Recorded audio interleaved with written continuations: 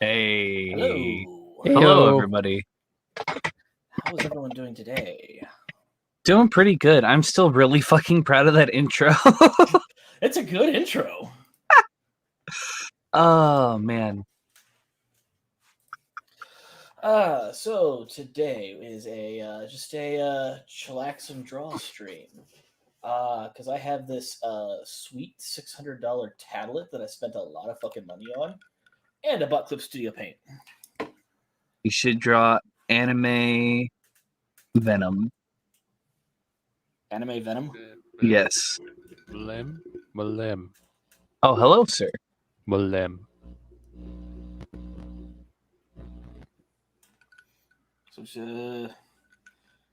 So Mike, how was your day?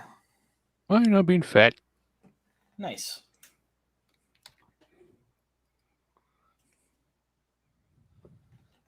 So you said you want to see Anime Venom? Yes, I want to see anime Venom. I want to see Uwu Eyes Venom. Big 90s, most of the eye is a highlight eyes Venom. I wonder if I could do that in like 10 minutes here.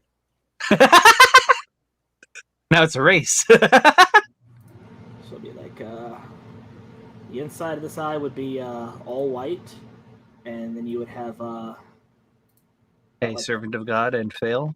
What's hello. up, guys? Counting on you guys to watch the chat and let me know if we get any super chats, because I am over here at Clip Studio, so not like that. You're over here jamming on the saxophone? Is that what you were gonna say? I am over here jamming in Clip Studio Paint. Okay, he's going to draw it. Not I'm going to quite go a the opposite direction. I'm going to just steal assets and put it together. He's going to be the more creative one here. I have had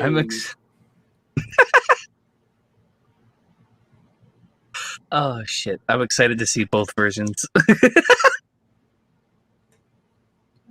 so Venom would have a thick neck.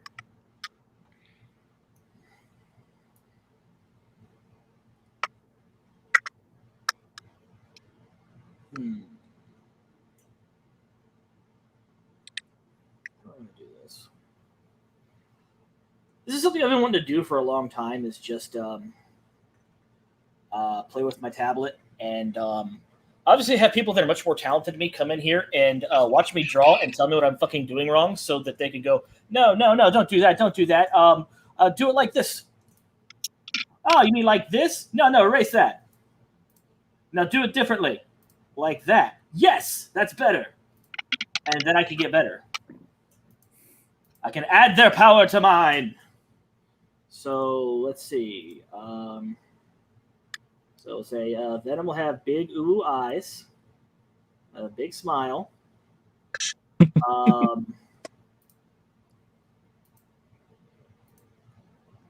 What's he doing? That's a good question. I opened the floor to suggestions because I don't know. I just all I wanted to see was Kawaii Ubu Venom. What's he doing, guys? What the Venom doing? I wish YouTube would stop defaulting to showing timestamps. No. Oh, failure by winning. Okay. Now here is where Javier has the advantage, and that he can focus on a thing. I have problems focusing on one thing at a time. So, where was I going with this? Point.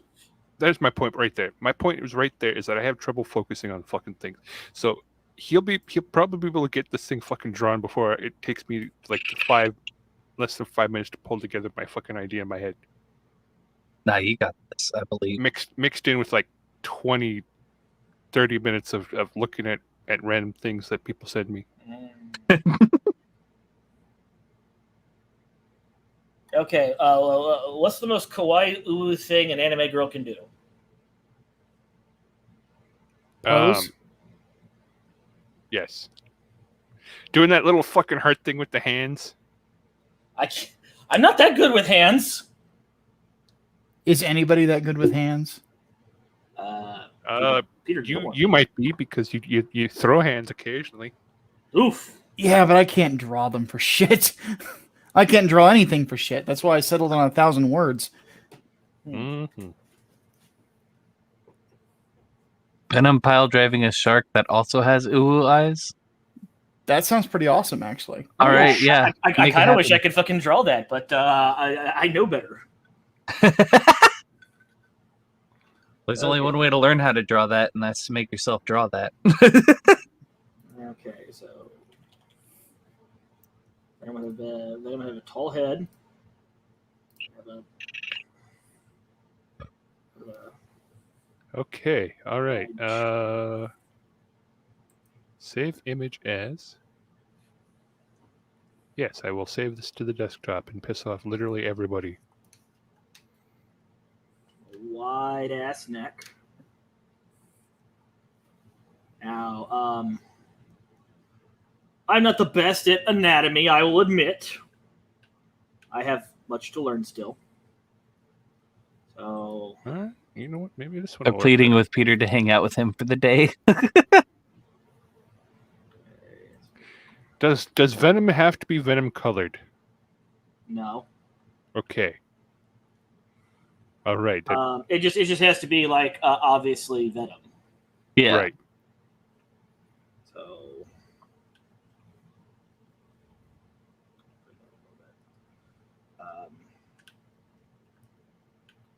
I know what can have him do.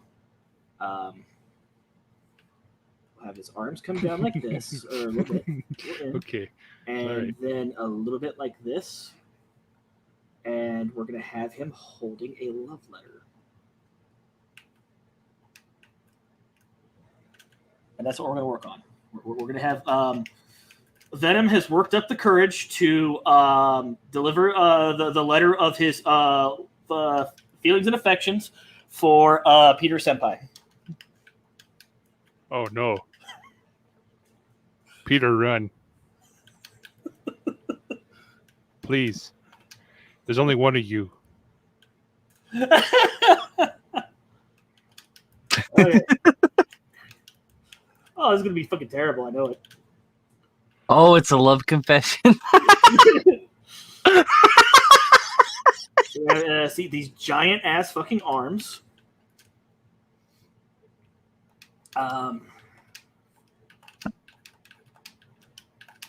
Which are going to look fucking awful. Like way too tiny because I can't get the fucking perspective right. Okay. So, big, monstrous fucking arms. There we go. That big fuck off elbow.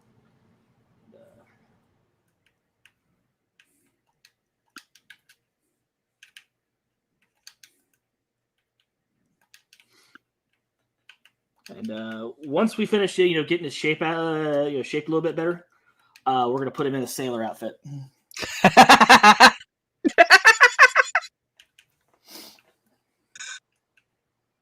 We are asking you out. And as you can tell, look at my shitty hands. Look at them. I'm so good at this. Look how good I am. I am fucking awful at this. Somewhere in the world, Peter Gilmore is getting really fucking angry, and he doesn't know why. Listen, you absolute cunt.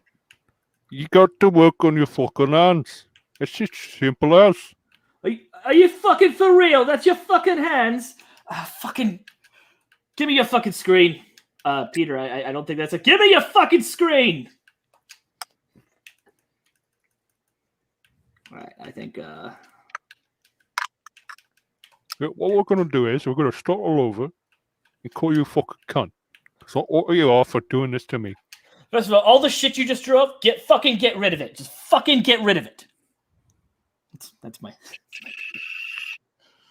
Well, he's got a more of a deeper voice, and his song's kind of like this. Right? You got to go real deep and then you got to be real casually pissed off about it while keeping a very calm and neutral The tone. wrong layer. Okay, let's try this again. And then you just call someone a cunt, and then that's how it goes.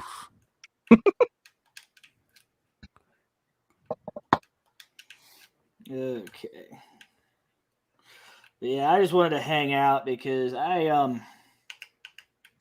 it has been a crazy week for a lot of people. Oh my goodness, it has been real for too many people for too long. Oh, yeah. Yeah. Oof.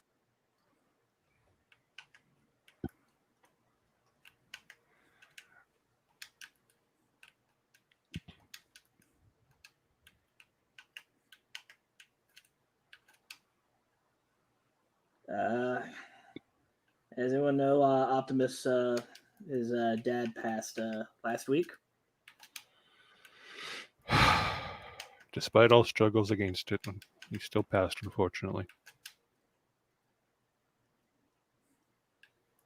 He gave an incredible amount of fight. Yeah. Reaper didn't get him that very easily. Had to get him in his sleep.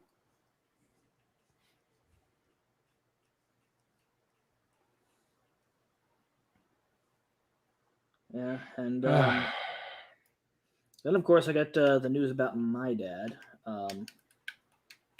Last month, mid-month, we had to take my dad to the hospital because there was a lot of blood in his urine. I almost said there was a lot of urine in his blood.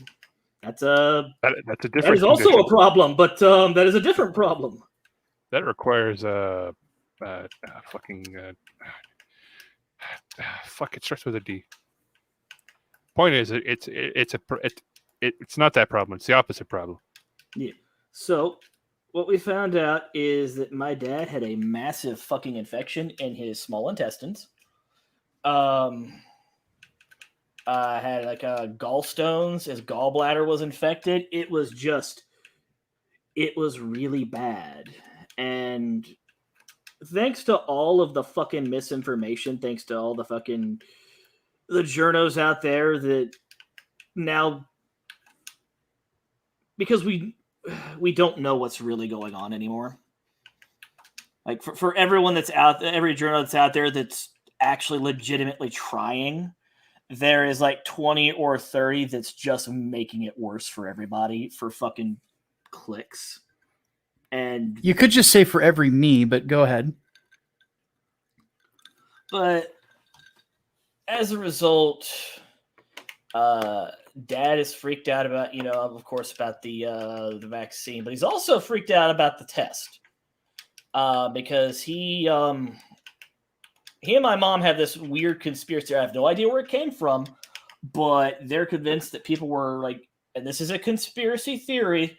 I have no idea where the fuck this came from. I'm just saying this so that, for YouTube, my parents, for some reason, believe that they were euthanizing old people to boost those death numbers. And boy. Yeah, and that if he went back there by himself, he wouldn't come back. My mom has a medical exemption for masks because of some stuff that happened to her. She cannot wear a mask. And she's actually tried. She's tried the face shields. She cannot wear them. They wouldn't let her back there. So I was the only one that could go back there with him.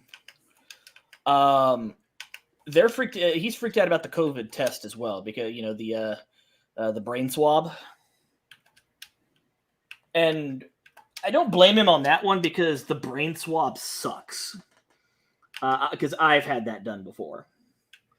Back during the swine flu scare. Where they tried once and it didn't work properly.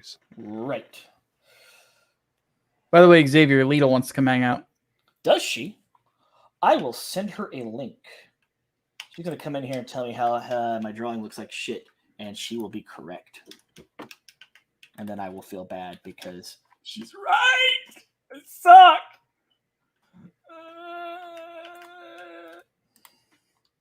try. All right. Links in your tweeter.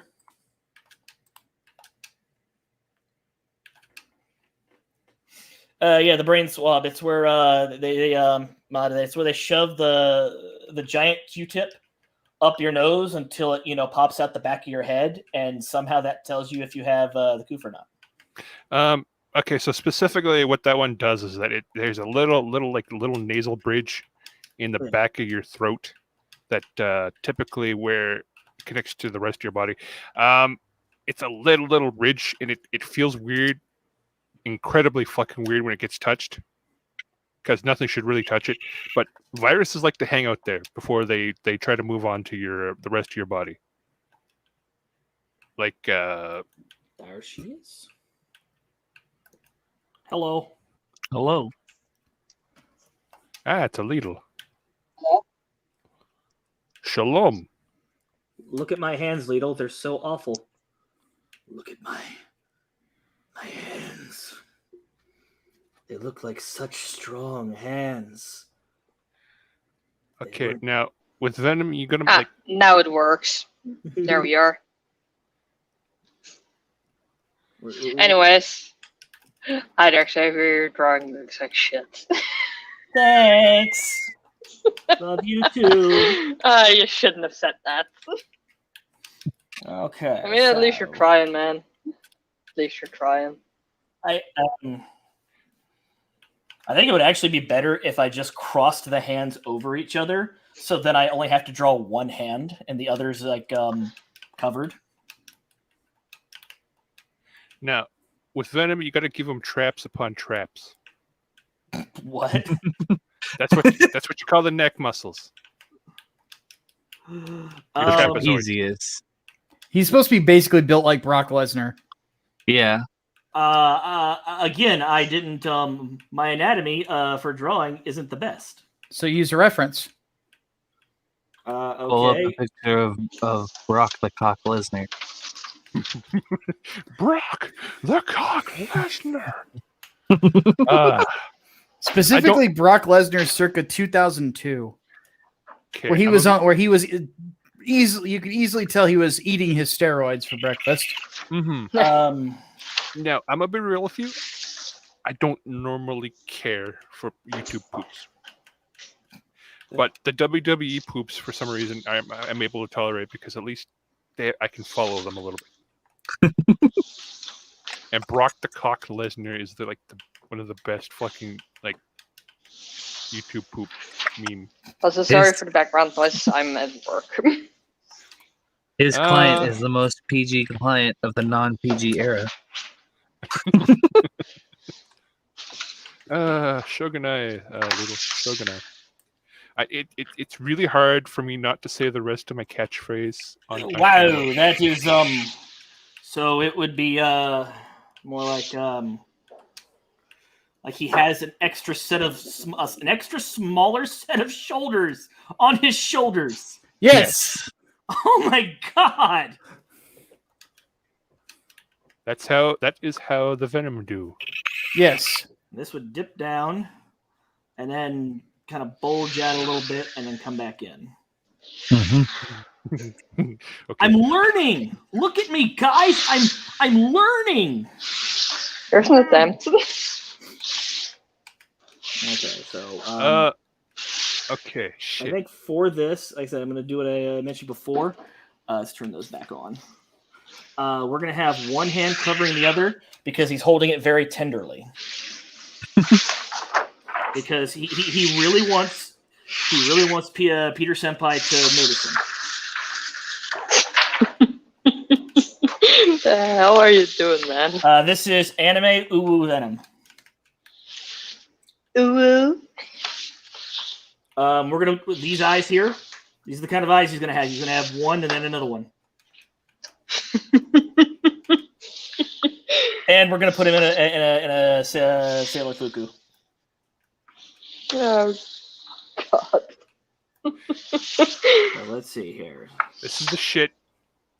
What occurs when we're allowed to supervise ourselves? Okay, so You guys need an adult. You I am know, an adult. yes. Yeah, I am an adult. And that's the sad part. you need an adult that can actually adult. What are you trying to say? I am. I pay my taxes. Okay, so I need an adult. I am an adult. we'll give him Thank God someone got the reference. give him a little bit longer, hands here. So If I wasn't an adult, I wouldn't be able to drink this highball. Okay, I'm gonna probably have to leave the mouth alone because what I'm doing is haram, as it is. okay, so there we go. So he's going to be holding the litter a little bit more tenderly.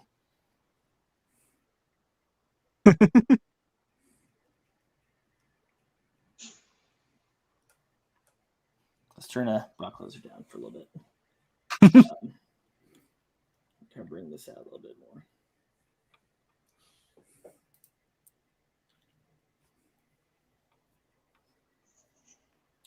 Probably want some big fuck off lines here, because I don't know where the I think it'd be about there and there. Rock the cock listener. God, now it's gonna be in jokes for a couple minutes. Shoulder Fuck. punch, shoulders upon shoulder, because you need something to keep those neck snapping arms attached to the body, of course. Yes. And what's funny is that picture you brought up isn't even Lesnar at his most buff. So let's see.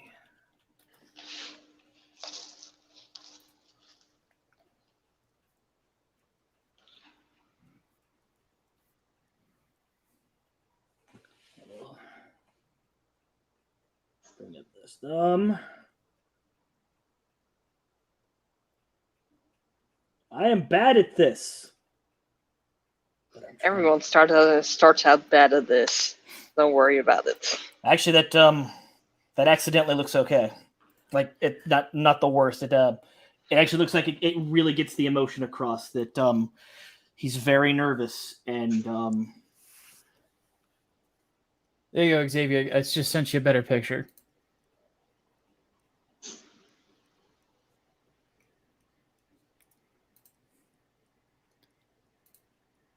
All peak performance memes aside, the image I just sent you literally is. I popped up in the other window on my other monitor. In the complete opposite direction. Good God! Yeah. Now you have to show the class. Sweet baby Jesus!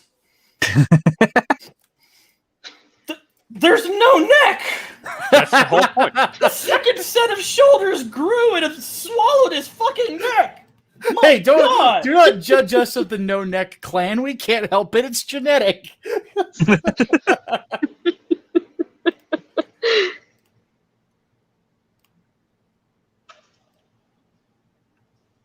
No shoulder dono Yamate!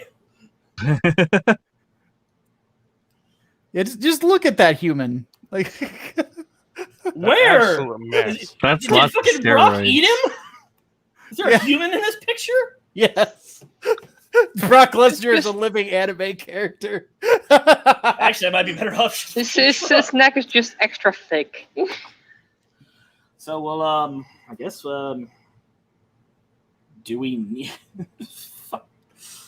Now, the purpose of those particular muscles is to make sure that you don't hurt yourself when you're lifting things. So, in his case, they are very prodigious. I guess we can get rid of these lines here. Well, the funny thing about him is that, in pro wrestling, basically, there's this thing where anytime that you're lifted or suplexed or whatever, you have to give what's called an assist, like a little jump before they lift you to help. From what everyone has said, he doesn't need it. He doesn't need you to do that. He just throws you.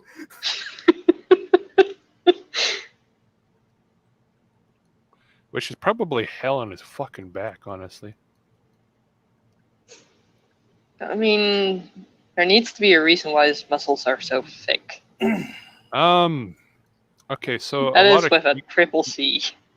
okay, so with this in his case, I'm fairly certain it is a lot of human growth hormone. Well, the funny thing is that even before he probably was on steroids, he was huge. Like, I think he weighed in around when he started wrestling in college. So when he was around 19 years old, he weighed 250 pounds, and he looked pretty similar to that. Okay. So he just won the genetic lottery, like all of the genetic lottery. Just bam. Wow, I didn't realize that I must have either drawn those on the wrong fucking layer or didn't fill those in. I don't know. Trust me, that will happen a lot. Let's fix that. I drew them on the wrong fucking layer.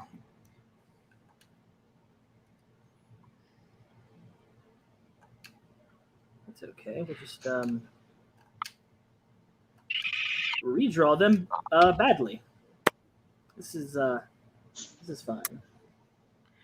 You look at you using layers, and me and my superior 2-layer design, where I'm just slapping things on, and I wish I didn't do this at all. Meanwhile, I'll take about 37 layers for a single character. Anyway, like I was saying, the story of my dad. So he's afraid of the brain swab because he's afraid that it doesn't matter what it says, they're gonna take him back there and he's not gonna come back, or it'll come up positive. Doesn't matter if he got it or not. It's my dad believes some weird shit. Like, Mike, do you remember the time I asked Dad what about that shit he believed, and we were in a call, and I just sat there and pretended I wasn't in a call? Right? And Yes. He was far more work than I. Like, I didn't know about the fucking lizard base in Antarctica that was actually the pyramid down there. That was secretly the base for the Illuminati. What about the time travel initiative? Oh god, the fucking time travel initiative. I was not woke to that at all. Like that caught me off guard because I hear some weird fucking bullshit. But the time travel initiative was the one that caught me off guard because it tied in with like the Trump time travel machine thing that I heard like years ago. But in his case, I don't know where he was going with it. Every little bit was like a new piece of conspiratory knowledge that I never had before. I've never even heard inklings of. All right, let's share. Do you remember when he talked about the time travel issue? What that was?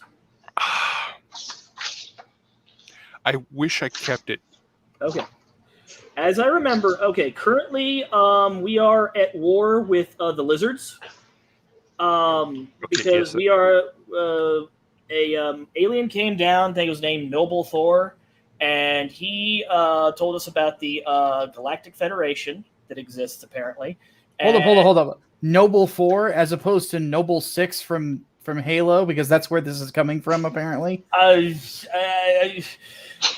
How do people not pick up on this shit? But the weird thing is, if you fucking put that shit into YouTube, shit comes up. Oh my god! Right? I'm like, Micah, never fucking question human stupidity. So I mean, I report on the Biden administration, so I'm quite familiar. But, Jeebus. So obviously, you've got the two different types of aliens. You got the grays, the little short, skinny guys with the big bulbous heads.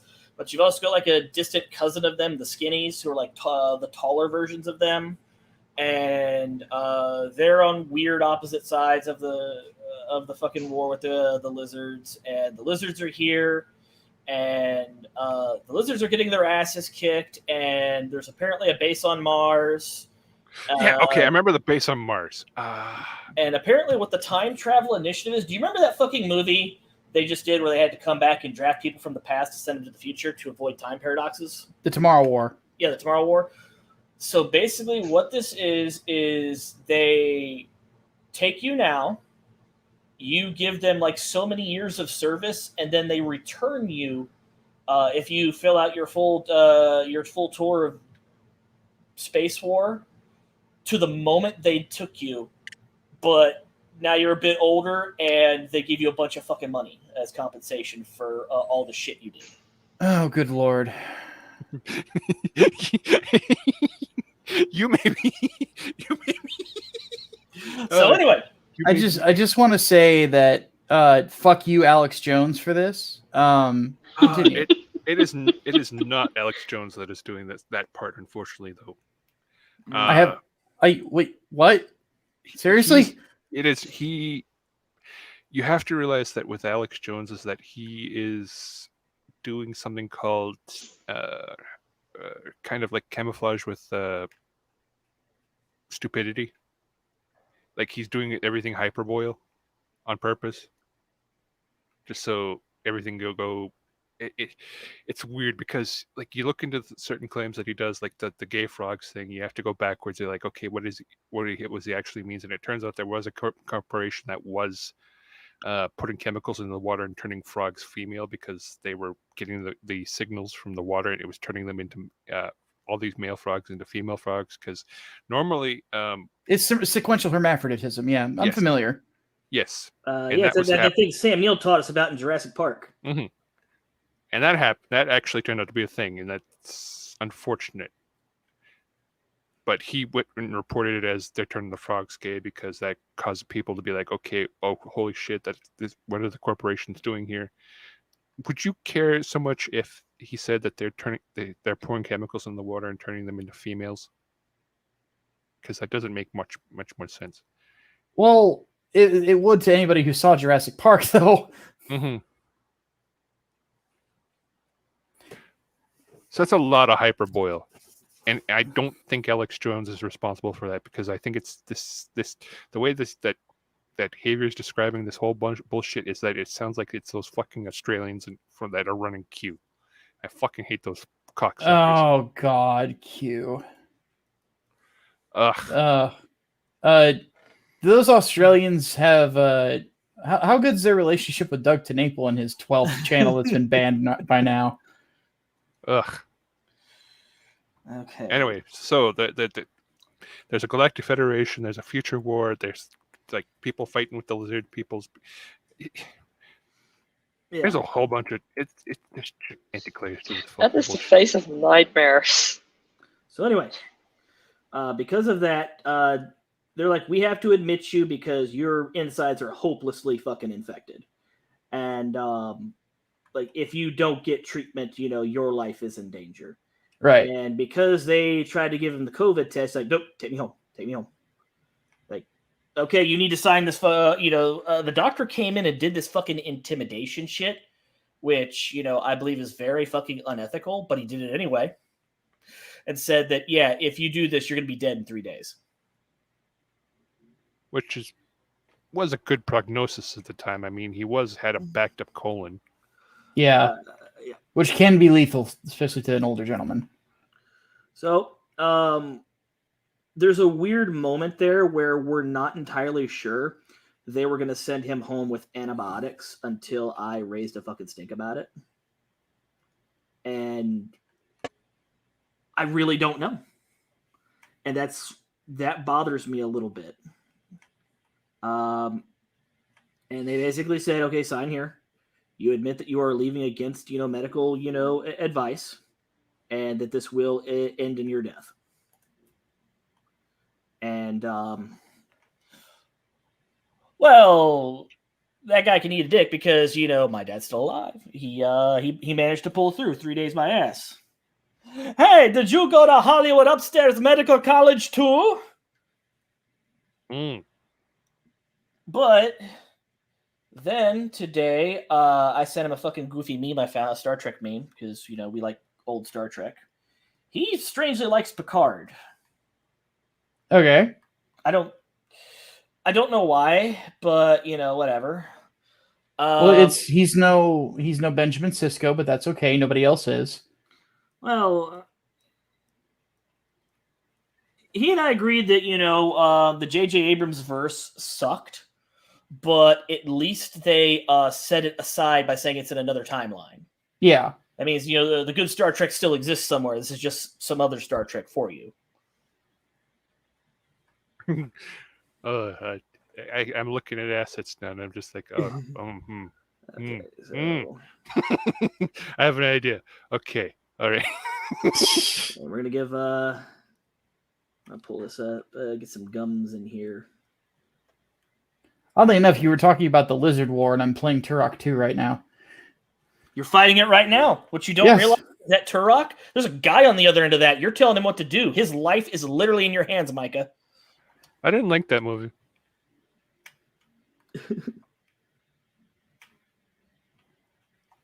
Well, I will say this game is a fucking classic, that's for sure. I still maintain it has the best weapon in a video game ever, with the cerebral bore. Unnecessary violence is the best kind of violence. Damn straight. Okay, so big. Now you would think that the cerebral Can't bore really is argue just that a one. you would think that the cerebral bore is just a name for the film career of Ryan Johnson, but no. No. It is a weapon, for those of you playing the home game, that fires a heat-seeking bore, basically, into the skull of one of your enemies, and then proceeds to pull their fucking brains out, and then blow up just for good measure. Yeah. There It's is no delicious. kill like overkill, you know that, right? Damn Skippy. Look who you're talking to. I'll move that up just a wee bit, and go grab the other one. That way. Also, damn it. seriously, Xavier, that face is the fucking thing of nightmares. Then I'm doing it right then, right? I need to move that up just. JJ so- Senpai, please notice me. That is terrifying. You haven't seen mine yet, Ladle, and I'm still working on mine a little bit. We'll Keep put some canvas blush marks size. here. We'll color those pink later. Or I'll give it to you and you can color it pink. Because I'm bad at coloring too. Okay, so now we have Naked Venom here. We'll go ahead and put the letter back in.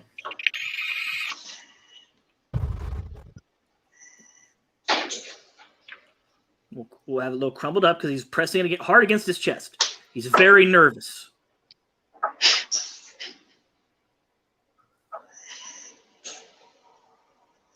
We'll have let's see. I'm surprised. I'm gonna admit this much. This is not the most cursed thing I've ever done. I can't remember the most cursed thing I've ever done. I think it was on a 4chan thread somewhere. Actually, it gets Casper worse when I Leisure. turn the pencils off. Oh god. All right, let's go to this layer, and let's draw. Let's put a costume on him. So, we're gonna put the scarf is gonna wrap around all of his necks, just all of his necks. So it's gonna be the biggest fucking collar in the world. God damn it, Ace! You son of a bitch! I can't post this on stream. I'm just gonna in-joke everybody. Jesus Christ! I'm retweeting the shit out of that. So that's gonna be the collar, and we'll have the I don't know if I can no sense trying to put the ribbon in because it would just be covered by his hands.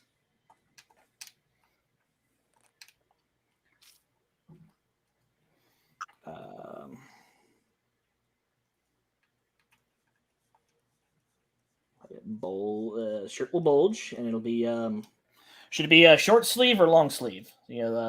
Summer or winter? Go summer. We're not that far removed. Okay, so he's gonna have the short sleeve one.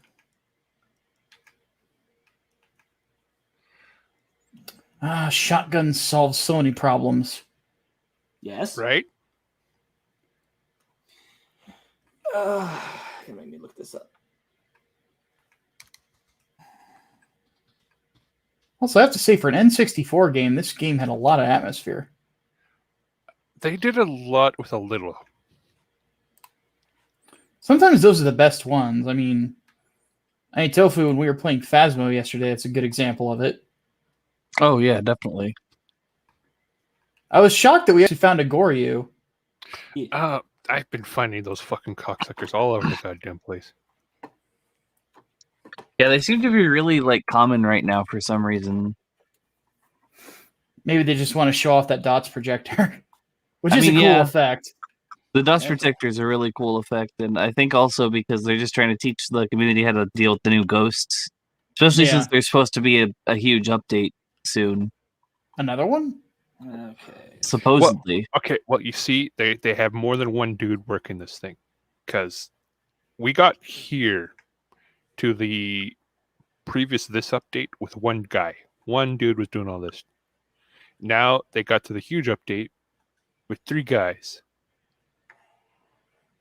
I'm so glad for this shit. Yeah, it's pretty crazy how much better a lot of the models look now. Just like the visual overhaul the game got is just crazy. Oh, yeah. That prison is still a bitch, though. Dude, it's even harder now. We weren't even playing on professional yesterday. We'll have it get some sack. We'll actually have the shirt fit him. So we'll have the sleeves hang down a wee bit. You know, if the collar is big enough. Honestly, I would have just made it too tight. Oh yeah, it's Kinda just got to be becomes a crop top. It's got to be super tight. I mean, this is Venom we're talking about. This dude is the definition of yoked. Yeah. This is where the shirt will come down. That top should just be a crop top. And Oh, god damn it, I gotta stop laughing at my own maybe bullshit. his skirt. Ah, Now, okay. I think I remember how to do pleats.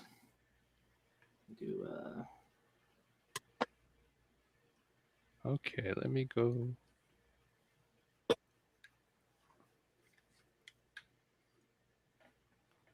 Okay. I gotta go steal an asset from Kamipo. I'm sorry. Sorry, senpais. Senseis. And we'll Or I have to go all out. draw the edges of the ribbon. So, you can tell it's there, but it's obscured. Okay. We'll put some lines back in for the Dear OG Chain, what do you think it was that Faith No More was talking about in their song Epic? Are you still on about that? Like, are you for real still on about that? It is one of the eternal mysteries. It's it. But what is it? It's it. But what is it? Come on, guys. It's it. It's in your face and you can't grasp it. I want to ask Mike Patton about that sometimes. Like, what did you mean? And he's just be like, dude, I was fucking stoned. Leave me alone.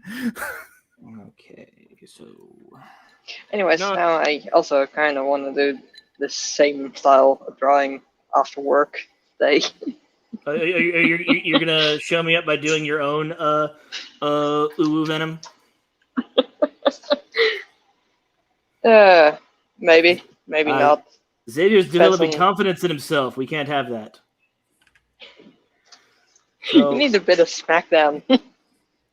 so anyway, once again, back to my dad, because I keep getting off topic because it's so fucking easy because of all the weird shit my dad brings into my life. But it's fun in its own ways. So, I think I just want to bring this in a little bit. Let it go over the. Yeah, that's better. Well, I got a call from him today that he had just gone to a cardiologist, and they took a Mhm. picture of his heart. I did this in the wrong fucking layer again. And he's got a big fuck off blood clot in his heart. Yeah. And which fucking layer is it on? Yes. They've basically said that they're going to try and break it up with meds as best as they possibly can, and there's reason to believe that that's going to do the trick. However, there's also reason to believe that if this doesn't work, there is a strong possibility that this will the clot will cause him to have a stroke, a heart attack, or just outright stop his heart, is what he told me. Jeebus. So it is very much he'll either get better or he won't. And here's a couple degrees of how bad it can get.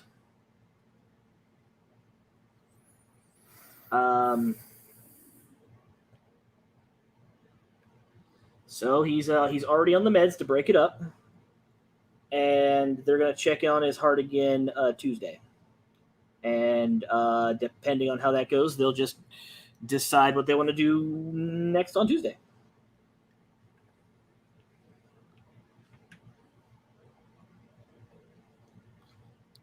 So I'm really trying to. You know what? I don't like those stars.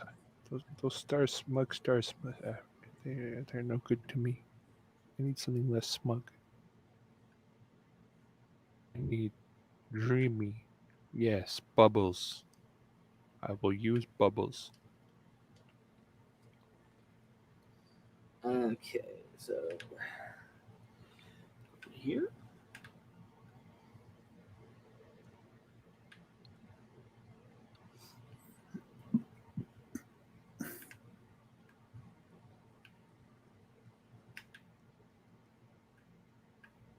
I'm really trying hard to do clothes and how they hang, with gravity. That is probably the only reason why I didn't just make it like skin tight, like a normal person drawing Venom would. I'm trying to get something out of this. I'm trying to make sure that while I'm having fun, I'm learning. Yes, the bubbles will be fantastic. All right, now let's see. Let's see. Yeah, just, Shoot. What I'm gonna do? I like how I'm just like I'm just talking as if people can see what I'm doing. yeah. You got a lot of people doing that. And then I'm gonna make him say the words, the bad words, and then, yep. Ooh, senpai noticed me. Cab is gay? Well, Oh, senpai. Ooh, senpai. Notice me. we're also gonna put some sparkles up there later, like really, really send Ulu Venom, like really send it home in the worst ways. Say, there's the ribbon under the collar. Make sure we I can probably do that with colors, just erasing them rather than just drawing them. There's the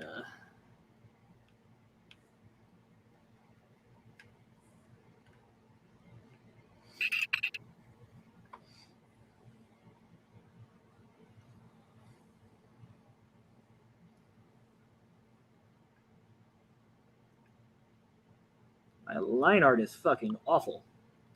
I asked Peter Gilmore that to teach me how to do like fantastic line art like he does, because he also uses this program. He's the reason I bought it. He told me to just fucking buy Clip Studio Paint. Well, Peter, I'm just like, just fucking buy this. It's all you need. Well, do I get the this one or this one? Look, just get this one. Okay, when you're doing Peter, you got to realize is that he never raises his voice. It's always one tone. Listen, cunt, you got to buy this one. He's not, you can tell he's cross with you, but he's always even. He's very, very gentle with how much he hates you.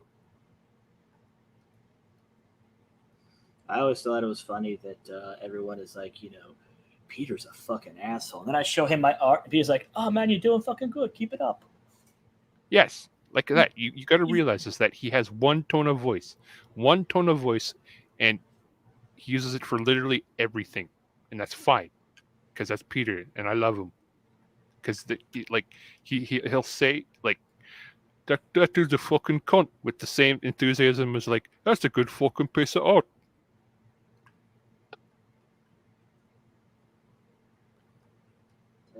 Like you have to pay attention to Peter, because if you don't, then you're like, why is he always pissed off all the time? No. He's not pissed off all the time. He's even keeled. This is him at like 1% of his power, and he's holding back so much, everything. You can tell in his art. Telling his art he wants to score them goals.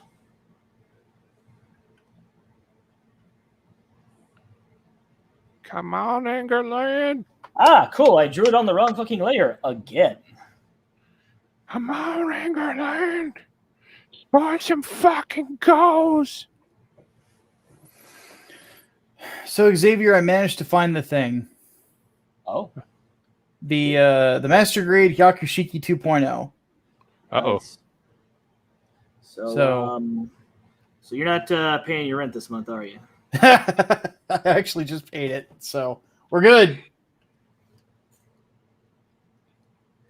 I just I don't want you to have to do some uncomfortable things to keep a roof over your head, because I don't know. Gigolo work pays the bills. Oh, I thought you meant like write fan fiction for like that's even some worse. furry enthusiast. you got that dude from Spider-Man, and he's in a fucking gimp suit. Rent. It's about to get very uncomfortable. That's what I always said when I'm back at work. It's like every time I had to kneel on my knees, I'm like, well, it's time to pay the rent. There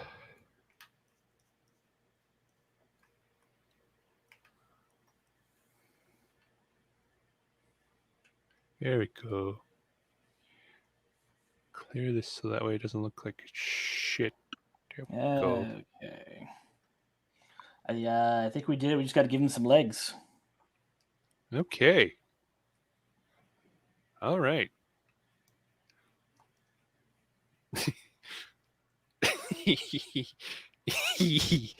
Okay. Okay. Okay. Save as Sugu Venom Ugu Kawaii. No, it's Sugoi Venom Ugu Kawaii. Magical Girl Idol. Wait, no, I did that backwards. Okay, it'd be Magical Girl Idol Sugoi Venom Ugu Kawaii. That didn't work. Am I on the wrong fucking layer again?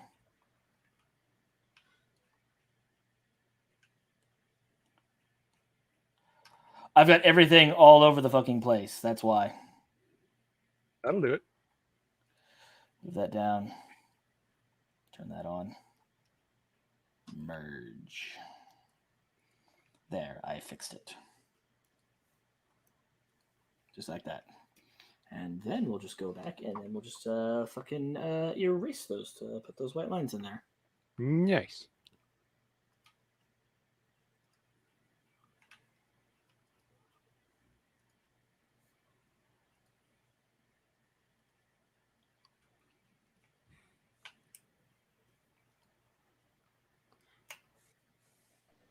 Wait, what? What did Miss Rena give you? Or what did you need to review, Micah?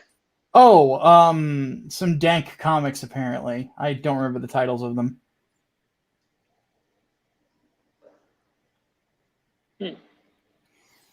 And I'm not really looking forward to them. Do we know anybody that actually worked on Venom? Do what? Do we know anybody that actually worked on Venom? Like, no. Dale Keown might have drawn him at some point, but I haven't had the pleasure. And given the current political climate of, probably not going to happen. So, It would really suck if he came in right now. I was like, what the fuck is going on here? I'd be very embarrassed. I would just be regular embarrassed, which is, fine for me because that's life. Well, Dale Keown is my second favorite artist ever. Second only to Mark Bagley. My relationship with comics growing up was a little bit different than yours, so I didn't actually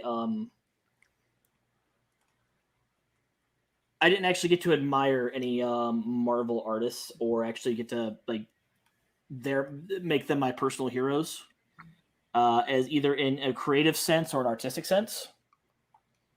That was just not something I got to do because growing up, the comics that I was first exposed to,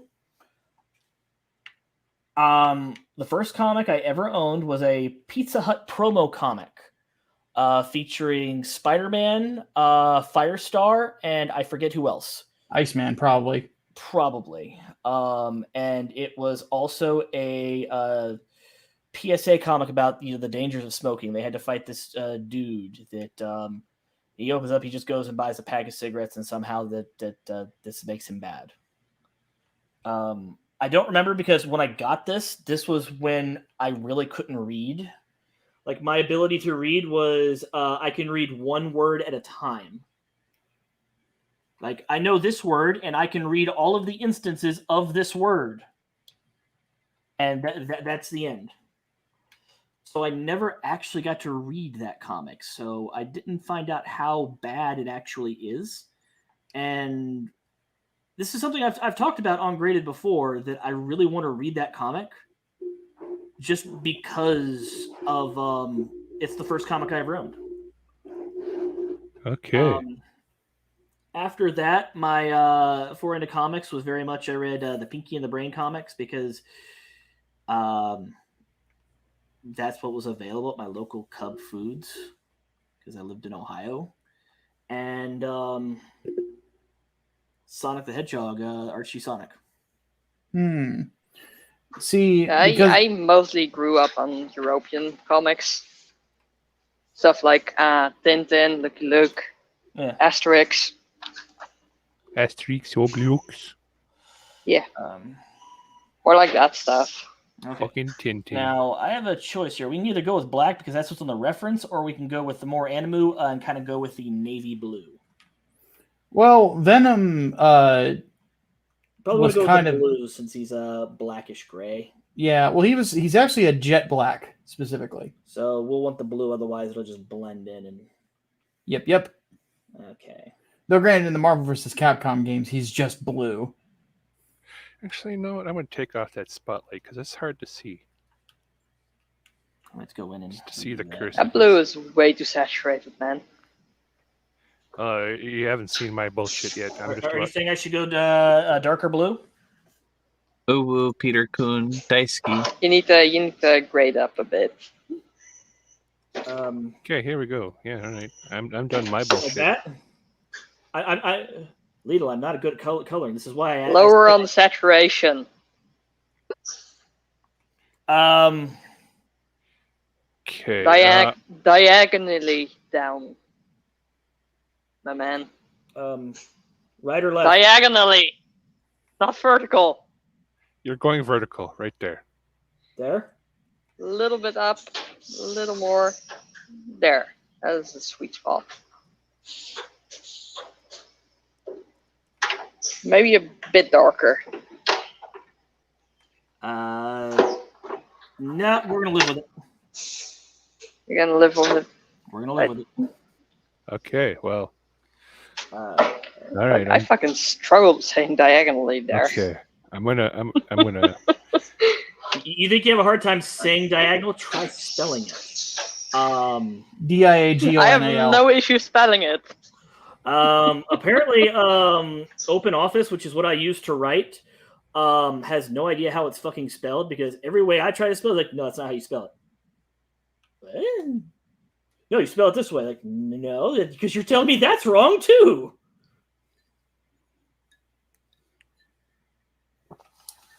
Highballs are delicious. Wait, what? Highball. It is a ginger ale and whiskey. I am. I don't do a lot of mixed drinks. I really should, because there's a lot of really fun drinks out there that I've only got to play with a little bit. Especially that was at the Galbadia Hotel, I think it is. It had that website that has all the fucking video game themed drinks. Mm-hmm. 1 year when I was still in the Air Force, we had this Christmas party, and it was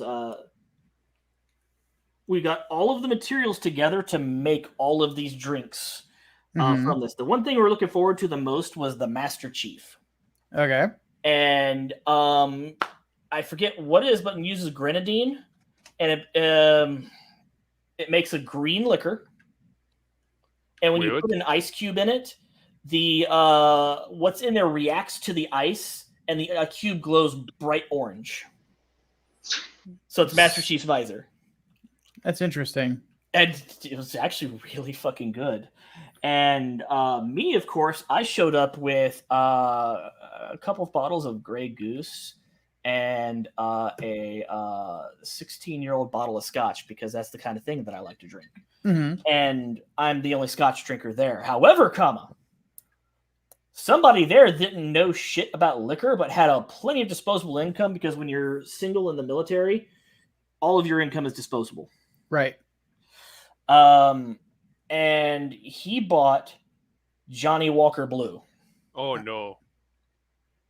So here I am with this $250 bottle of scotch that I've never been in the same room as. And I start to drink it, and it is the smoothest, most delicious scotch I've ever had. And it's like, wow. And no one else is drinking it. They're drinking all the other shit. They're making the fucking Eevee drinks, because they had drinks for fucking everybody. Right. Like, here's a drink for all of Eevee's forms. Here's the Bayonetta, and goofy shit like that. And like, you know, it's fine. I like Bayo as much as the next person. I don't know if I want to. Well, let me rephrase that before I say that, because I was going to say, you know, I don't know if I want to drink her. I'm like, well, let's not get too hasty there. Let's not get carried away. It depends how where the evening goes. You're sounding like a thirsty motherfucker, man. Yes. You sound like a horny. Yes. But no horny, or I get bonk. I will take your bonk. I think I did this wrong, but that's okay. I don't care. You know, now that I've opened a channel merch store, I'm gonna have to do a bonk shirt. That's what I'm saying. What you should do is you should do what Murder does, and get you a little interactive bonk, so that no matter what game you're playing, you've always got bonk with you. Yeah, but I'm not VTuber. I am in the real. So what? I took the red pill. So what? Like, now what I would rather do, because I am a dog person. Well, I'm just an animal person, but I wouldn't mind actually getting a Shiba Inu at some point. And I would name him Bonk. They aren't the easiest breed to keep. True. They're very temperamental.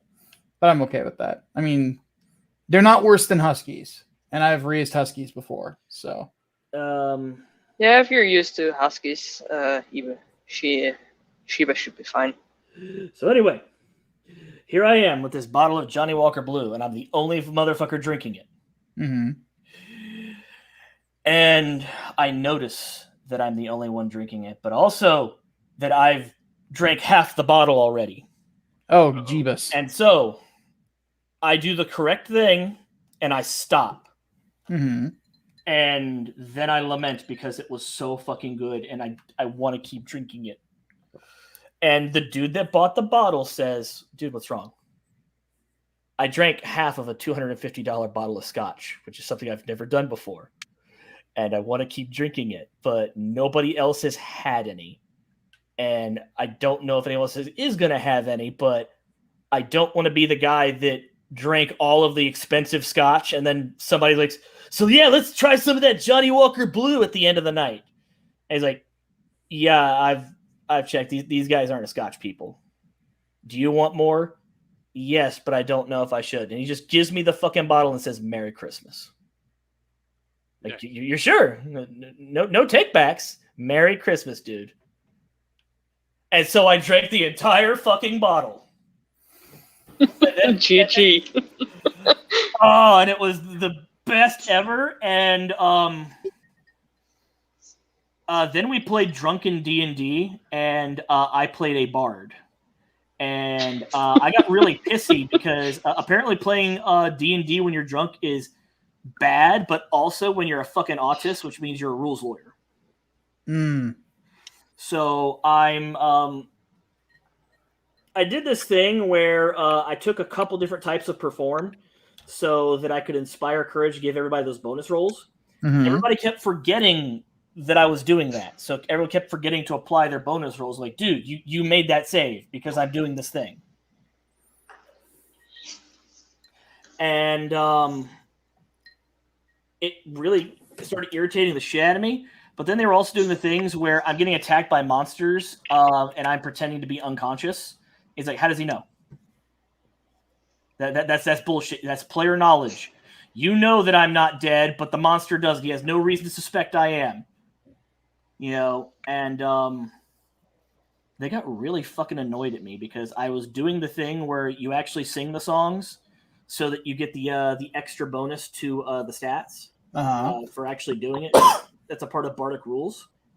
Like, you can just say you sang a song to inspire the men, and you get the +1. But if you actually do sing a song, whether you're good at it or not is irrelevant. As long as you sing the song, you're supposed to get an extra bonus for synergy. And I also took breakdancing as one of my performs so I could do it quietly. But also the fact that I could just sit there and fucking pop it, lock it, do the worm, and these guys get stat boosts. Like, that just amuses the shit out of me.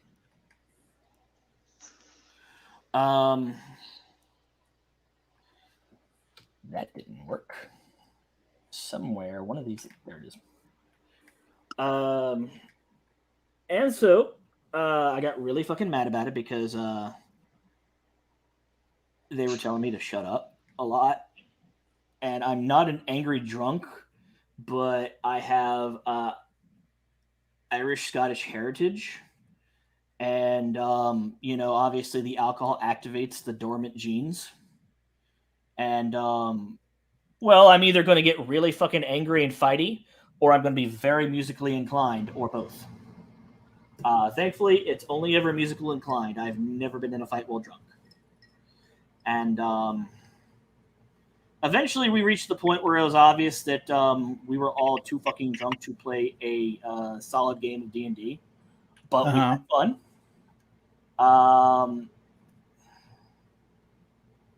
The sergeant that was there was not from my shop; he was from the other guys' shop. But I had met them through the local community center because I was like, I'm looking for a place to play some fucking Pathfinder. And that's how I met those guys. And that's how they're the group that I played that legendary game of Pathfinder, where I built my charisma rogue and I basically played Michael from Burn Notice. And it changed how I played RPG tabletop games after that, because I had played games where, the rogue, I created this idea called the Rogue Box. And anyone that's played a rogue in D&D knows what it is as soon as I start, just describing it a little bit.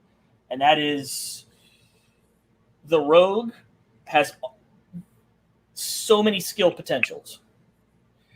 He can do diplomacy, he can bluff, he can intimidate, he can do all this shit, but so can the sorcerer. the sorcerer can intimidate, so can the barbarian. Oh yeah. And the barbarian, gets bonuses to it. Yes, because it's based on his strength.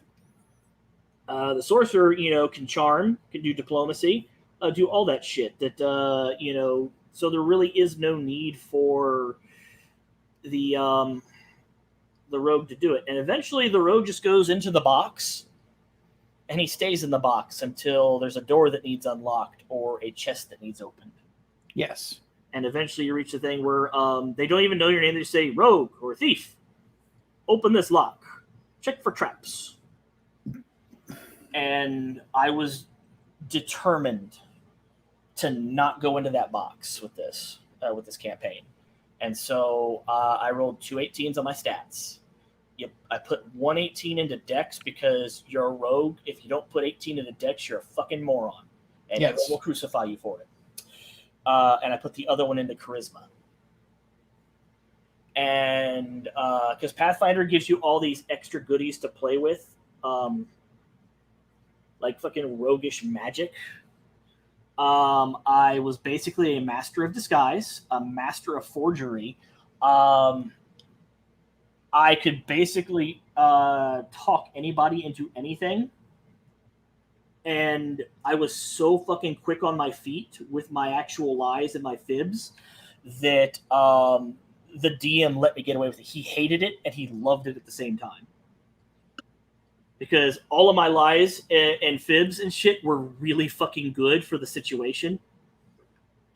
It's like, no, yes, that will work. That will buy. That will. Those guys will buy it.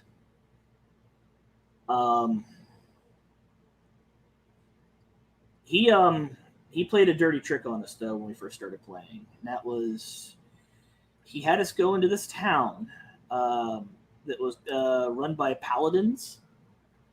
And they were being fucking taken over by vampires in secret. And we were supposed to go into this place to clean it out and get all this cool shit. And, well, it turns out the paladins were all vampires. And the head paladin was obviously the vampire leader. But our character backstories were that 2 of us, including me, had a history with him. We knew him. And we went in there and we killed him because, when you play D&D, you're a fucking murder hobo. You kill anything that's not nailed down and valuable. That's just what you do. Did you burn the loot? No, things actually got more complicated because I did a thing that he did not expect.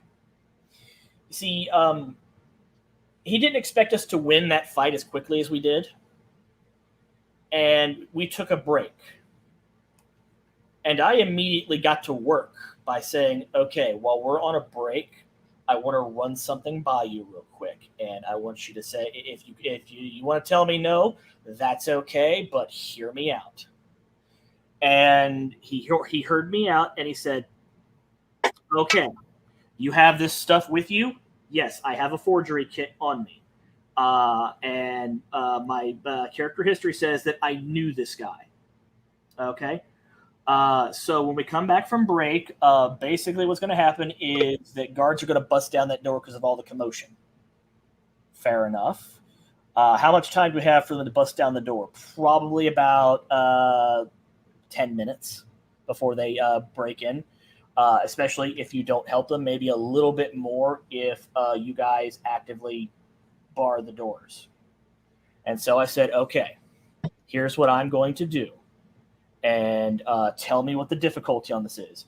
I am going to write a note that basically absolves us of all wrongdoing, sits the blame on somebody that they'll never find because they're fucking dead, puts us in charge of the fucking city, gives us all that dude's assets and holdings. And say that, puts us in charge. Like, you have a forgery kit so that you can copy his seal? Yes. Okay, you need to physically write that note, and it needs to be a good fucking note that they would believe. And you got to do it before the end of break, which you got 4 minutes. And then you got to roll it. So I got my ass to work. And I wrote such a good, believable fucking note that like the other guys had no idea this was happening. And they come back and they're like, okay, before we start this, you guys go hold that door open. I'm gonna do something, and if this works, we're all gonna be fucking kings. What? Trust me on this. And they hold the door. They do their strength checks. I make my fucking I forget what skill forgery fell under in Pathfinder, and the note was good enough that I passed. And then I just have to fucking put it on the seat. And they break the door open, and we all have to pretend we weren't trying to keep them out. And then I go to town and just put on the biggest fucking, acting performance of my life. And they bought it. And then we fucking run that place. And it was fantastic. We ran it for like a single session. We got all this money. We turned it into fucking sweet gear. And this is the dirty trick he played on us. Because obviously when you do something your DM hates but loves, he's going to make you pay for it. What I didn't know is he was interested in doing a war campaign where we actually go to war with somebody. And what wound up happening was we had built... we had basically turned the city guards into a big fucking army. Like a formidable fighting force. Like serious motherfuckers. And I don't know how much detail I'm going to go into his legs. I think I'll just... Should Venom have knee highs? Why the fuck not? Of course. I was told by an artist that it is a myth that clothing can mask some of your mistakes with anatomy. I choose to believe. Neo, I believe. Whee! So we go on this mission. We go on our first big quest, and he's basically got us fighting fucking old ones. So we do a thing where we're going around trying to stop old ones from popping off and coming into the world. And I do this thing where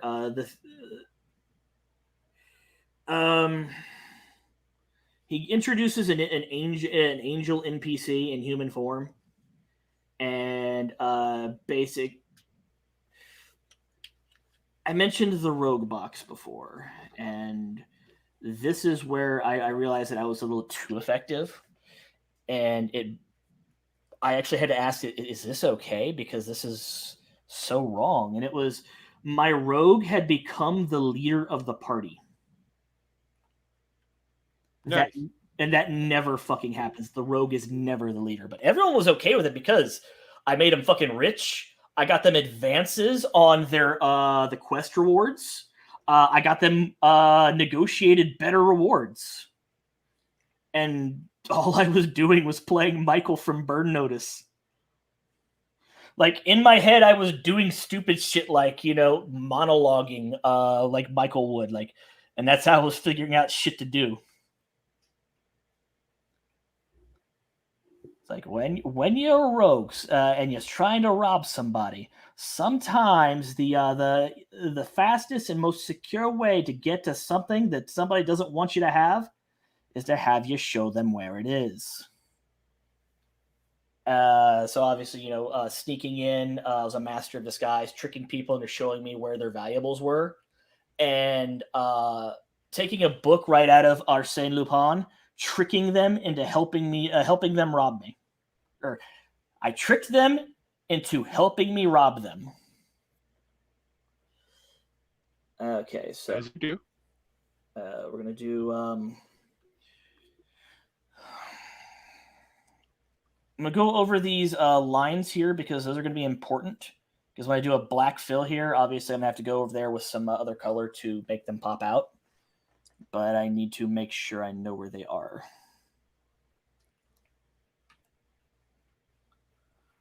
So we'll pop that layer back on. So we met this Angel NPC, and she got us started on this quest to stop this old ones, which turned into a big fucking battle against like 30,000 enemies. Jeebus. We had to fortify this fucking fortress that was like run down and ancient. We had to get fucking siege engines going, catapults, trebuchets, ballistas. We had get all that shit running. It's like you have 10 days. This is fine. And basically said the rewards if you do this will be great. And I said, okay. If I do this and none of these NPCs die, because she cared very much for these townspeople for some reason, I want you. And everyone's like, damn, ballsy. And the GM's like,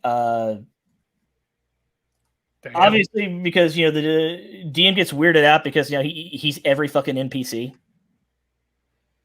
Yeah. So obviously, it's the weird thing when you're making moves on NPCs that he now has to play. So now you're doing weird shit together. That's part of the game. And it's like you won't have my body. Like, I have other things to do. You make you clean, make you hold my stuff, make him a secretary. I have lots of things I can make you do. It's like far more useful.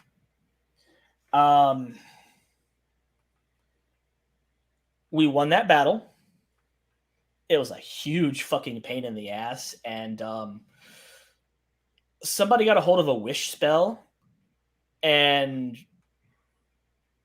they didn't read the rules for wish. So the classic.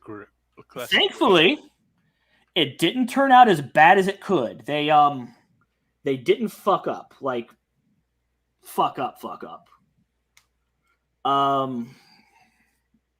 However, the rewards that we did get were not as good as they could have been, but we still got everything we were promised, including the Angel NPC. Then I had to go away from the group for some personal family reasons. And he said I was basically gone for a month. And DM's like, okay, so check this out. You're gone for a month. They're going to go plane hopping. So time is going to pass really fast and all this other shit's going to happen. And so because you're not there, you're not subject to these rules. Give yourself this many levels. Give yourself this much gold. Fill in a little bit of the backstory of what you've been up to. And I'll okay it. So I got an obscene amount of money. And I basically just started equipping my rogue with all of this cool shit that would just make him better at the things that he does well and the things that I had fun with. I made the Angel NPC my wife and gave her a bunch of levels in Bards so that she could buff me. All right. And he's like, okay, now pregnancy rules do apply. So if she gets preggers, then she takes penalties. A little weird, but all right. Okay, thank you for letting me know. I will be sure to be very careful. Thanks, Dad.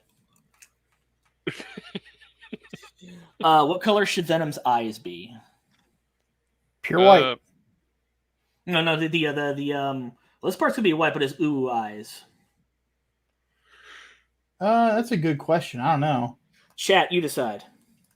Is anyone still here? Have we chased everyone away? Dark purple? I don't know.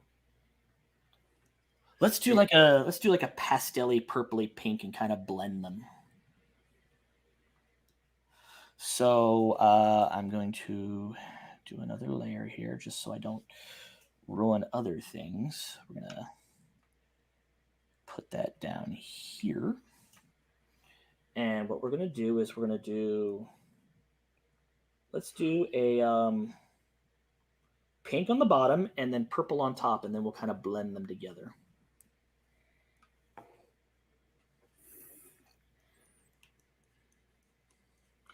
Well, anyway, they came back, and all that shit that we built at that city that we ran, well, it turns out because we had to leave one of our player characters there because he was basically my fucking puppet.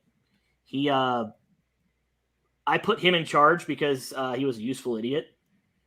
It was nothing against the player that was playing him. It was just that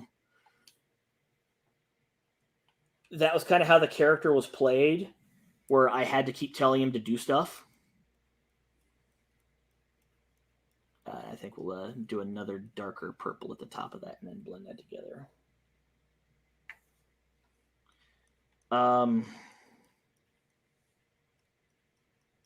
Well, he turned out to be a religious zealot because he was a priest. Because we had to leave him, the player that played him built a new character, a paladin, that was that character's daughter.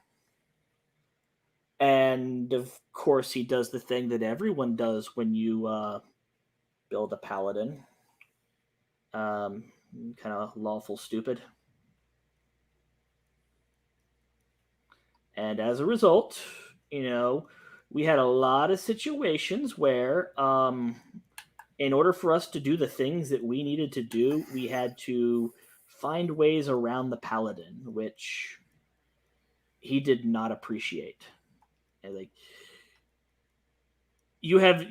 for a fact that you have two characters that are of evil alignment in the group and are plotting to kill people.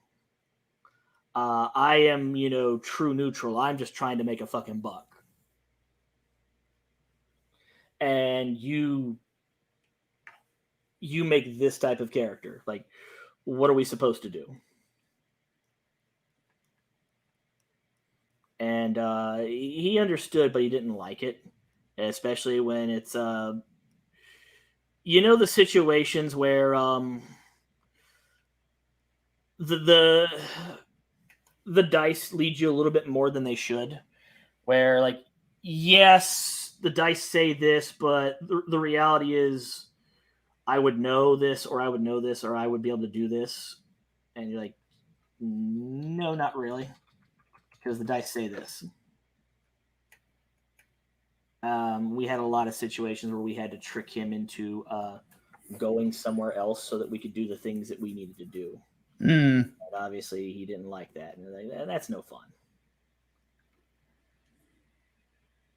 Although it amused me that I had to find new and creative ways to get rid of him. He's like, that evil mask that you're trying to sell, I can detect evil. So is it? Yeah, but is it passive? Is it always on? No. Then you don't know I have it. That kind of defeats the spirit of it. Yeah, I know, but those are the rules.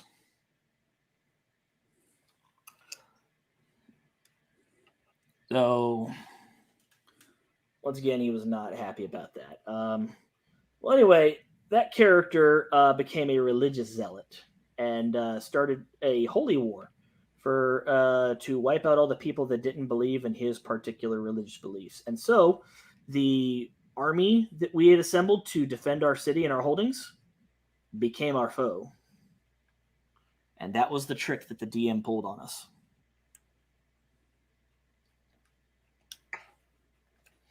We had to fight the fighting force that we had put together. Oh no, the consequences of my actions. They have come home to roost. Who would have thought this? Would have thunk. Let's see, I think I want to go a little bit more there for Venom's gums. Them gums. Okay. Boop. I forgot I am on the wrong layer.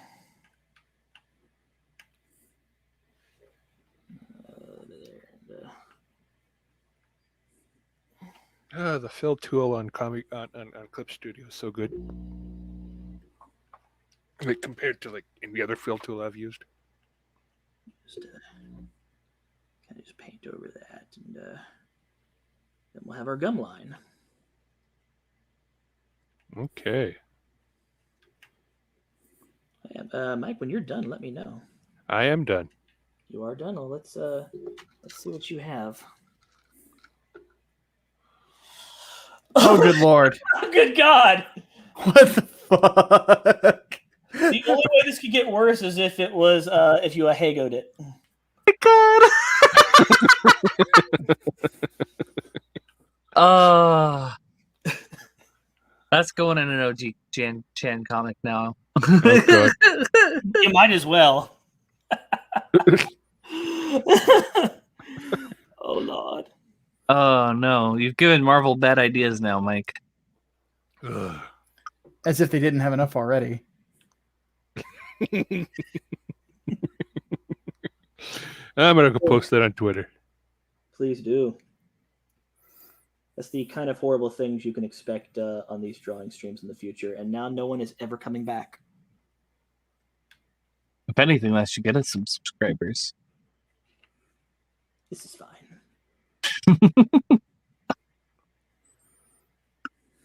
But I had fun playing that character because I got to do all sorts of cool stuff I never got to do, and it changed the way I play tabletop games going forward. Because after that, I started trying to really play characters that I'd never seen done before, or at least in ways that I'd never seen done before.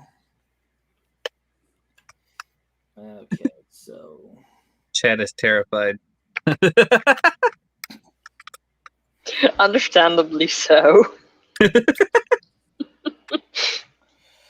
okay, so I need to.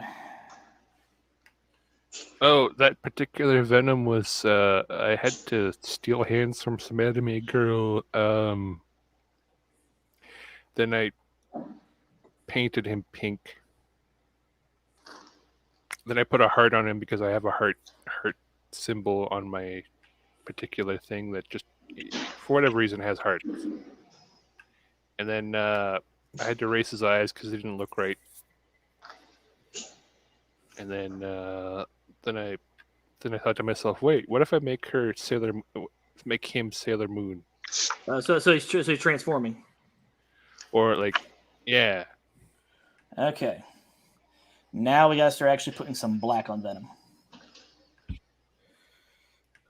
Oh, I'm not looking forward to this. Because now I'm gonna have to find everything. That's why I don't use complete black and use a dark gray instead.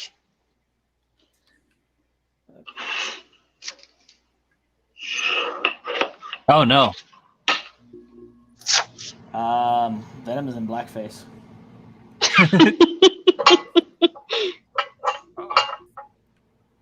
I was about to say, I thought you were making Magical Girl Venom, not Minstrel Show Venom. We'll change this black.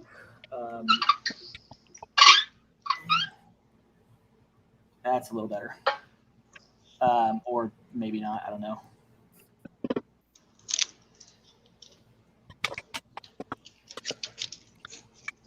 Okay. I don't know I'm posting this. I'm going to go stick it in our channel. So... There you go. I've seen sometimes Venom will be like they'll do that weird kind of spray shading to show the lines, and it's always like a kind of a yellowish orange. You know what I'm talking about? Yeah. So I'm gonna try that a little bit.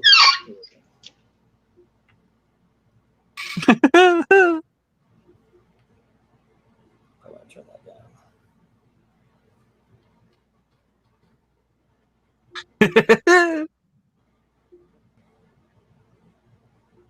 That came out amazing.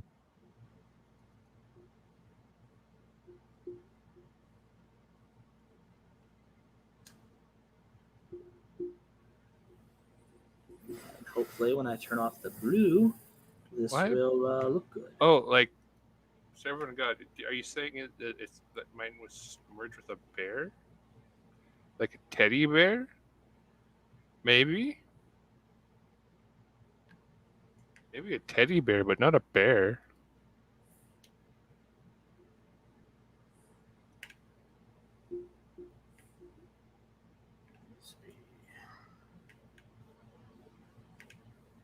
I've also made a start, by the way, in between my samplings. Huh?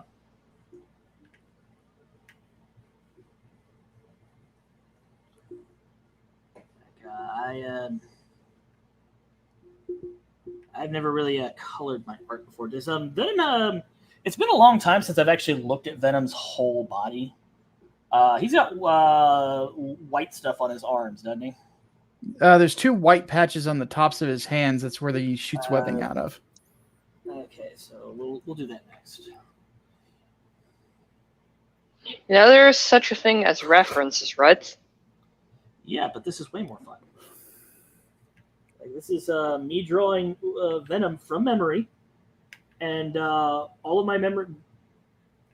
my biggest, most influential memories of Venom come from the Fox Spider-Man cartoon, the good one, and both Maximum Carnage and Separation Anxiety. Oh, and Marvel vs. Capcom 2. Which we've learned that thanks to some interesting what's that rollback netcode that they did for that GGPO? Yeah, GGPO. We can play Marvel vs. Capcom 2 online against each other, and the lag is it's manageable. Oh yeah. A little more than just manageable. It's amazing. And the difference was what, a fraction of a second, and Marvel vs. Capcom 2 is the kind of game where that doesn't really matter that much, like in other games.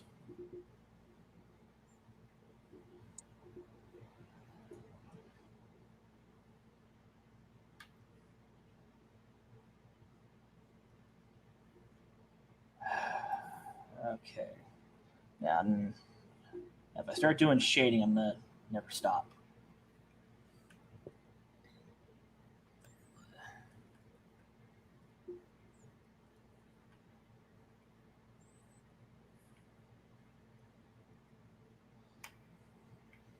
Okay, so now we're gonna get the whites in there, and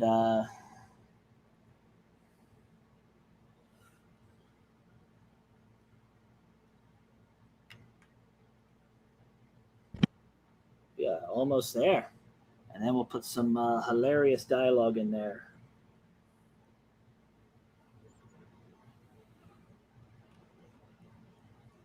Speaking of Venom, they have revealed who will be voicing him in the next Spider-Man game. Tony Todd. Okay. Neat. Help me out. Candyman. Yes. Yes. That very deep and swelled voice. That sounds like you want to be slowly slain by him. Very slowly. I'll do something to bring those eyelashes out. I'm actually tuckering out, but I have one important video to share before I go. Yeah. Yeah.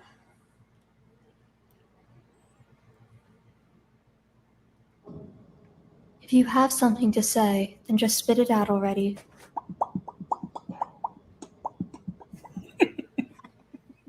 What the fuck?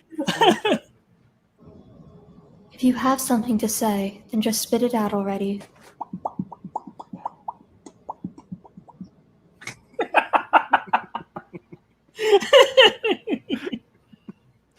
Fuck. All right. All right. See you later. See you Catch you later, dude. Thanks for coming hanging out. Yeah.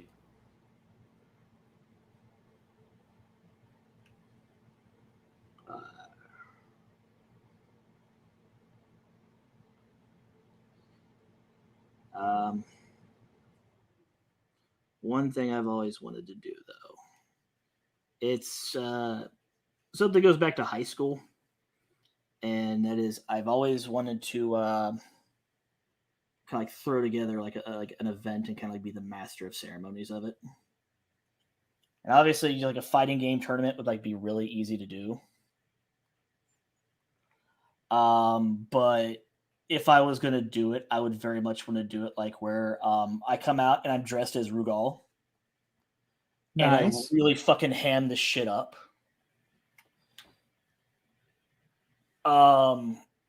in between like rounds, like we got some like Vince McMahon shit, like some storyline stuff just for entertainment. Just so that everyone, while we're doing the cleanup and adjusting shit, they're not bored. Mm-hmm. And have fun shit like that.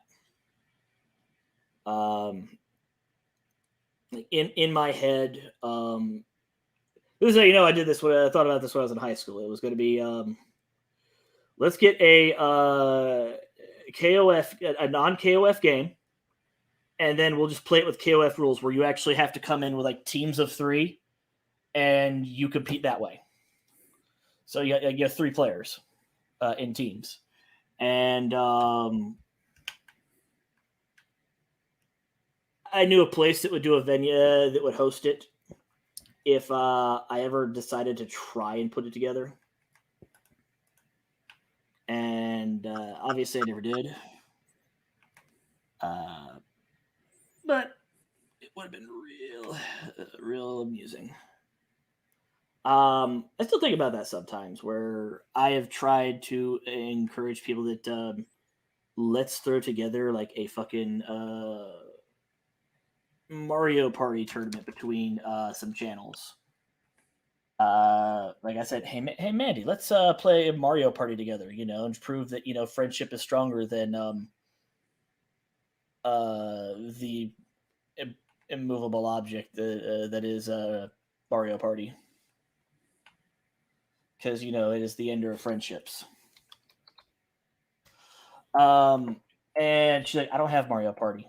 Oh, what do you have? I got Mario Kart. Close enough.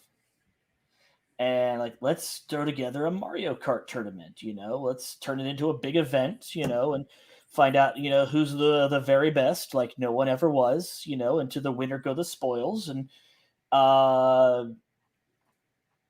then nobody wanted to do it. Okay, so that's really all I have to worry about is just the white things on the back of his hands. Man, they've modern Venom. They've taken away like all of his color. Yeah, pretty much. Like he doesn't even have the white squares on the back of his hands anymore. It depends on the artist. In the comics, he still does.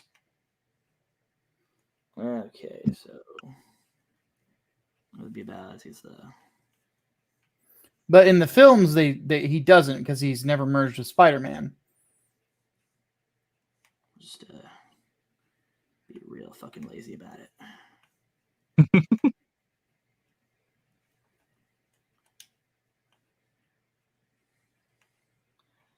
And we'll.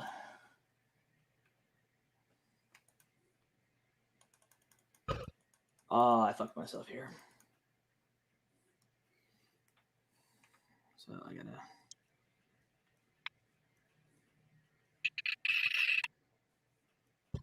color around this.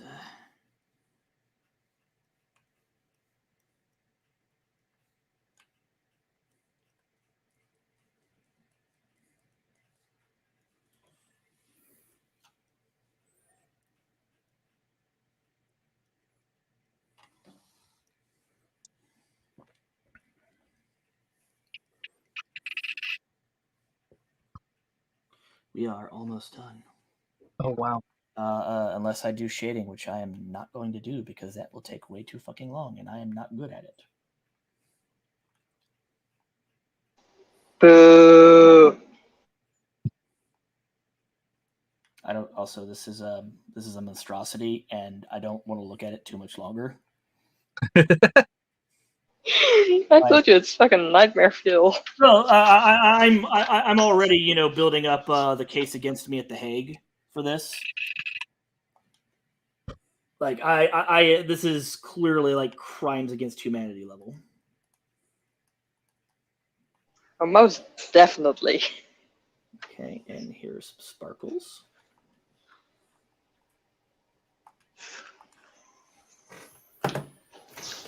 And we'll do some over here, and then we'll color them. with a simple pink. I kind of want to send you my sketch, but I'm also kind of busy with work. Okay. And then we're almost done. That is the wrong color.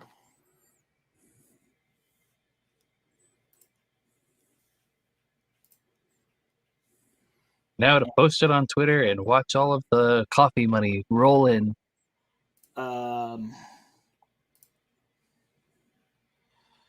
Okay, first we're gonna go.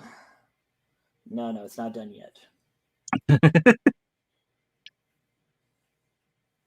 Now the coup de grace. We're gonna go. Boop.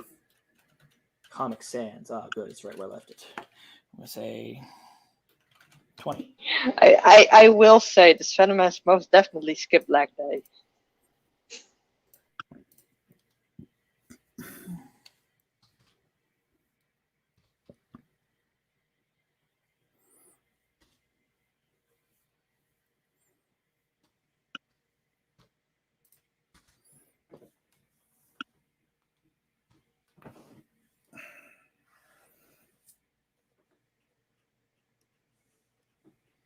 Okay. Now let's see if we can put a balloon on it. And where's the balloon tail?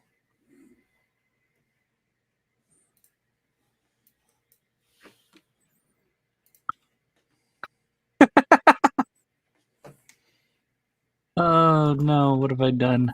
I've had you draw an incredibly cursed thing. I forgot to do the white lines on the other sleeve. That's okay. We can just go in there and we can put them right there.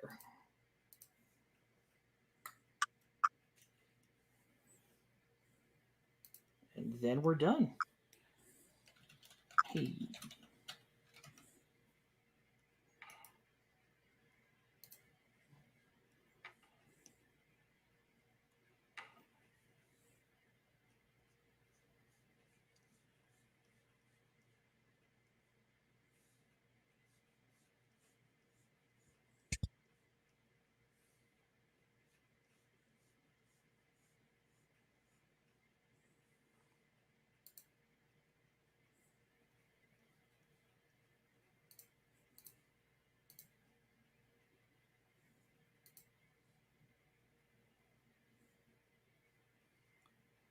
Okay, now we're done. Let's do you remember how to crop? Who are you asking? Lidl, do you remember how to crop? Yeah. How do I crop? There's a couple of different ways. You can either go to canvas properties, or you can just make a selection and then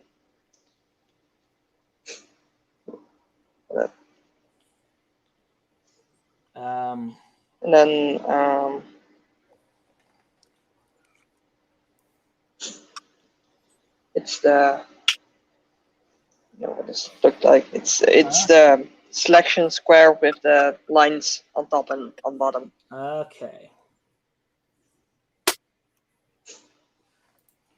And we're gonna and then we're gonna come down here and we're gonna write.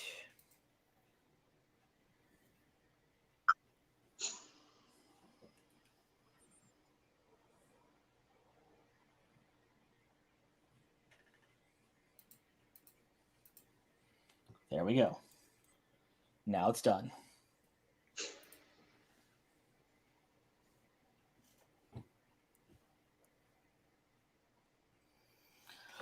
Oh, fucking look at it. Anyways, let me. Let's export this as a ping, and I'll put that on my desktop. Ooh, Venom. Boop. Boop. I don't care about any of that stuff. I probably should, though. Congratulations, everyone. You made me do this. You're responsible. Let me also quickly send you a screenshot of mine. You can just share it, and we can put it up there. I mean, I'm on my phone. So I'm at work, remember? You're punking me on your phone. This is this hurts even more. Well, I'm drawing on my tablet and I'm talking on my phone. Oh, it hurts even worse.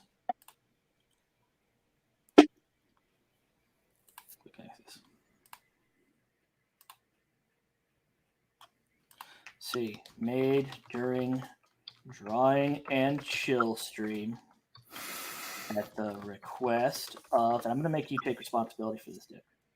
I mean, go for it. I'll take responsibility for it.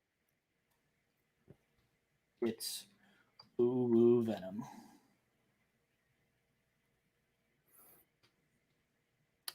By the way, Xavier, check your Steam. Oh, have I been banned? No. Hey! Thank you. Now I too can be tormented by ghosts. Yes. And there's Brock Lesnar still full screened on my desktop. Okay.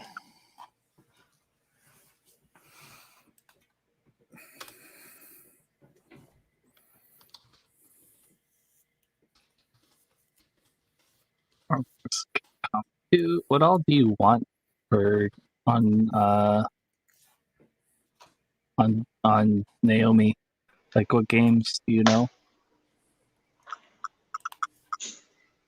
I may or may not be putting together a care package for you. Who, me? A digital care package, yes. Obviously, Marvel vs. Capcom 2. So this is just going to be like Dreamcast games? Yeah, I mean, a lot of them are Dreamcast games for sure, but like, there's also some arcade-specific ones. Alien vs. Predator. That is a CPS2. Oh, that's game? right. It is. I think it's CPS2. It might be CPS3, but I'm pretty sure it's CPS2. It's on your Twitter, by the way. Thank you. Yes, I just posted it to Twitter. Oh, you sent it to me.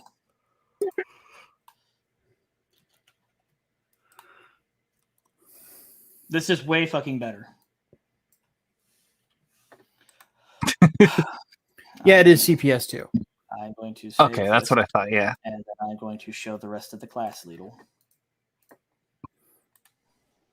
Ooh. Ooh. We don't need most of this. I hate when Twitter does that, where it's saving it. Yeah. This is the That's wrong JPEG file. large. Yeah. Let's see.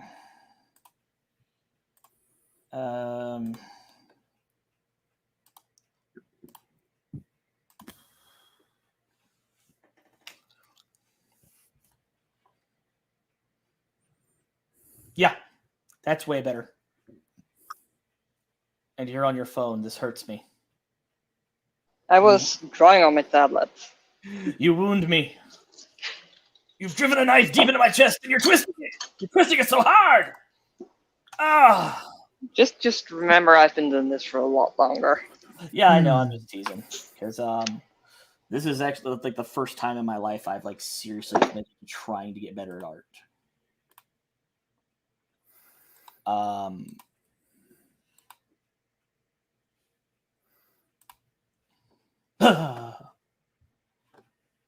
I don't think I need this anymore. But we will archive this and bury it somewhere.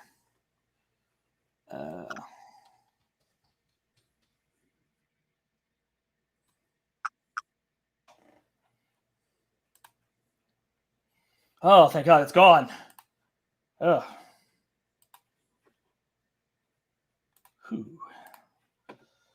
There's a lot of great Dreamcast games I like. Power Stone? Power Stone, yes. Skies of Arcadia. I like Soul Calibur, but I'm not any good at Soul Calibur. Oh, Project Justice, of course. Yeah. Oh, yeah, absolutely. Oh, hell yeah. Third Strike. Okay, I think I've got everything. Third Strike didn't have a Naomi release. Third Strike was on the CPS3. Yes. Then what Dreamcast game do I have that's Street Fighter? I have Street Fighter 3 and Well, I think Alpha it's 3 Alpha was on 3 there. as 0. Yeah. Yeah, Alpha 3 was on there. There's 3 Street Fighter games for Dreamcast. One of them is Alpha 3, and I forget the other one. I think one is Street Fighter 3. Yeah, Third Strike is on there. Yeah. Actually, no. I think every version of Street Fighter 3 got released on the Dreamcast at some point. It's definitely on the Dreamcast for sure. I'm looking at this is Arcade ROM specifically that I'm looking at right now. But if you find sources for said Dreamcast games, I can also add those. Silver. Silver is a game that I've always loved because I had the demo for it. And I didn't own it until I actually started seriously collecting Dreamcast games, and then I never finished it. And there was a scene that was so fucking cool in the early parts of the game, in the demo version, that for a long time I tried to find ways of recreating that in stories. That scene was just like so good. And it was there is this spot where between these remember how in the Neverending Story you had the 2 statues that there was a trick to, if you walk between them, you could, if you didn't do it right, they killed you, like on the spot. Silver did something similar where no evil could pass between them. Mm-hmm. And you're there because Silver has kidnapped your wife and all of the women in the kingdom. Because he is determined to have an heir sired, and he's going to get it one way or another. Is the story you're given, and among the women taken is your wife. You tried to fight the guards off, but she surrendered because they were going to fucking murder you. And even after she surrendered herself to spare your life, they still tried to murder you, but that gave you time to get your second wind, and now you're chasing her. You and your master, who's like kind of like your uncle, and go to the spot where no evil can pass between it. And the old man goes first, and he's like, David, what's wrong? I am concerned that my hatred of Silver will make me have me judged unworthy to pass through. And he's like, the man took your wife, David. Your rage is justified. Also, if a dirty old man like me can pass through, surely you have no fear. And one of Silver's guards shows up and tries to pass through the statues, and lightning shoots out and just fucking explodes him. And like this, it's a simple scene, but it's really cool. Obviously, I've outgrown it to where I don't try to work it into stuff anymore. But I really liked that game, and I never finished it. Another good one that, because apparently it was on for PC as well. Dreamcast had a lot of console ports of PC games. Good luck finding the PC version of it, though. Same thing with another game called Slave Zero. You can find it on Steam, but it's a really, really shitty version of the PC version. Like, to such an extent, one of the guys that worked on the game commented on the Steam page for Slave Zero how bad the port is. Yeah, the GOG port is the one you want to get.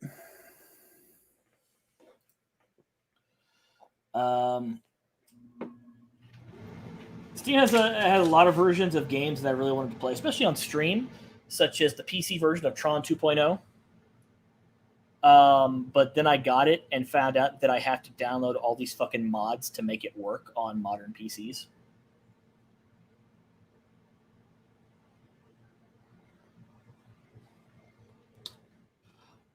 I will be right back. I am going to hit the head. And if anybody wants to take a break, and then we'll come back and we'll do some more stuff. Hopefully things that aren't as cursed. Like I fully expect my Twitter to be banned by now.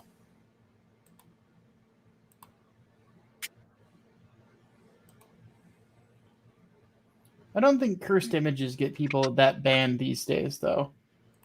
However, if you call a Vox writer a retard, you're gone immediately. Yeesh.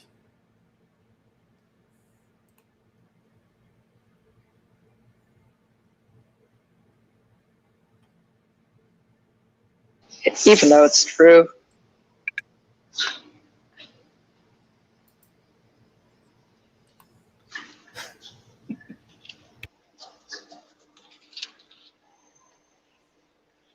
So anyways, how are y'all?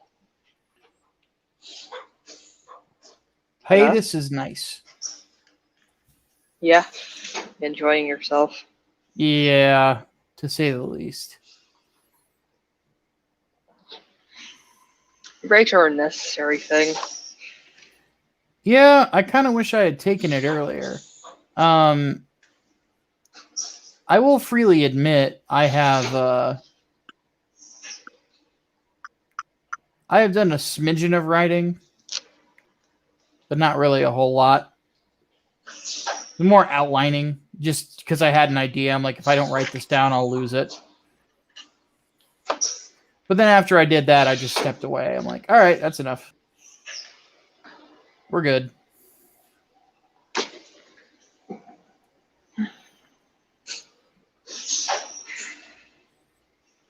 But it's nice to have that. It's nice to not give a flying fuck about what's going on over on YouTube, even though we're on YouTube right now.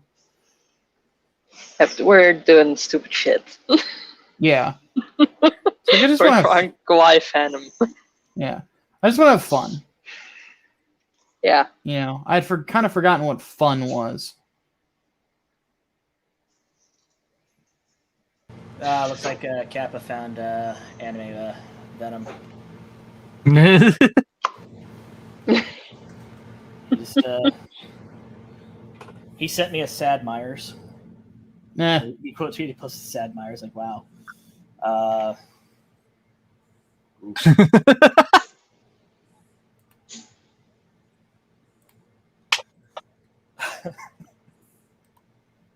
right. Oh, wait, you were talking about Dreamcast games. Crazy Taxi. Yes.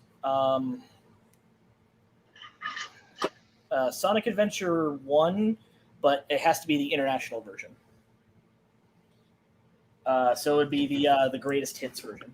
The reason is that the original white label Sonic Adventure and the greatest hits version are actually two different versions of the game. The international version, a lot of the bugs that were in the original release got worked out, so it's a lot more stable. Also, your save files do not carry between the two versions because they're technically two different games. Crazy Taxi, on the other hand, just has the most bitchin' soundtrack ever. That the unfortunate thing is that the downside is that you can't stream it. You get struck immediately. It's like, oh, come on, man. The updated soundtrack for the PC release would probably be okay. Yeah, but there's no Offspring. Yeah, that's very true. I always add the mod that restores all of that music to the game.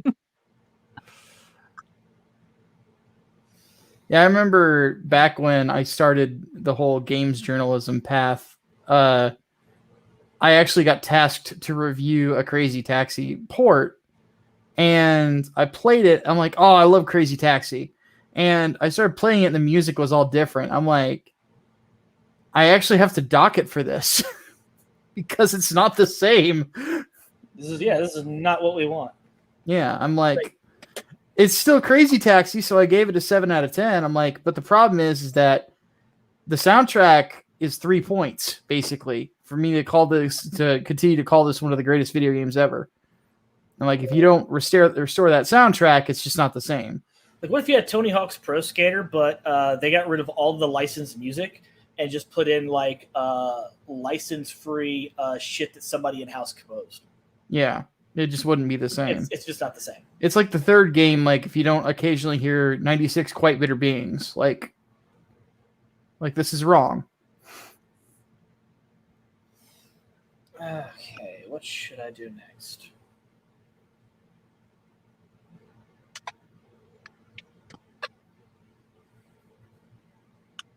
Just remember that if I have to draw it, so does Lidl.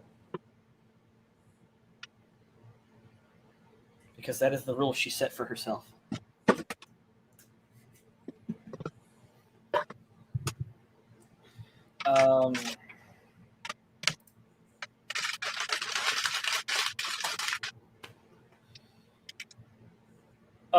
Yes. I need both evolution games because I adore those, and I do not like the GameCube version. Wait, like Seventh Cross Evolution? Like Evolution, World of Sacred Device. I'm not familiar with it. They are 3D top-down RPGs with randomly generated dungeons. Ah, that's interesting.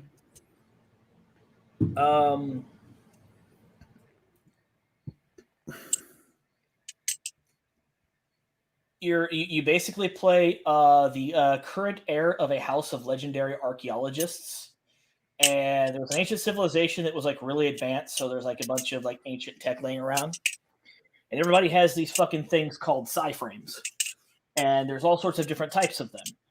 The one you have is called the Hand, and it's basically a third arm that kind of sits on your shoulder and grab stuff kind of independent of you, and you use it in your attacks, and you can equip it with a bunch of gear. There's gun types, there's flight types, etc. And you basically build a party of archaeologists and mercenaries to go and explore these ancient ruins and traps, because your family is hopelessly in debt, and as the heir to that family, you're stuck with it, even though you're like 14 years old.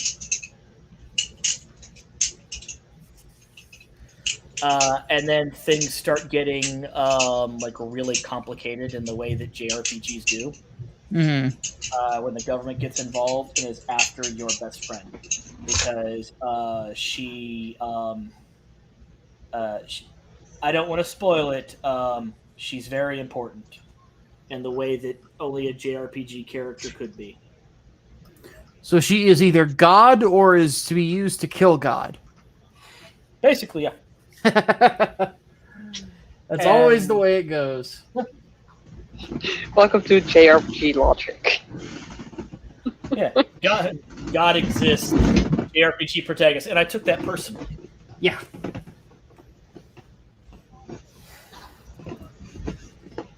Actually, that might be kind of fun.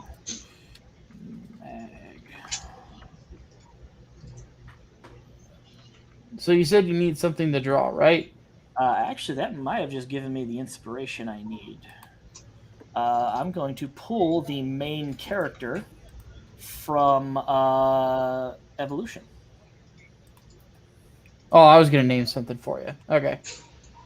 Let's get a couple of him.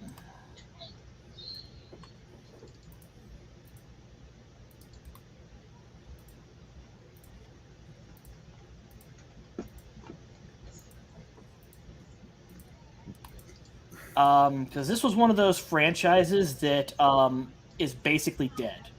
The company that makes it is not doing anymore. And it makes me very sad.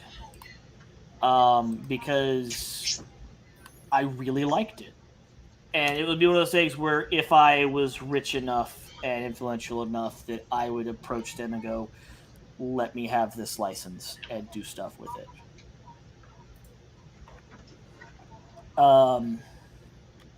I would kind of reboot it. I would retool some of the designs, but to really try hard to keep that original fun spirit.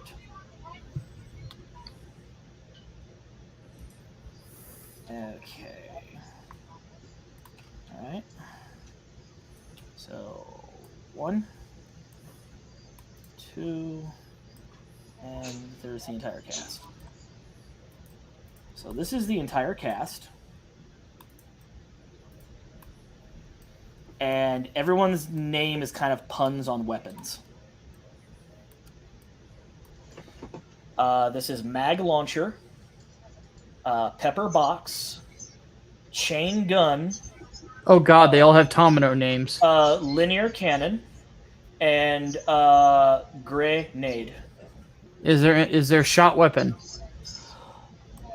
With enough time, there could have been, yes. Oh God.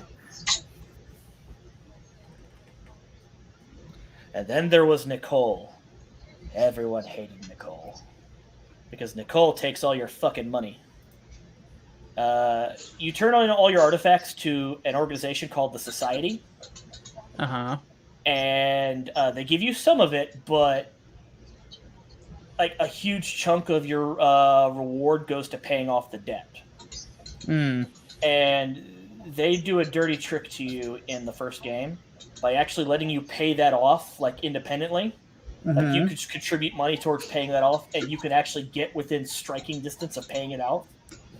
And then the ending of the game happens, and because of the events of the end of the game, you go right the fuck back into debt. Oh, goody. And when the dungeons are beat, they're closed. Oh, goodness. But when you beat the game, you get a new dungeon, and it's like a really big. Let me can I make this I'll make this canvas bigger.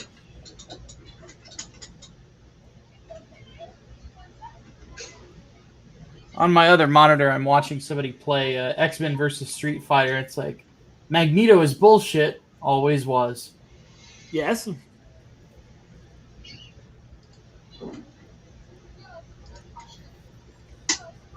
I'll just we'll just cancel this out and then just make a bigger canvas.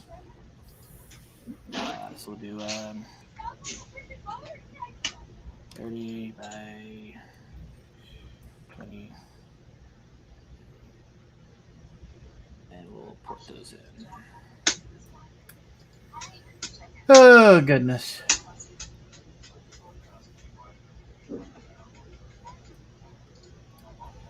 So, in other news, I got a DM from Mr. Preston Acevedo today. Yeah.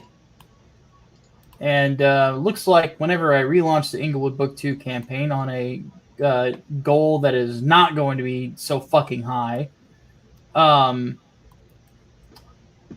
he is willing to do a second cover option as a stretch goal for me. So that will be awesome. So more original art for Lidl to buy. At least you're honest. I can't wait till I get those pages, but I'm waiting until everybody else gets theirs. Because I'm putting them right here above my laptop, and it's gonna be Good luck nice. waiting, man. It's gonna take a while to get to me. Well, they're getting shipped out within the next couple of weeks. So, but it's just... You know how overseas shipping is right now?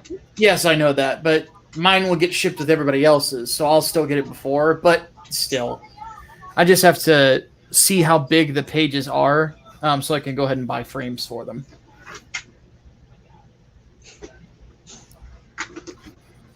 But I'm not quite sure what I'll do for the cover, because we haven't even decided what we're doing for the 3 Nights, 4 Days Part 2 cover yet.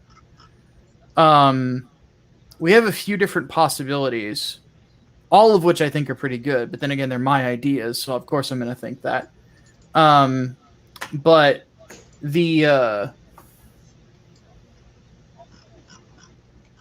I don't know when we're going to do that campaign either, to be honest with you. Because I don't know where they're at with Six Gun, with him and Oliver. Because I'm like, Brian, you took my team, dude. Not that I blame him. You look at 3 Nights, you see one of the best looking comic books you'll ever see in your life. In fact, I'm looking at it right now.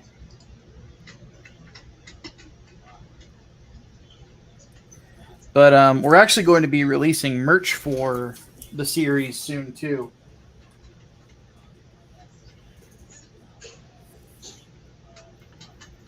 I just need to have a look on...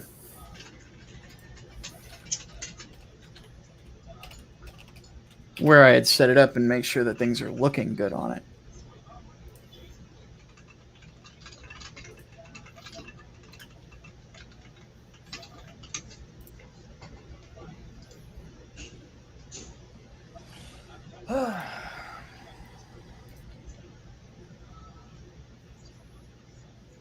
These stylized heads. They always get me with these stylized heads.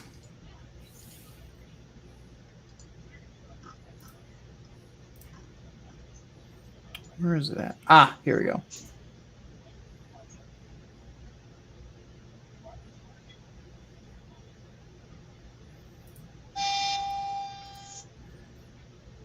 But product wise, what I've got set up is we're going to do the cover for 3 nights, and one of the things that we're going to have available is a graphic shirt that is like black collar, black sleeves, but the rest of it is the cover of the first book. Mm-hmm. So I have a feeling that'll be a pretty popular pick. But because the art is as big as it is, I can do clocks, I can do coasters, I can do obviously prints and posters, like that's an obvious one. If I want to, I could do fucking masks, aprons. So if you want to cook in 3 nights regalia, that's an option for you. Phone wallets, like the whole 9 yards. So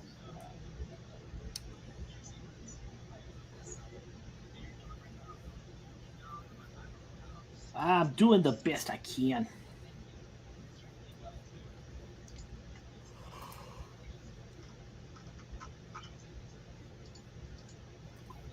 Here. But the good thing is that on the merch here in the States anywhere, there's good turnaround. It's like, since Servant's still in the chat, I know he ordered one at the beginning of the week and he just got it, so that ain't bad.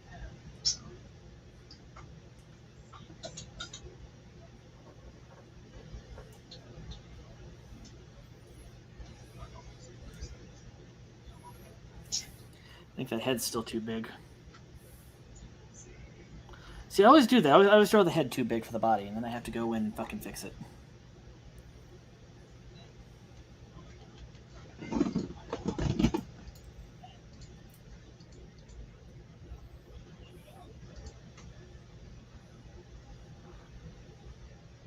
Yeah, that's about right.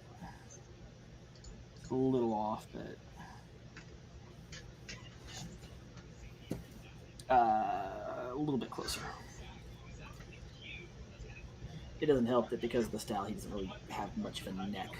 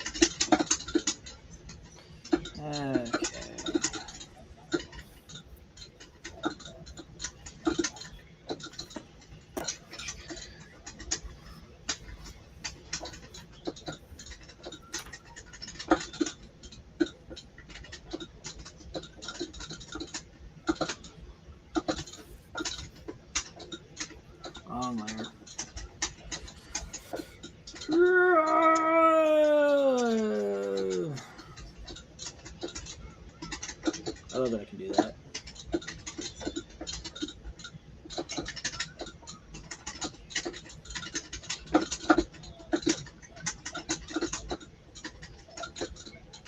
Someone's typing up a storm.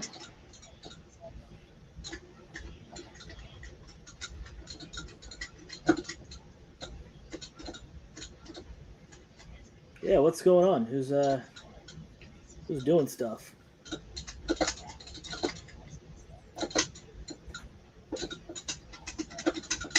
That sounds like Mr. Tofu. What are you doing?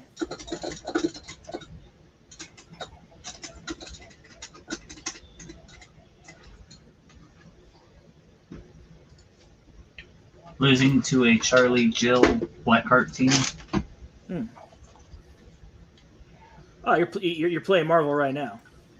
Yeah, I got it all set up. I'm just turning it into an archive right now.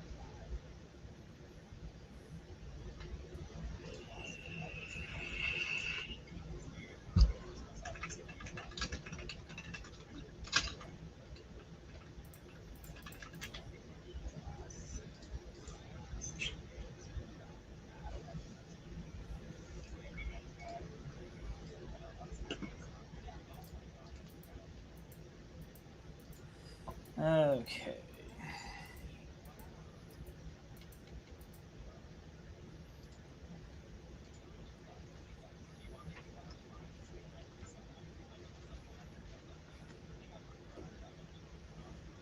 That's an aesthetic I miss from the 90s. Unnecessary goggles. It was stupid, but it was fun.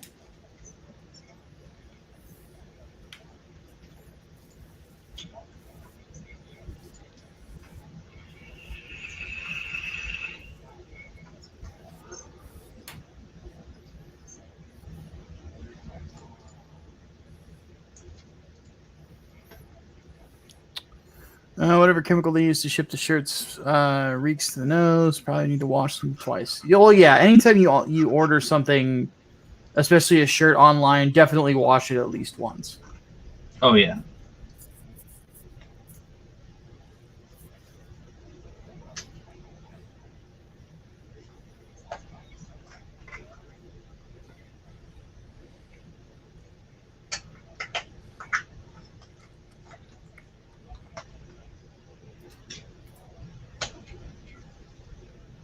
Okay, so we use a bit of a scarf.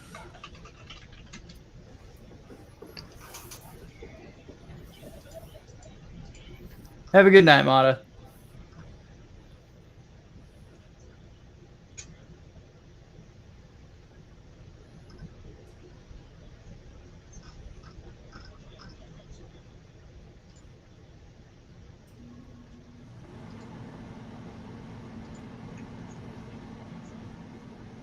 A little bit of a collared shirt.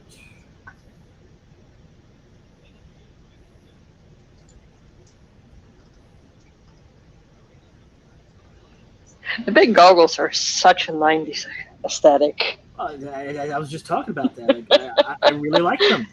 They're big, they're silly, but they're fun. Yes.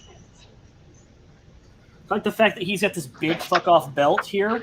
It's basically his entire stomach.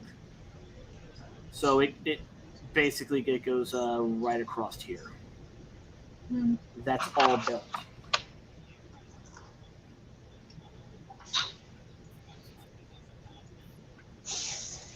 Hi, my name is David Cage. Hello, I'm David Cage, and I am the director of Indigo Prophecy. It's still on my drive. I will freely admit I had fun with Indigo Prophecy. Indigo Prophecy, It's dumb as fuck, but it's fun. you can only play it once. Yeah. Well, that's any David Cage game. That's the case. But it has a great. You have to admit, it's got a great opening. Oh, absolutely. Till you fuck up and you go and replay it and realize that because you didn't know how to play the game, because you probably didn't do the fucking tutorial like you're supposed to do, because Nobody does. Nobody does, and you don't understand it because it's a David Cage game. You have to go through the tutorial, otherwise you're just going to fuck yourself over. Sorry, I'm a Monster Hunter player. What the fuck is a tutorial? Okay, so do you want the story on David Cage, or do you want the story on Indigo Prophecy? I don't know either of them. All right, so we'll start with Indigo Prophecy then. So Indigo Prophecy is a game that starts out where you come out of a out of the shitter possessed by something, and that whatever's possessing you makes you kill a dude rather violently with a knife, and then you suddenly are unpossessed and have to figure out how to hide the body so you can get the fuck out of Dodge. And you're on a time limit because you're on a time limit because there's a cop that's in the diner you're at, and he's going to come into the bathroom at some point. So you better get the shit done, or you're going to jail. So, it's honestly a really, really, really cool opening to a video game. Now, David Cage is a pretentious as fuck Frenchman who seems to think that every game that he creates is a gift of fucking Christ. So, yeah. Needless to say, not a lot of people like him. He's very full of himself. And the thing is, David Cage is a fantastic ideas guy. And he always has really good, talented people working for him because his games are very expensive and he pays handsomely for them. Now, yes, the problem is David Cage isn't happy just being an ideas guy. He wants to be Kojima. Yeah. Where his hand is in everything, and that is where the problem occurs because everyone seems to universally agree that Indigo Prophecy is a fantastic game until 53% of the way through the game. And you know this because the save file tells you how far you're into the game at a percentage. Yes. Now it is stupid, but at the very least it is an enjoyable type of stupid. That's what it's got going for it. Uh-huh. But regardless, he has never had that same level of success in regards to artistic anything. Though I will say there were elements of Detroit Not Robot that were interesting. Yeah. Don't remind me. I was gonna just say, Well, by winning, that is so funny. Kept you waiting, huh? Oh, guys. friend. Hey guys, What's How up? you doing, buddy? I'm not gonna lie and say that I'm doing great. I'm doing terrible, but that's just to be expected. Yeah. So Yeah. I will say this: the old man bailed me out one more time tonight. What do you mean? I was coming home from seeing Mom, and they were doing a traffic stop. Checking licenses and stuff. Yeah. And they checked my license. They said, "All right, everything looks good. So as long as your tags are good." And I said, "They're not." What do you mean? I says, "I can tell you right now, they're not right. They're 2 months out, past due." He said, "Why is that?" And I said, "Well, and I explained what was going on." He said, "Well, pull over to the side for me for a few minutes, and I'll be right there." And, explained everything that's been going on. And he came back over. I guess they went and checked the license. Yeah, I guess to make sure I had no priors or anything like that. And he come back and he says, "Get it taken care of Monday. Sorry for your loss." Shit. So he bailed me out one more time. But anyway, hey, do y'all remember that time that David Cage got that award for being French? That is a true thing that happened. He literally got an award because they were saying we need to give this to some famous French person. Well, how many of those we got? He got the. You know what? David Cage. There we go. Perfect. Yeah. Ask me how I know. And he's not famous for surrendering, so that That's true. I mean, you got to have some kind of what do you call it? Wherewithal to do what he's done. You know. And to his credit, I mean, he's had some fiscal successes. Yeah, that's true. Hey, look, all I'm saying is that, you know, he somehow got mocap of Ellen Page's naked body, and now Ellen Page is no longer Ellen Page. Well, apparently it actually wasn't her. Apparently, like, she was told that the scene was not going to be a nude scene. Mm-hmm. And he did it anyway. Yeah. It's like, you fucking Well, you mad see- lad. Well, you see, here's the thing about that scene, if I remember correctly, like, you don't see anything. No, it's a full But- frontal. No, No, you don't in the see game, anything you don't in the see game. anything. But, however, he still rendered the model Yes. anatomically correct. and so once the modders got a hold of it, Oh boy. you can imagine. Oh boy. Yeah. Well, that gives a whole different meaning to the word assets. Mhm. Yes. We had to render these assets. Actually, a lot Wink, easier wink. than you think. How he recruited Ellen Page for this is because Ellen Page has spent, I guess, a large chunk of her life in movies and on TV. Her whole life is basically out there on the internet. He built a fucking scrapbook of her life, used it to basically put together the premise of Beyond Two Souls for this fictional character, and then in their first meeting, brought it to her and showed her what he made. That's creepy as fuck. The worst part is that when filming was over, because David Cage games are not developed, they are filmed. David Cage did not give Ellen Page the scrapbook, Huh. like as a memento, because he kept that because he worked really hard on that. He's not just going to give that away. Well, hello, Mrs. Page. Did you know that I got a award for being French? He was very impressed. Mhm. You got an award for being French by the French. I mean, that's the pinnacle. Well, so you know he's French. Yep. You get an award for being French from the French, then you're certified French as fuck. Yeah, he's not one of these Quebecois weirdos. Yeah, those people are kind of weird, aren't they? Like, what's going on there? So he's a creepy Frenchman? Yes. Yes. Just look at the lawsuit that's against him, and it's really bad. Uh-huh. But it's also like, You expected it.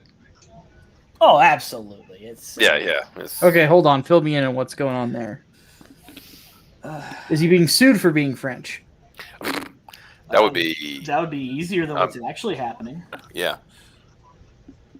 Well, If I remember correctly, how did it go? Basically, he's a really bad boss. He's an abusive boss, is what they're claiming, right? mhm. Yes, he's also one of those people that's like very sexist, Mhm. and not in the lol. You say everyone is sexist. Like, no, he's actually he says the kind of things that you can't say anymore Oh, in a professional setting. so like the whole women, am I right thing? Or is it worse than that? Hold on, let me just see if I can pull up. So some, find the clip yeah, because didn't he one of his quotes I remember? This is paraphrasing: "Is we're not making games for gays." Yeah. Yeah. David Cage confirmed anti-cab. No cabs here. Oh, that's awesome. Apparently, they, as if I'm looking at this correctly, they got the lawsuit tossed out. Really? French, too French to lose. Yeah, Quantic Dream wins appeal, tossing out lawsuit alleging toxic workplace. All right, let me see if I can find some actual Okay, here we go. Of course, it's Kotaku, so the salt and the grains of it take very liberally. Oh yeah. Let's see if I can find some the actual quotes in here. Of course, they didn't respond. Newspaper, not big surprise. Kotaku was not a. All right, here we go. Should help. Cage, let's see, Quantic Dream. Okay, here we go. Cage, who had allegedly made these comments while working at Quantic Dreams, is now accused of making statements such as, "In any case, in my games, all women are whores." And at Quantic Dreams, we do not make games for GamerWord. I love David Cage now. What the fuck? What the fuck, man? They don't. Wow. To put it in the graded vernacular, they don't make games for cabs. Fucking Arena Cage. You see, not all women are sluts, but all women are whores. Let's see. Well, let's see. As the quotes were reported in French and have been translated into English, there may be something lost in translation. I don't think so. Unfortunately, the translation is close enough that there's little room to interpret the language. They actually tell in this article. They actually say what the words are for whores and cabs. That's awesome.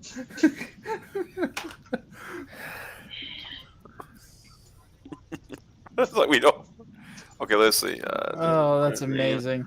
Alleged harbor a toxic workplace culture that condone openly harmful behavior among its employees and senior leadership. This focus at the time was on collection of images allegedly created by senior employees in respected roles of role at the studio that are said to depict Quantic Dream staff members photoshopped into sexual scenes. Now that really doesn't, wouldn't surprise me. That's the Ellen Page stuff. Yeah, probably.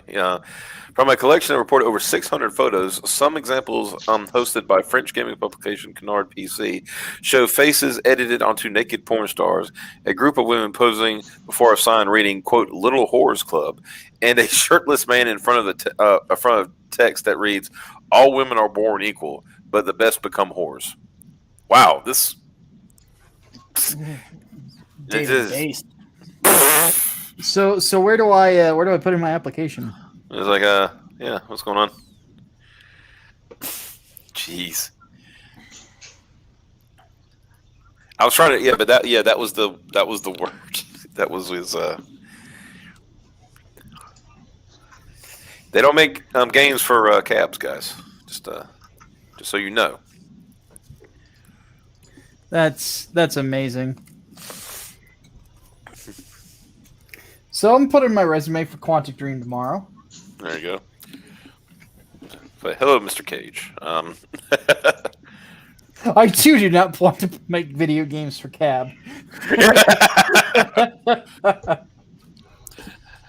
Cab, he's working right now, and I'm sure he's thinking somebody's talking about me.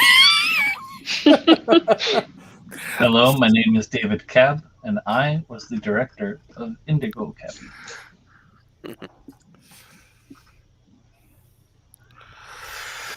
In my games, not all women love men's penises, but all women do eat ass. Yeah, no. So Servant has thrown money at you guys. He says, Kotaku article exists. Him having to read it. Yeah, bulk restaurant supply. I need 2 rigs of salt. That's about right. Yeah. Yeah.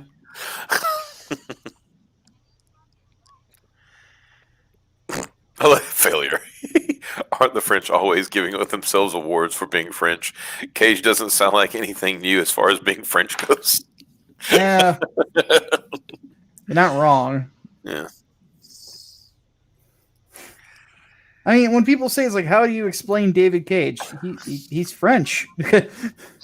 Oh, where do I? How much time you got, fella? All I know is that particularly from the whole Super Best Friends thing, I know that Pat fucking hated David Cage. Oh yeah. Like, hey, he had an utter disdain for David Cage. I bet I could go into Twitter and put in, put his @ and put David Cage, and I would find some gold. I'm going to do that right now, actually. Yeah, probably. Let's see. Though I will say, Pat probably had the dumbest. He had the dumbest Twitter take I've ever seen. Oh. It's like, I'm not even that big of a fan of freedom. I'm Canadian. Like, you dumb son of a bitch. That's not what you say out loud. Okay, that is dumb, but that's pretty funny. Okay, but as long as you're willing to admit that. Okay, so this is where they, we're quoting the stuff about David Cage. Let's see, what does it say? David Ross information. Harper still doing stupid. He's coming here. Let's see. And Pat says, I didn't build a career for nearly a decade calling David Cage a hack, fuck, fraud, etc. to critical acclaim so people could call me a fucking hate brigader because I don't like the guy who made the game you like. This is some toxic positivity or some shit. That's awesome. I just like the hack, fuck, fraud. Wait, did you say hack fraud or hack frog? Yes. No, fraud. Hack, okay. fuck, fraud. Yeah. Well, hack, fuck, frog would have been great too. That would have been, because that would have worked out pretty good. And this one, man, it feels so good to have been calling out David Cage on this bullshit since 2005. What a chode.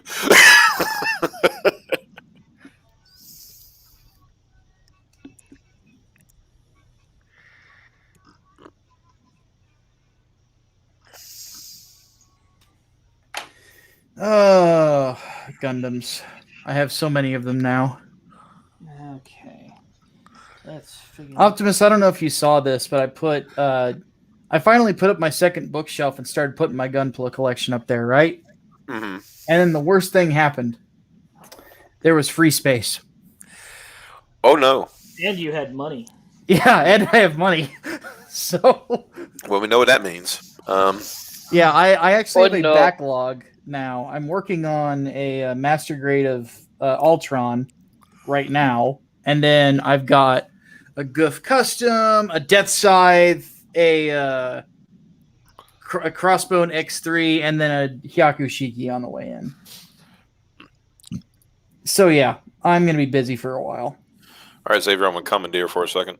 Okay. This was, I found this on Twitter, and this was just called the David Cage Experience. Ah!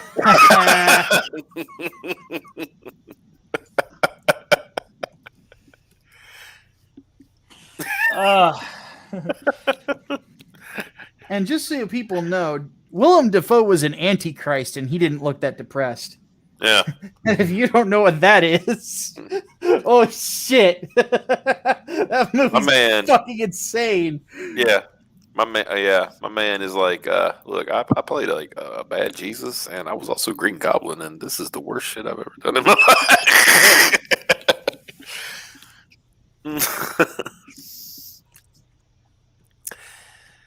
Oh man! And look at David Cage's face. He's just so happy. Look at him. You know. Willem Dafoe's expression is like if somebody told me I was going to be trapped in an elevator with Jim Sterling after Jim ate like 12 bean burritos. Yeah. He's like, what have I done with my life? I was the Green Goblin, for God's sake. Exactly. Ellen Page says, hey, you remember when I was in those X-Men movies? Remember when I was a chick? Yeah. Oh, wow. Yeah. Forgot about that. Everybody there with David Cage is in pain. Yeah. He's so happy, and they're just like their souls are slowly leaving their bodies. You remember that John Trump video where John just goes, ooh? Yeah. That's what he's doing. Okay. Now we can go back to drawing. Oh, we got another super chat. Okay. Kind of more important question. Are we confirming doing Phasma for community game night? Also, how did he get Will Dafoe that depressed? you have to play Beyond Two Souls to find out. Yeah. But I don't know what we're doing tomorrow. Honestly, I haven't decided yet. I would like to do Phasmo, but it could end up being a shit show just because I don't have a ton of equipment. I've got some good stuff, but not a lot, and I would probably have to do like Tofu does to me and put the interns out there to die so that my equipment doesn't get lost. Have you been killing Micah on stream? Actually, no, not on purpose. Although Actually, I died last time we played twice. Tofu over the last week has beaten me in the kill count. Like I've died once. He's died like 3 times, I think. What was Each that time quote? it's because the ghost was right on top of me. It really pissed me off too. Yeah. What was that quote we got that got martyr? The out of context martyr. Was it? Oh yeah. It's like this is like that last time we went to prison.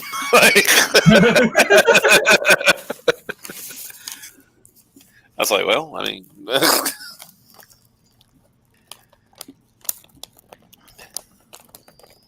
Yesterday was now 2 days ago was a great fucking Phasmo session now.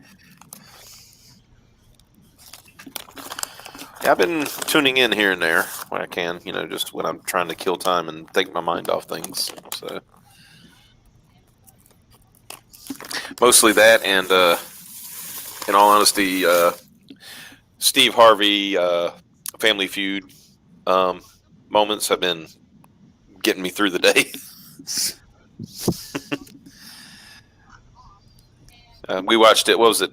About was it Tuesday night, guys? That we got together and watched those for a little while.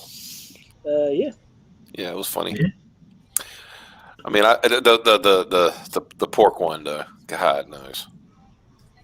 He's so fucking mad at those people. You ever heard that, Micah? What? Okay, you know how Family Feud works. You survey. Oh, yeah. You try to guess. Okay, so the question was, name a word that comes after pork, right? Okay. And the first one, the woman said she was trying to say loin, but it sounded like she said lawn because of the way she said it. She said lawn.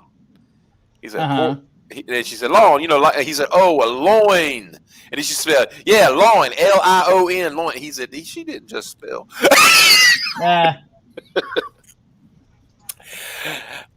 So anyway, they got the thing, and they went to my next man. Now, I'm laughing already because I can't hardly. So he goes up and says, "Name a word that comes after pork." And my man said, "Cupine." And Steve said, "Huh?"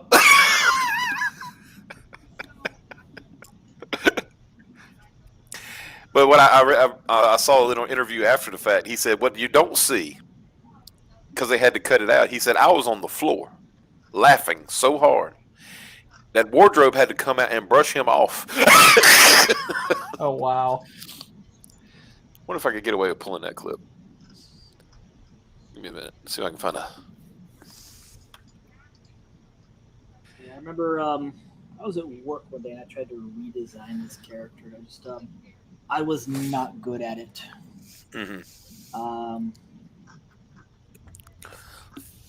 Gave him more Indiana Jones feel. Gave him a gun. Because he never used a gun at all in his game. Okay. Always used like hand attacks and hammer and yo-yos. The other characters use guns. That was a very odd mixture of weaponry. Yeah, I got a hammer and a yo-yo and a what?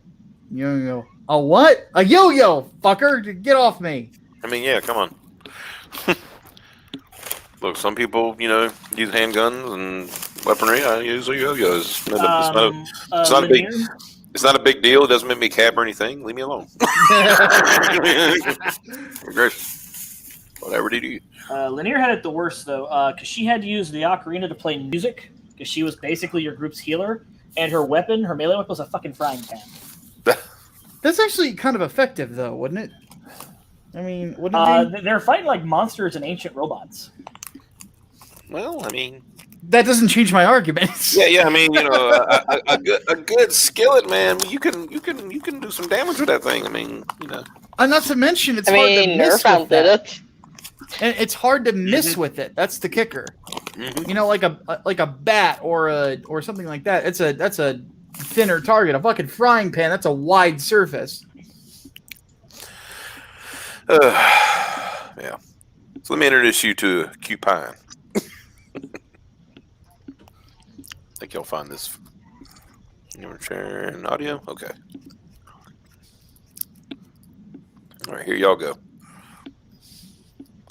I'll pause it every now and then because we're critiquing, obviously. Oh, yes. Board values double. Here we go. Top 6 answers are on the board. Name something that follows the word pork. Lawn! Huh? Lawn! Pork lawn! L-I-O-N, lawn! Oh, Pork lawn! glad you spelled it. The hell is a pork lawn? You can tell that Mr. Harvey is not from the South. I know, right? Hello. I have come. Whoa. Now, hold on, man. Whoa, hold on. Dude. We are live. You do realize this, right? We're live here. Yeah, Don't pull DSP here now. Yeah. See my doctor. I always love that DSP thing where he tried to play it off. I was just scratching my leg. I was like, yeah, you were. Yeah. Your shirt leg. That thing again? All right, Kate. Anyway, let's continue this. Okay. I thought you said lawn like your grass outside. I was going, what the hell is a pork lawn? Lawn! Looking for the pork loin. Joe, pork belly. Pork belly. Mm-hmm. Don't do it. Now, you see that guy that was in the orange shirt? Yeah, he's the guy. Oh, no. Oh, yeah. Oh, no. Oh, yeah. Here we go. We're going to play. We're going to play. Hey, Look he's how next. hyped up they are. Hey, here it comes.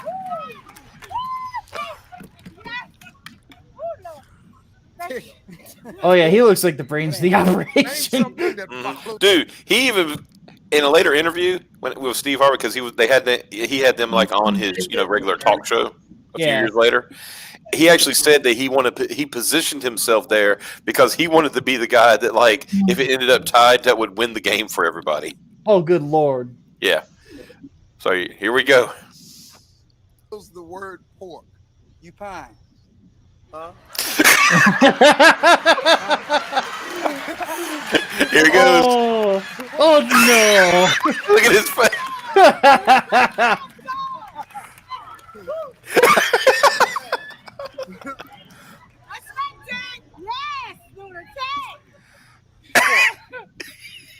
He said Cupine.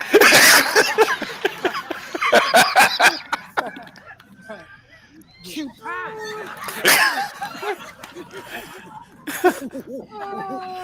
What? As you can see, he's losing his mind here. Oh Lord. No, you don't fuck that, bro. I mean, I'm trying to do it loud. It's Cupine. This is the greatest answer I've ever heard.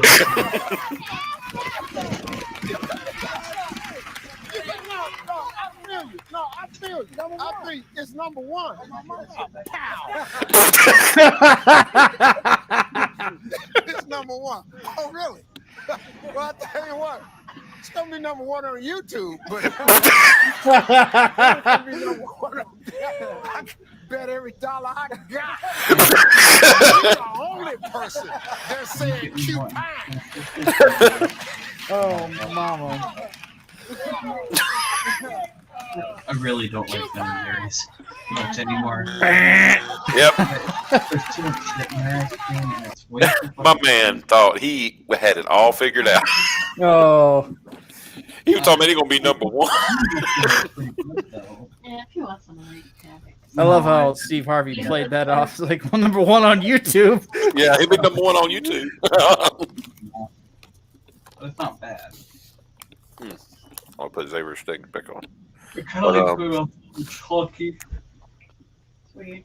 Some of the funnier ones is when there's the answer has already been put on the board, and the person will answer the same way. Mhm. You know, and that's always because it's always funny. He said, "That's a good answer. That's like amazing. Yeah, I guarantee you it's up on that board."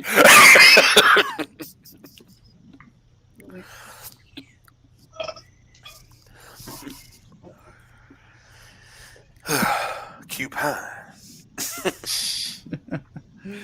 Shit, man. That was something, all right.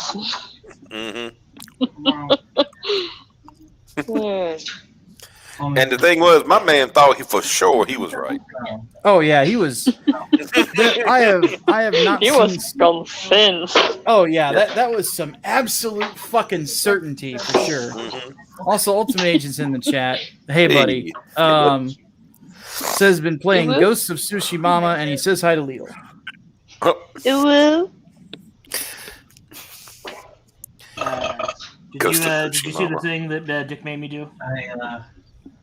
It was the food you'd get me before I went to work at the fucking shipping manifest place. I'm starting to wonder what's going on at that house. Usually, I'm wondering if he forgot that his mic's still on. I think he did. Hot mic. Usually, unless I could actually. Like I at the very least mute myself. Hot mic. Okay, I got him muted for right now. There you go. Yeah. Okay. I mean, they might be having a I don't want to, intrude. Friends don't let friends. Hot mic. Yeah. Exactly.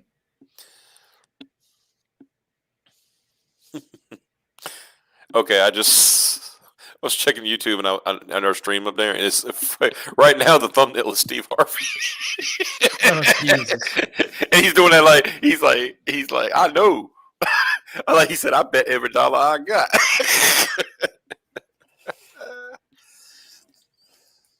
That's just one of those funny things where some people don't understand.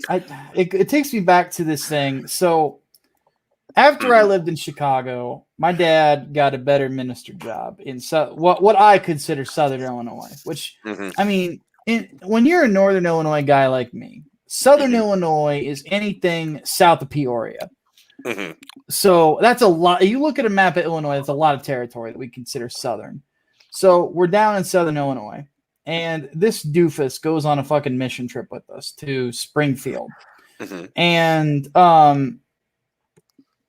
he is this idiot who has lived in basically a town that only has white people in it for so long. He does not realize that black folk that are not originally from Illinois have a different kind of vernacular.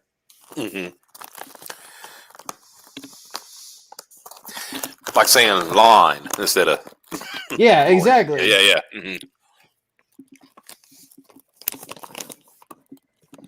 But somebody like me would pick up on it instantly because I'm from here, this area. Yeah. So. You know the South. I'm actually pretty proud of this so far. I just got to figure out what to do with his arms. Put it on YouTube. Oh, wait, we're already doing that. Oh, goodness. Shit. Xavier over here cutting out the middleman. Yeah. One second.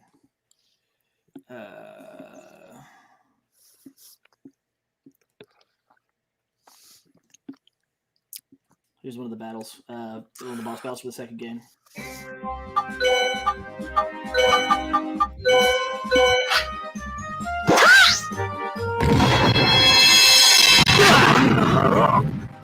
I love how he puts the goggles down so he doesn't get any dust in his eyes.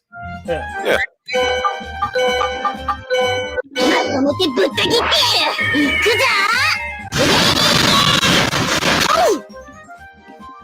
So are all of their attacks just dive into the ground face?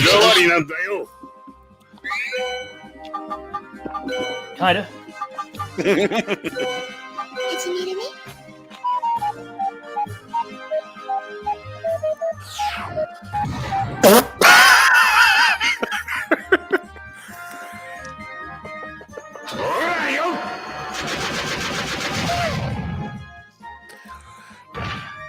Well, I guess he just drilled her into heaven, didn't he?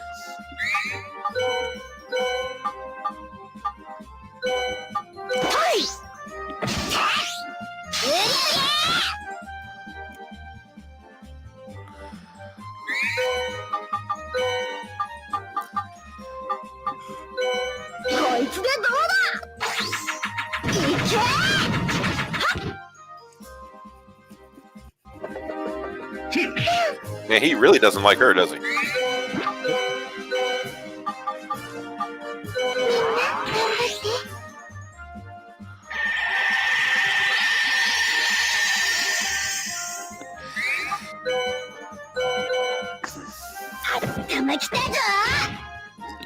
He seems really upset.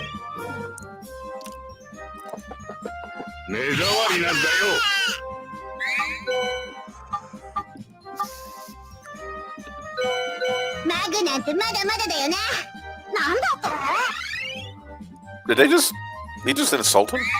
Yeah, they don't get along because they're both adventurers, and Shane has stolen the treasure from Mag at the finish line several times. But it's a fucking tsundere thing because Shane is a girl and has a crush on Mag. She's a girl? I hadn't noticed.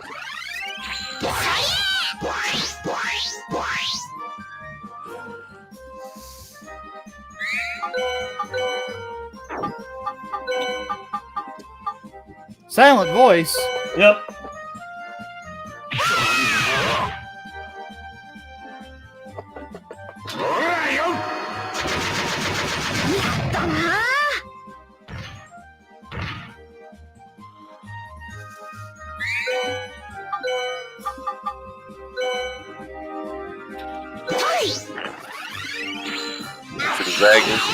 Zag you to the group.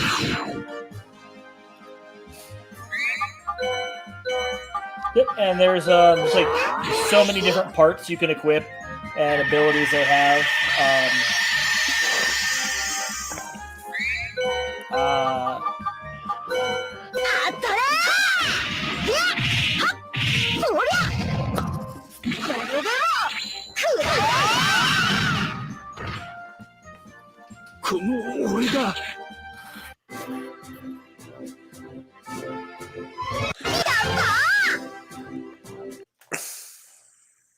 Well, there you go.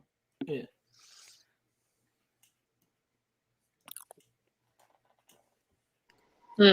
Definitely screams weak game. I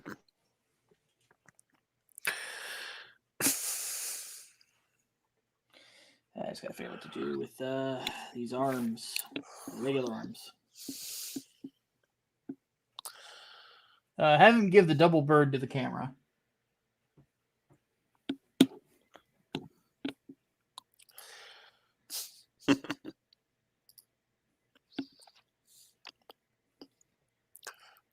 Probably.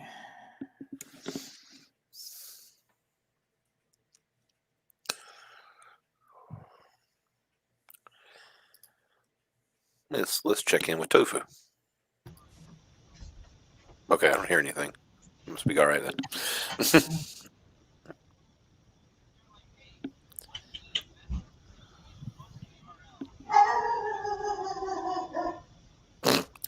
And now the dogs are bark. Bork, bork, bork, bork, bork. Speaking of Bork, Micah, have you seen how Bork has looked since his return to WWE? He is both buffer and more Viking looking than ever. Dude, I'm kind of digging the whole I'm coming I just came off the farm. Look, he's got going. He looks like a Mortal Kombat character, to be honest with you. It's kind of awesome. Dude. Yeah, and Pat McAfee said God, that dude was hilarious tonight. He said Brock Lesnar ate another Brock Lesnar. Yeah, that's how big he is. Yeah, he looks almost as buff as he was when he started. Yeah, I would say he looks like he's in the best shape he's been in like years. Like as far as just his body shape. I mean, he's always been. you know, ripped out of his fucking mind. Yeah, the only thing that ever kept him down was freaking diverticulitis. You know, that nearly killed him. You know. But yeah, he looks ridiculous, and it's funny when you look at him now, and you look at like Roman. And Roman ain't a small dude, right? No, he's big. And he makes Roman look tiny. They definitely needed them some Lesnar, though, given what AEW is pulling these days. Dude, AEW is just throwing down right now. Like, you got freaking Punk, and you got now, you know, Bryan Danielson, Daniel Bryan, whatever, Adam Cole. And I found out why. If I was Adam Cole and I was pitched this, I would I'm leaving too, right? Apparently they wanted to make Adam Cole a freaking manager. What? Yeah. I mean, he would have been good at it. It's just, no, he's a great in-ring performer. Yeah. But the only downside is that he's coming into the organization and going straight into a faction. And he's not the leader of it. Yeah. And I'm like, oh, man, I love Adam Cole, but this dude... It kind of works, though, to the degree because he was with those guys before. True, but this is a dude who, in that time since he was with them, he has become a bona fide main eventer. That's true. Yeah. You know, I'm of the opinion that he should go into the feud. Well, if we look into you got to look at storyline too. You know, this could be a setup that, you know, kind of like how The Rock was in the Nation, but then he became too big for the Nation, kind of thing. You know? That's possible. Because I can tell you, I mean, I can already. If I was setting it up, I would put it that there's no way Kenny Omega and Adam Cole can exist in the same faction very long. You know? So I'm with you there. The gimmick with me, I'm just the thought that. Okay, go ahead. That where they should have gone. I'm also kind of surprised with Punk where they're going. He's going Team Taz. Well, see, I hadn't heard that part. Yeah, and it's now, granted, the promo he cut, because this Punk, it was fucking gold, because he's just look, send Starks, send your son, send, what's his face, Powerhouse Hobbs. He's but beat me if you can, survive if I let you. And he uses Taz's own phrase against him. I'm like, all right, I like that promo, but none of these. Well, Ricky Starks versus CM Punk's an interesting show, but none of the. It's one of those weird AEW things where they put guys because there is such a difference in the level of popularity of a lot of these wrestlers between one another. Yeah, when you put them against one another, it doesn't make sense, or it doesn't seem that way. Daniel Garcia having a mini feud with John fucking Moxley. Yeah. I'm like, what are you doing? Why? Oh, dude, it was so funny the other night. I had to straighten a friend of mine out because Moxley had a really, really good match with God, what was his name? Suzuki? No, it wasn't Suzuki. He hadn't had a real match with him yet on AEW, but anyway, it was a good match. And my friend said, it's so John Moxley bit this Japanese dude, and then he got confronted by another Japanese dude. I was like, ho, ho, ho, ho, ho, ho, ho, ho. I said, that man's name is Minoru Suzuki, and you put some goddamn respect on his name. Oh, yeah. Fucking A, dude. Yeah. I'm like, I said, if anything, I told him, I said, dude, if anything, you'll love his promos. His promos are freaking gold. I mean, mostly translated, Yeah, of course. But let me see. I'm gonna find some good ones here. But I thought Moxley versus New Japan has been pretty interesting. Mm-hmm. But my thing is if this is not leading to an Okada match, we need to. I know I heard something about what's his name? I can't think of his name right now. Okay, what happens? All right, let's see if I found some good Suzuki quotes. But I don't want John Moxley running the old Japanese man circuit all the time. You know, Right? Yeah. Tanahashi. That's what I was thinking of. Yeah, that would be an interesting match to see. Yeah. Just an example. You know, you should from Suzuki. You should stay home, in bed, bastard. Yeah. Just where's that one here? There was one that it was like, yeah, here you go. I will kill every single person who gets in my way. I can dig it. Yep.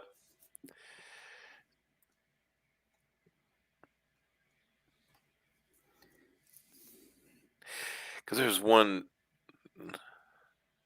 that was like freaking hilarious. I'm trying to find it. Let's see here.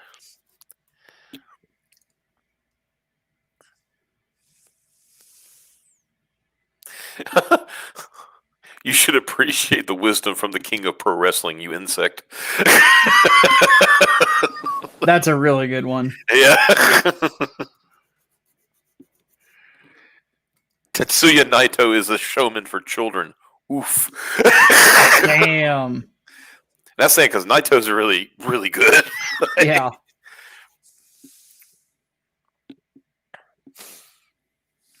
But Bryan Danielson feuding against Kenny Omega was definitely the if you didn't have him or Punk feuding against the top guy, it really would have been a waste. Exactly. That was one thing that I thought WWE did that was really smart right out of the gate when it came to Lesnar and Becky.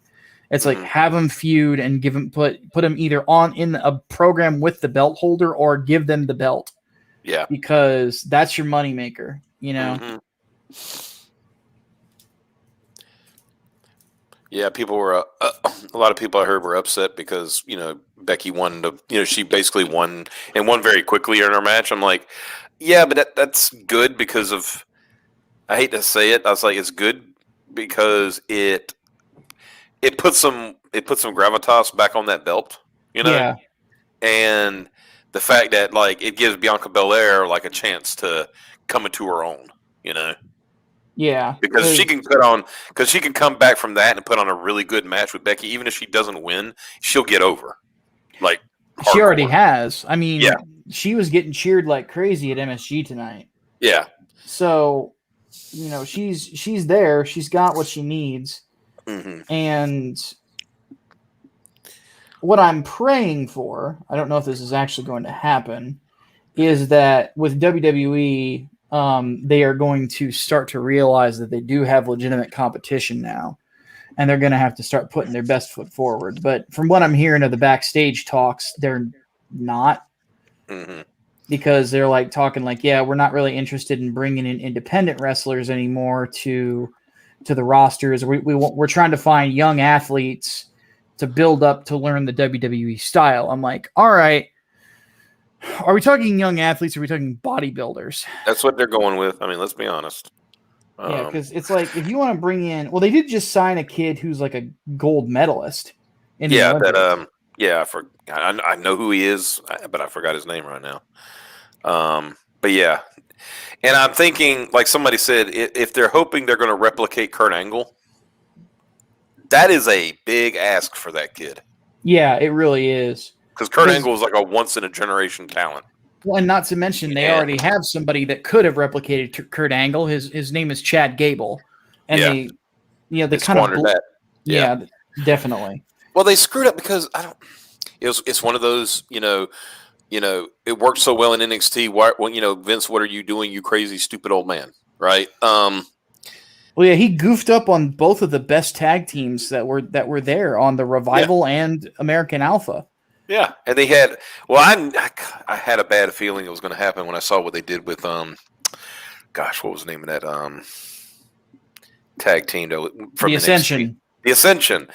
I said, dude, it was so perfect. You had a good throwback, just beat the hell out of somebody tag team like Demolition and the LOD, and then the first thing you do is make them not. Their whole gimmick is they don't respect old tag team wrestling. Yeah. I was like, this is stupid. They shouldn't even talk about that. They should just be them, Exactly. It's so dumb. Like, and then have you seen what they're doing with NXT? Yeah. Like it. Mhm. Like, what are the like? How I'm wondering. It's like I can only imagine how fucking Hunter and HBK feel. Well, I know. I saw Hunter had a procedure done this week. I don't know if you heard about that. Yeah, some sort of heart issue. Yeah. And I find it kind of funny that this like kind of goes from the week to the day that they said that Vince and what's his name are going to be like basically running the show. Yeah. The NXT now, and I was like, that's kind of coincidental, you know. Yeah. That it's good. It don't work, you know. It's a genetic thing. It's like, yeah, I think the funniest thing though is when they showed the new logo for NXT. Oh God. You know, it said, here's the new logo for NXT, and it shows Triple H's face, and then the next thing it says Paul Levesque is all elite. Yeah. I mean, he's probably going to be calling Billy Gunn and be like, yeah, that whole thing about that being a chicken shit promotion. Mm-hmm. Yeah. How you doing over there? Yeah. I mean, granted, Billy Gunn just went through a pointless fucking heel turn over there, so yeah, it's not like AEW's perfect. They've got some shit they got to work out. Yeah, yeah. It's like, could you imagine like Tony Khan's secretary, Mr. Khan, Paul Levesque just called and asked where y'all going later. Yeah. Suddenly debuting on AEW, D-Generation Z. Yeah. Well, it's funny because I thought, because how those names are licensed and everything. I says, and they try, so of course they get around it by either using their real names or using their old like indie name or something like that. Yeah. Because Kevin Owens, if he left WWE, which might happen from what I'm understanding, he just go back to being Kevin Steen. Yeah. And then which will suit me because then we can get Steen, kill Steen, kill again. Oh yeah. But and then we can see the package power driver again for once. Oh hell yes. But I said, could you imagine though if they said, let's pretend for a minute that Triple H and HBK went to, AEW. Now Paul Levesque, you could get away because he's been known as Paul Levesque but you imagine Shawn Michaels' real name? Michael Hickenbottom. Michael Hickenbottom is all elite. Oh, that'd be glorious. But yeah, it's just so weird to actually think like. Not only does WWE have competition, like they're feeding their competition. Like, somebody I watched a YouTube video. Some guys like, dude, if like WWE cannot hand AEW Kevin Steen, they cannot do it because if they do, it's like you're getting rid of legitimately one of your best talents. He will go over there and he will do stuff that you aren't going to let him do. But on top of that. He's been one of your best guys, even if he's not the champ all the time. He's always at the top of the card. Like the best feud that Roman has had since of all the ones he's had so far was it one of them was against Kevin Owens. Yeah, like and it was believable. Like it was really fucking good, and that's because Kevin Owens is just that fucking good of a professional wrestler. Yeah. And then you just hand that shit to your competition. It's like this is not. It's stupid. It's so fucking stupid. Yeah, that's because what was it?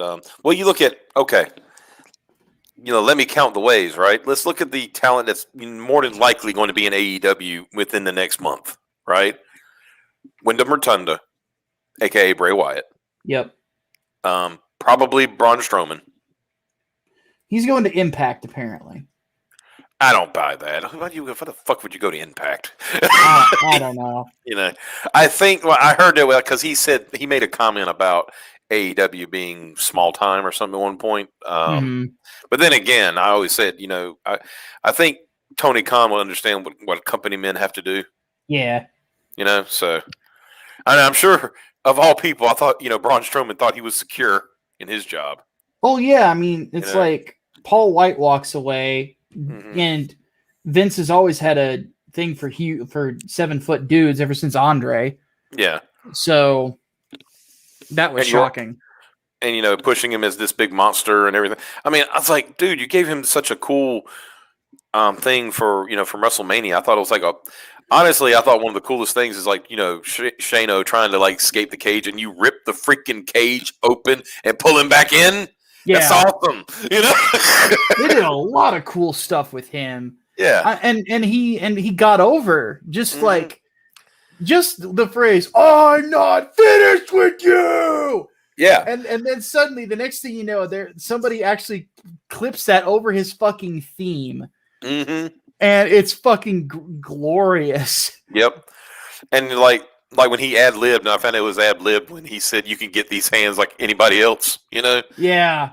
I mean, that's a great marketing, he came up with it on his own, Yeah, and he sold a bunch of shirts with it. It's like, this guy's great. Like, what the fuck are you doing? Like, that's the dude. And not only that, he's shockingly athletic for a guy that big.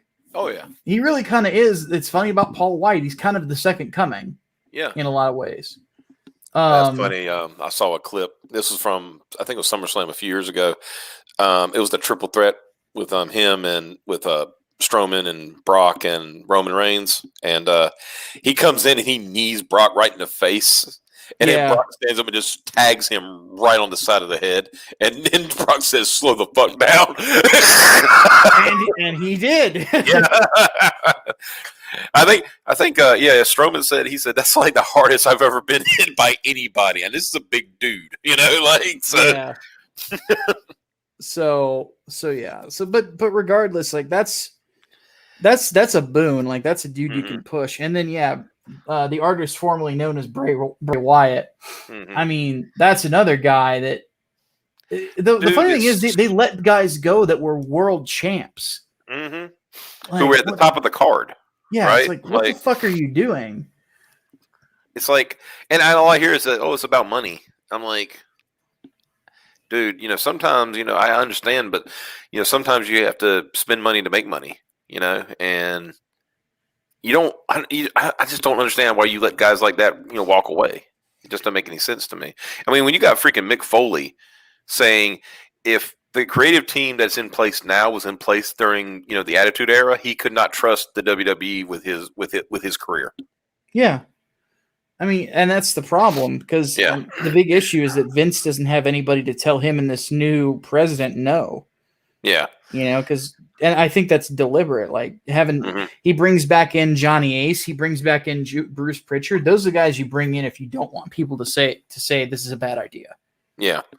And it's like they blame, and the whole blaming Triple H for not winning the quote Wednesday Night War. I was like, well, let's look at that for a second. I said let's take a step back and look at what happened with NXT when you did this. You took away most of the talent that he had and put him on the main roster and did nothing with them. So he had to basically start building from scratch, just about new guys to be able to compete with NXT. I mean, granted, he had Gargano, he had Ciampa, and stuff like that. But you peeled away like Keith Lee and people like that. Some of the guys he was building up, and he because the Keith Lee Karrion Kross rivalry should have gone on a lot longer than it did. Oh yeah, that should have been they should have swapped that title like 2 or 3 times. Oh yeah, it kind of like with Samoa Joe and fucking Nakamura. Right, exactly. So there's that. Then there's the guys that were getting built up were ones that did have potential. Because one guy that I kind of felt like really could have been a really strong babyface in that competition if he just kept with it was Cameron Grimes. Yeah. Because Cameron Grimes is fucking hilarious. And like the segments with him and Ted DiBiase were fucking gold. Just especially the watch one. Just, that's a nice watch, kid, but it's not $1 million watch. And he just slowly turns. Ted DiBiase's looking at him and he goes, "Ha ha ha ha!" Yeah, I love that. Great. I love that. I love Ted. I love his freaking laugh. It's so classic, right? Well, and the way the program ends is like the $1 million belt he gave him wasn't even the real one. It was a replica. I just love that Cameron Grimes. The whole gimmick was that he got rich from the Stonks. Yeah. he rode the Stonks and became rich. Exactly. It's a great gimmick. It's a great spin on the rich man. Yeah, it's like redneck um, rich man. That's what I love it. I'm gonna go spend it on crazy crap. Exactly. And then you had his foil in LA Knight, who used to be Eli Drake, I think. I believe you're right. Yeah. Yeah. Who's a fucking veteran. Yeah. And a great guy to work with if you've got a young talent like Cameron Grimes, who's not, he doesn't, like, as Dusty would say, doesn't look like the athlete of the day, but he's surprisingly athletic and can work, You build that guy up, you get him over. Maybe he's not your main event guy, but you've got a strong mid carder. You could have put the North American Championship on Cameron Grimes. Yeah. And it would have fit him, and it would have worked really, really well. And bringing back Samoa Joe obviously was a brilliant move on Triple H's part. Yeah, I know. As soon Triple H didn't know it, and when he found out, he said, "I think he said, give me an hour." Yeah, and then he was back on the roster. Yeah, I'm sure Triple H would have liked to have done that with a few folks that got let go. Oh, absolutely. Because now my question is, like, if Vince ever does retire, now since they don't quote trust Triple H, now who's going to get who's going to get the boss man title? Well, this Khan guy, he's like apparently looking to sell the fucking company. I've heard that. And I'm like, Jesus fucking Christ, dude, are you serious? Yeah. Like, I get it if Vince wants to retire, but yeah, the right person to run it is obviously his daughter and his son-in-law. Yeah. They have a vision for it. They know where they want to go with it. And people, the reason why Triple H was bringing in indie talent was because, well, he's been there, Yeah. And when he was allowed to do what he wanted to do with NXT, I mean, look at the results, Absolutely. I mean, there was a time NXT was considered better than the main product. Oh yeah. The whatchamacallit, like that era of like when you had Kevin Owens and fucking Sami Zayn and Nakamura and Samoa Joe and Finn Balor and Kenta and so on and so forth. Like, yep. And then you had you had freaking Gargano and Ciampa as a tag team. Yeah. And then Roderick Strong. You got the guys who ended up being in the Undisputed Era. You've got fucking FTR. And then fucking American Alpha. Like, it was on fire. To the point where like Vince had never actually seen the product, and he came and he watched it and apparently was awestruck by how good it was. Yeah. I remember, I think it was what was the match? It was Sami Zayn versus Cesaro in NXT. Yes. And I believe it said Heyman was coming he was visiting, right? And it was backstage. He said that match was on. He just stopped everything he was doing and watched that match. Yeah, he was sitting next to Chris Hero because Chris Hero said he was talking to him at the time, and they both just had to stop. And then afterwards, Paul Heyman, of all people, Paul Heyman said that's the greatest match I've ever seen. Yeah. High praise,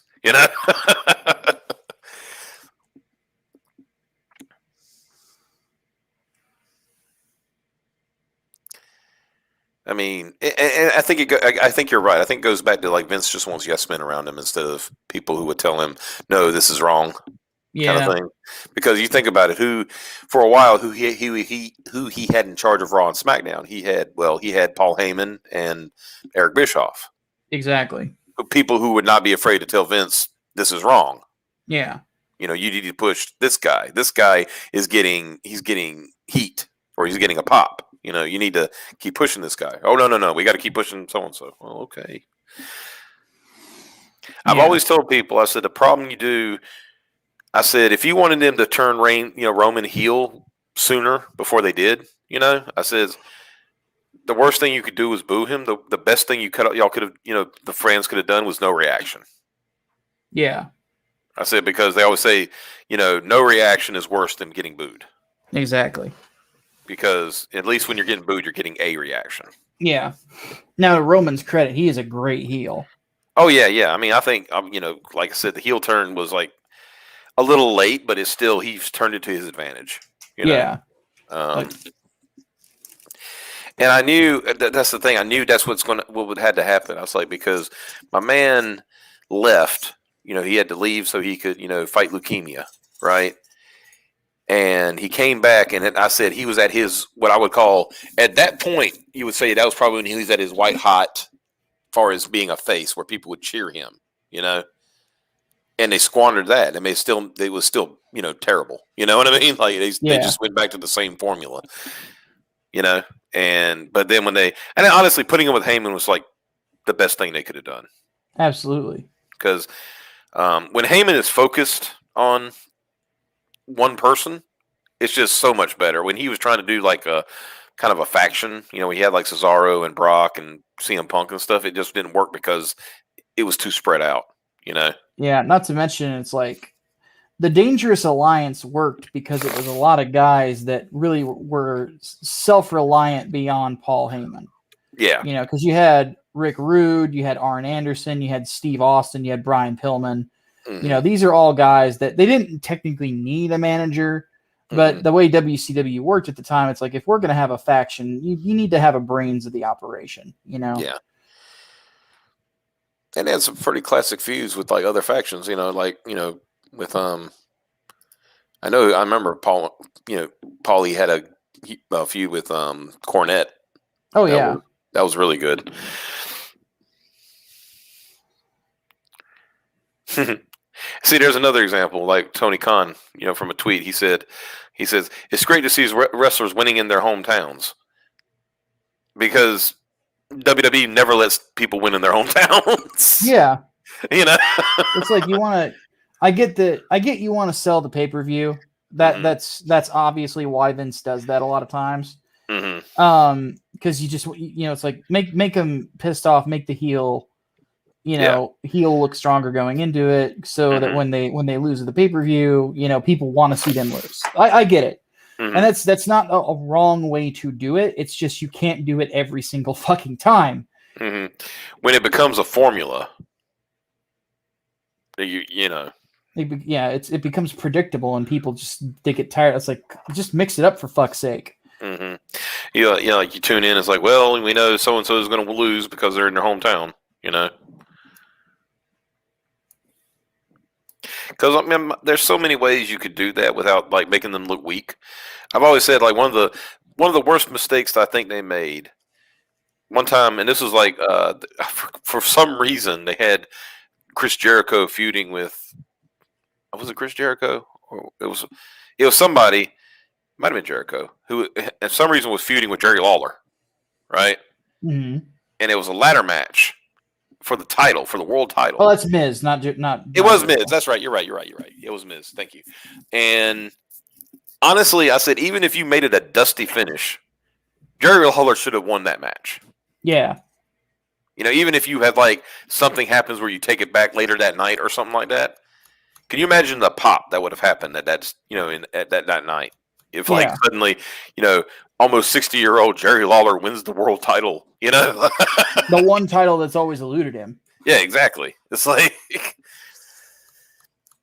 you could have had it like Miz demands a rematch immediately or something like that, and of course shenanigans ensue and he wins the title back or something. You know what I mean? Like yeah, exactly. So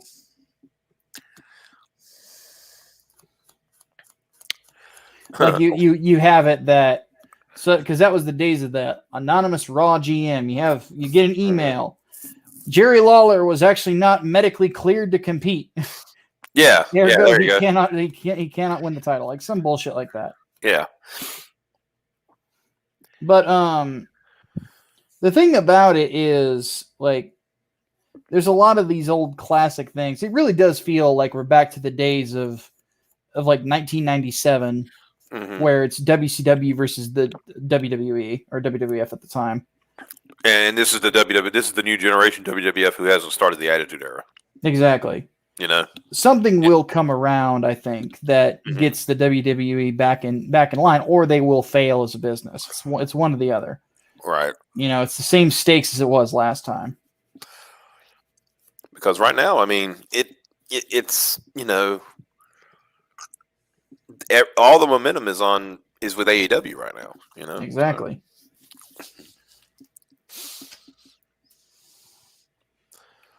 I mean, I even heard talks of Nakamura possibly, you know, because going to AEW when his contract expires, because he's never been done right in my opinion since he left NXT. Yeah. And they finally like have him with the King gimmick again, but even then, it's like with Nakamura, man, you just need to let him hold that Intercontinental title and let him make it important again on his lonesome. He doesn't need a lot of help.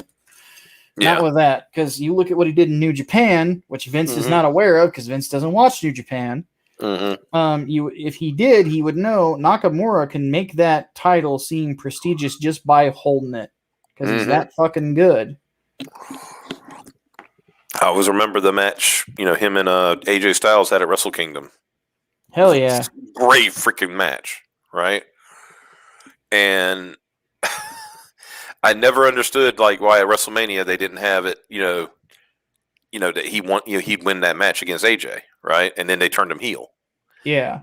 I said, that doesn't make any sense. I said it was all, it was a good setup. And it was funny because they even mentioned that, this isn't the first time that these people have, these two have fought, So there's a lot of things that I remember how many times did Roman failed to beat Brock Lesnar? Yeah. And then he finally did it, and then nobody cared. You know what I mean? It was exactly. It's like they just didn't build to it. Right.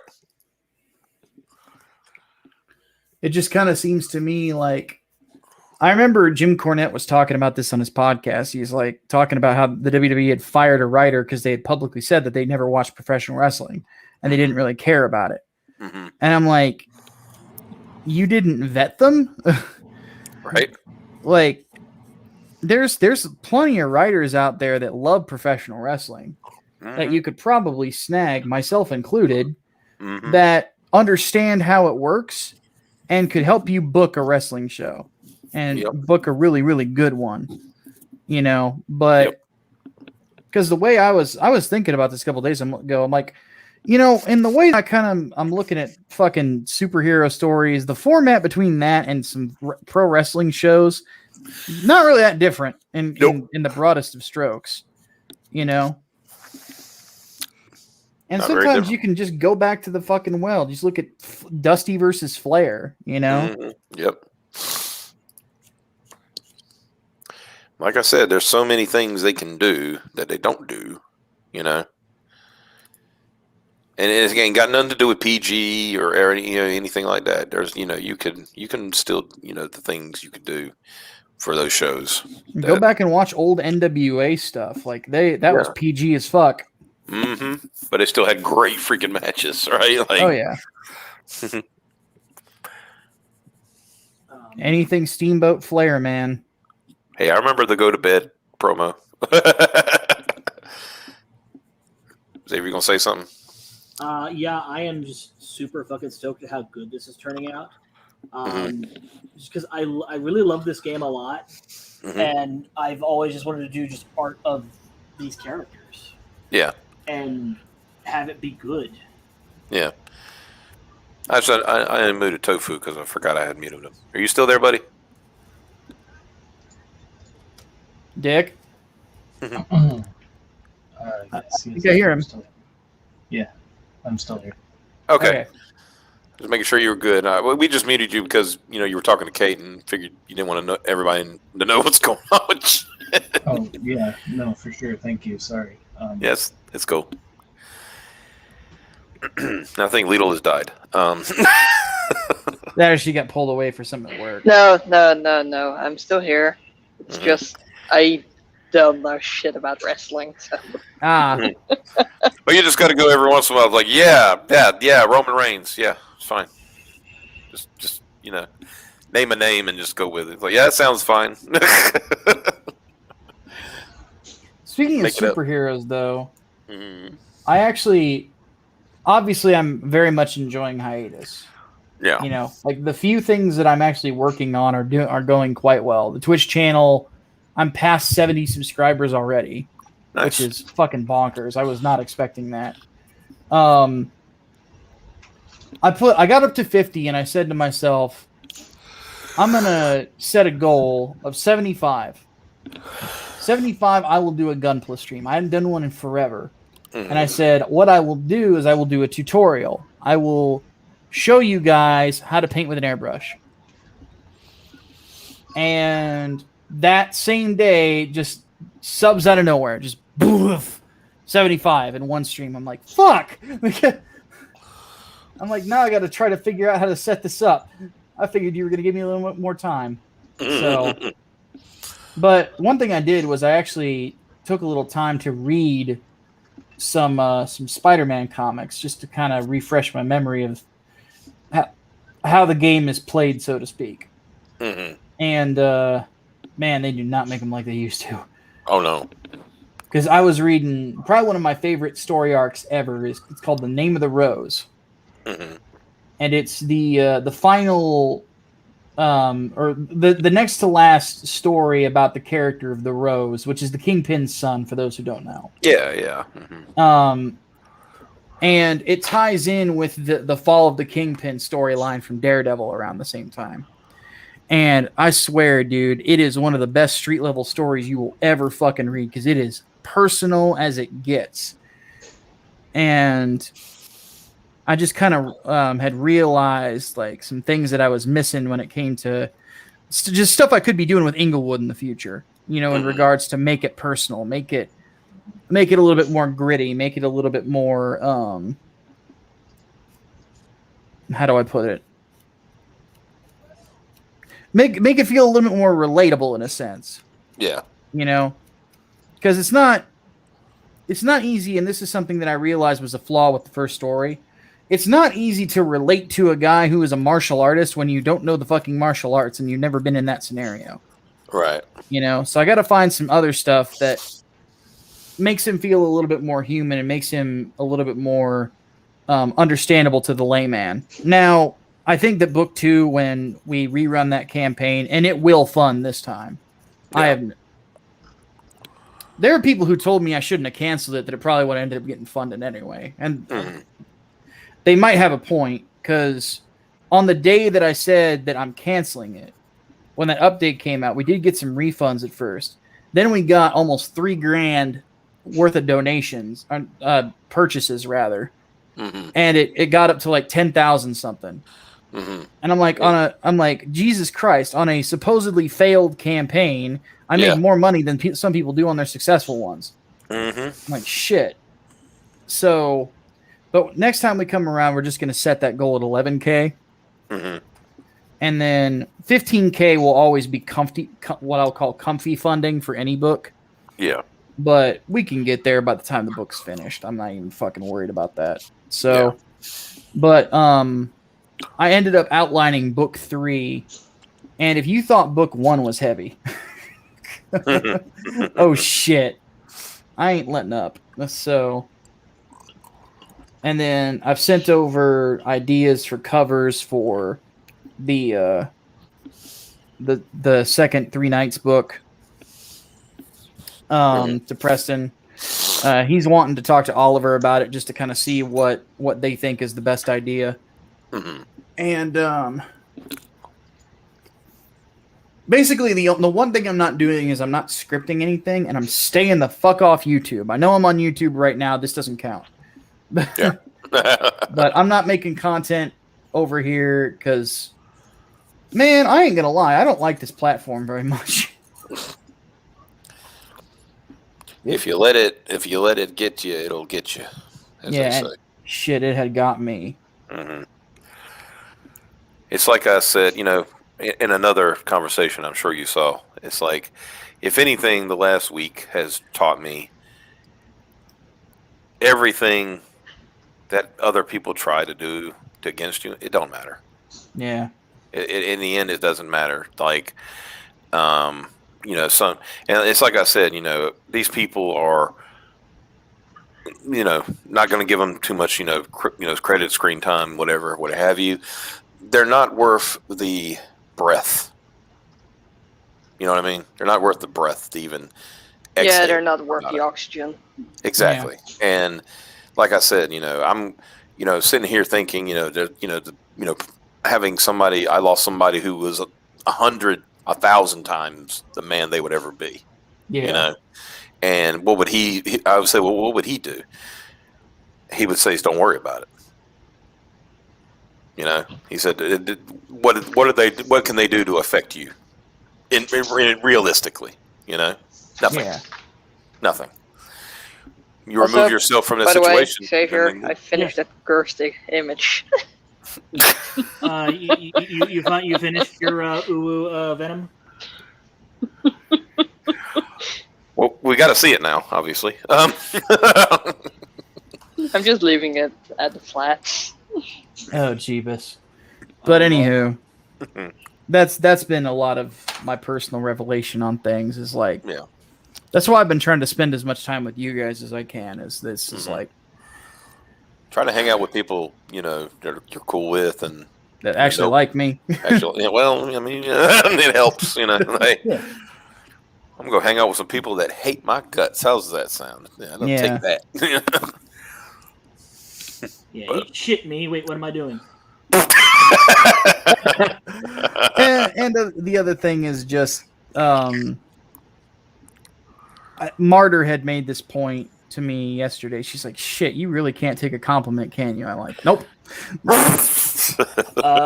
I can't. I'm gonna have to learn how to. Sounds like somebody else I know, Xavier. So I've got to. That's something to work on that I'll be working on these next couple months, and then hopefully, I think that the one main thing that I want is I want to try to find that balance between being able to understand that I'm good at some things without getting cocky about it. Yeah. And it's not an easy balance to find, but I think I can get there. It's just going to take some. It's just going to take some. On your Twitter, by the way. Oh God. Thank you. We're about to see how Uwu Venom should truly look. Did you see Mike's earlier? Yes. Oh God. Oh. Nothing Mike does surprises me anymore. That one was outright cursed. Yeah, I was like, when I saw it, I'm like, yeah, that seems about right. Yeah, that's Mike. Yeah. Lila, are you having fun tonight? Are you having fun drawing terrible things that we're gonna have to answer for at the Hague? Well, she's closer to the Hague than you are, so they'll get her first. Yeah. Yeah. Let me know how it goes. Yeah, you remember we got treaties. We don't, we don't have to be. The Hague has no real authority over the United States, so you'll be all right. Yeah. Just remember, when in doubt, deny. Mm-hmm. I was like, I have no idea what you're talking about. I never drew that. Are we going to see it or not? I mean, at the very least, we have freedom of expression laws, so they can't really touch me. We want to see it. Let's see it. Yeah, where is it? Did you send it to my Twitter like the other one? Yeah. Yes. Okay.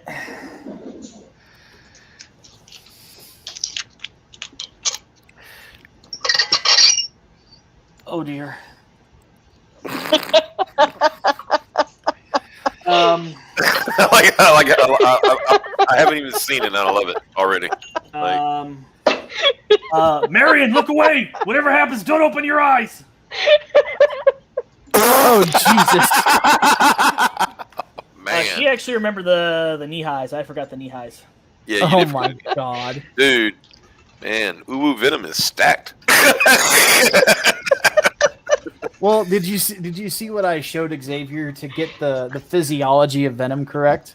Oh yeah, I saw that. Like, Fucking Brock Lesnar. I when he heard was that. 20. I heard yeah, Xavier says, so you had to draw shoulders on his shoulders. Yes.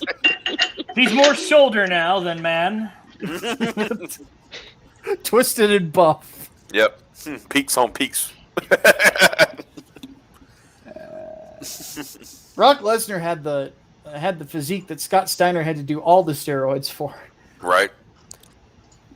And Steiner was no slump before the roids. Like he was. Oh yeah, he was a pretty big jacked. dude. Yeah. It's like, but then you see somebody like Brock, who's like, like who's this corn-fed South Dakota, you know what, just showing up and being huge as hell, like,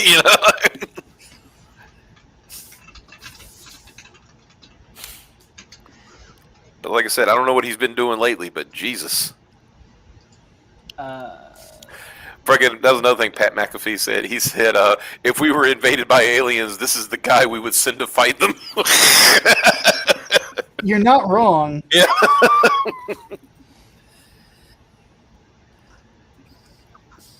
Yeah, like I said, I'm digging the whole farm boy Viking thing, though. It's, Oh yeah.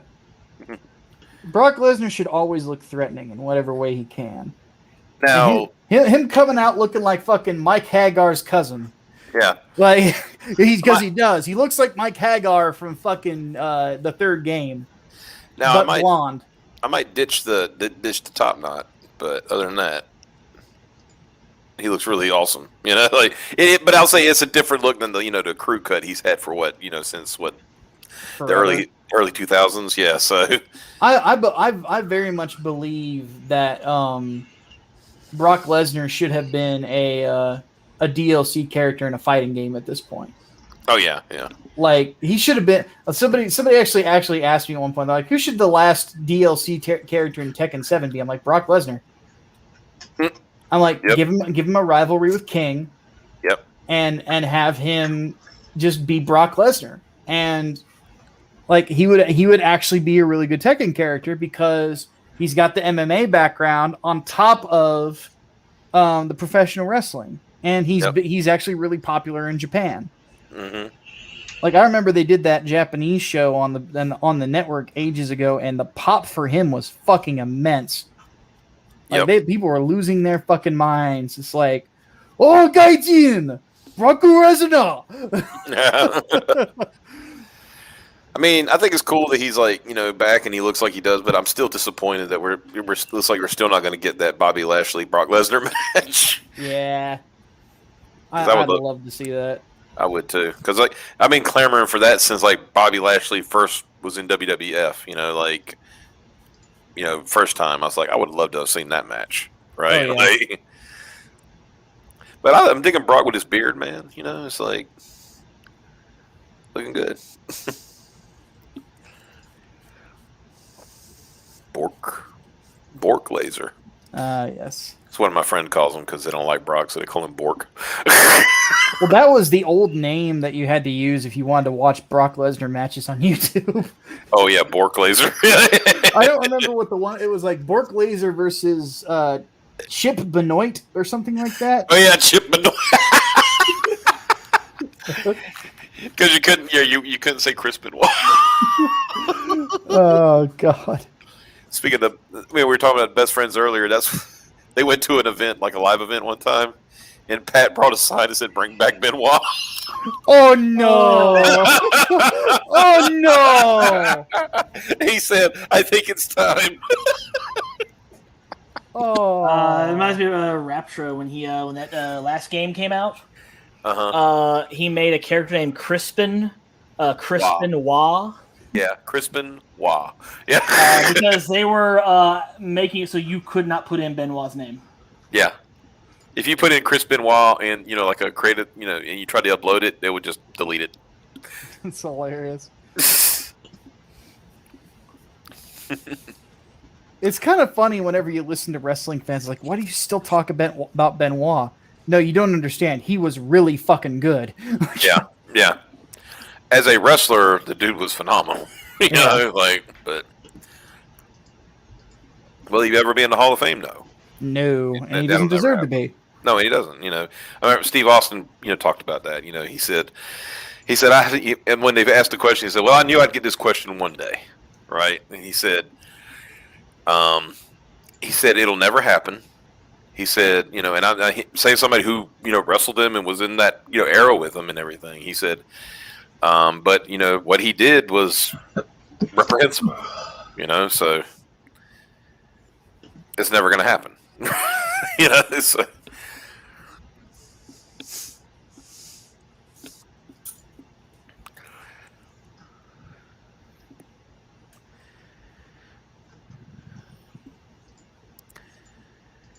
I mean, for years you couldn't even use a crossface. Oh goodness! Considering the yes log basically is a crossface, So.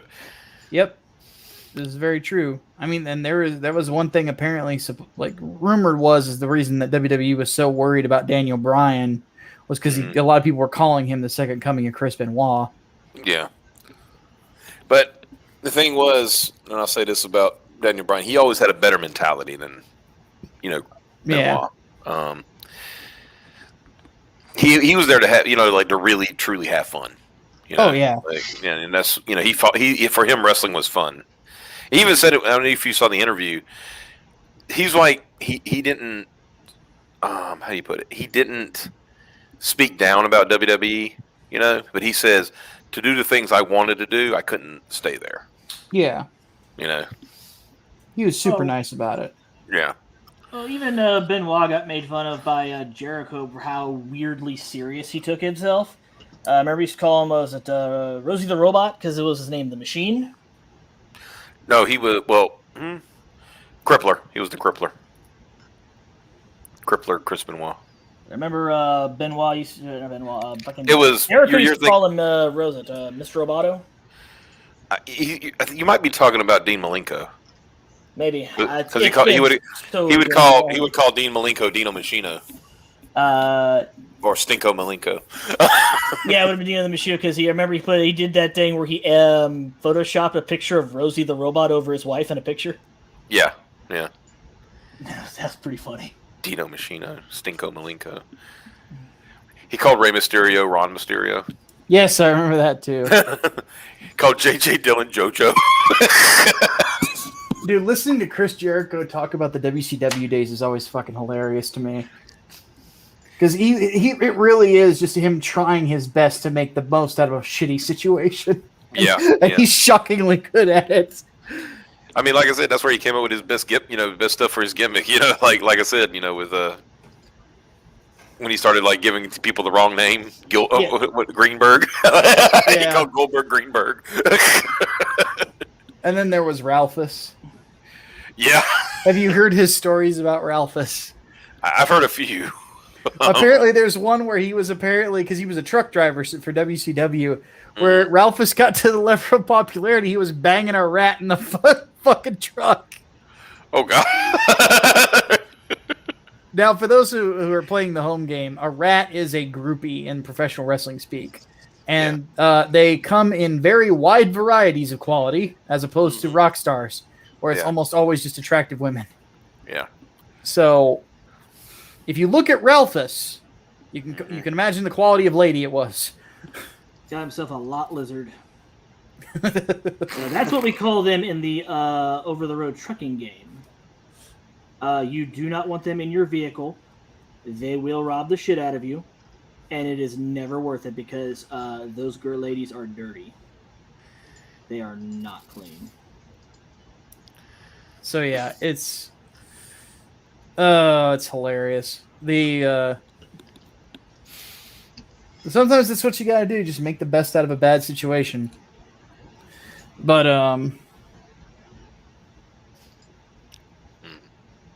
yeah, back to the comic book stuff. I will admit it's been hard not to write. It's been so fucking hard. Because I'll have these great ideas and be like, outline only, no further. Yeah. You're supposed to be resting. Yeah, because an outline could be a page, so you can just throw it down and be done. Exactly. But you at least got the idea down, so you can come back to it later. Exactly. Which Do make sure everyone remembers. Mark your calendars. October 21st. If all goes well, I'll have something interesting to show you. Yes. But nothing to do with Cab. Just FYI. Nah, not this time. Yeah. But y'all already knew the guy was gay. I mean, so that's not a surprise. Yeah, exactly. You're not. It's not that he's gay. It's that you're going to learn how gay, because there's a level of gay that even your garden variety gay person is like, no, this is too much. Elton John called Cab a gamer. You one of those flamboyant ones? Oh no, no, he's just Cab. Yeah. He is his own level. I mean, like I said, Elton John once called him the gamer word. The other gamer word. Yeah. I think Lo Ping got him the best though on a live stream. That was the funniest thing I've ever heard in my life. That was legendary. What did he say? I forget that one. He Lo Ping said, because somebody asked him about Cab, and he says like, okay, let me put it this way: there are gay rights and there are gay wrongs. Oh no! Oh no! Oh. Lo Ping hasn't told me to take my shirt off for a while. I kind of miss it. Oh well, he'll get you back sometime. Micah. What? You're sleeveless comics. You're not shirtless comics. Oh damn it! No, that's an old gimmick going all the way back to the Gamer War. Oh yeah. Is Lo Ping said he's like you're not too bad looking. Take your shirt off. And I'm like, no, no. Not for free. So like for literally, and Optimus can attest to this, for literally years, Lo Ping will just he'll retweet something I said, then he'll quote tweet it and say, "Take off your shirts." Yep. Yeah, he would.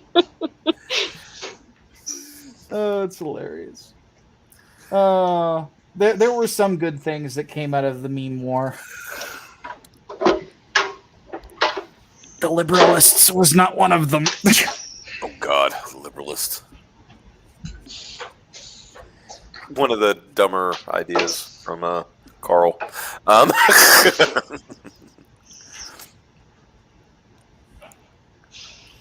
So, yeah. But yeah. Once I come back, I will be coming back in a big way, and it will be pretty awesome. There you go. So, Optimus. Yeah. I've drunk any Fanta recently. No. The trauma got to you. It was funny because I was looking for an orange soda today, and the options are, for me now the options are only Sunkist and Crush. No caffeine. Well, it's not about that. I'm just talking about as far as orange soda goes. Okay. I am officially pretending that Fanta does not exist. Because after hearing about how Chris Tran likes to recycle. Oh, okay. Yeah. I thought you were just talking about that. It's just not that good of an orange soda. Oh, well, that, and that's the thing. It was always the lesser of those three, But yeah. Fanta. The funny thing about Fanta is that they do all the other fruit flavors quite well. Yeah. Pineapple Fanta is the shit. It is awesome. But dear God, their orange soda sucks. I've had Shasta orange soda that's better than that. What the fuck? Is this Suzuki? Yep. Run the bicycle and just knock the hell out of this guy with the bicycle. I love this scene. I think that was Omega who he's supposed to be hitting. I'm okay with this. Yeah, bam. So I can take from this that you'll never touch another Fanta. Yeah, no, especially orange. Never again.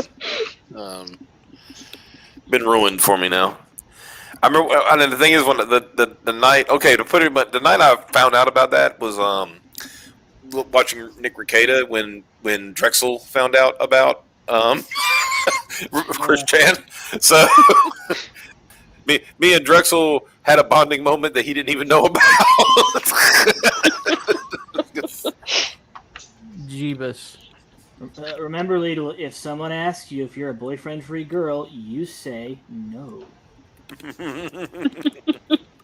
And The infinitely high boyfriend factor. Never forget it. And then you call for help. You call security. Yeah.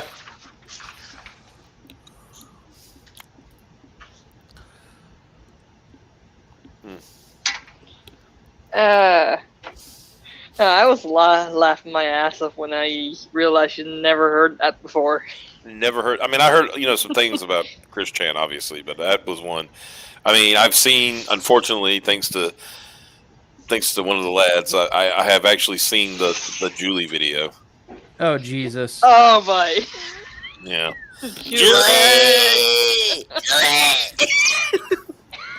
What is Chris Chan a big fan of fucking Have you Darkman? seen his bent duck? No, he was just like he apparently was in love with this girl No, named there Julie. are pictures. Huh? Pictures of what? I don't even want to know. Never mind. Yeah, man, Chris Chan just really liked the movie Darkman and like, Julie. That's Oh his no, favorite he scene was for some reason because or that's the let- scene that Bruce Campbell was in. Well, there was that blow up doll that he was Julieing all over. Yeah. Oh, good Yeah, lord. that one. Yeah. Is that the one he did the helicopter on?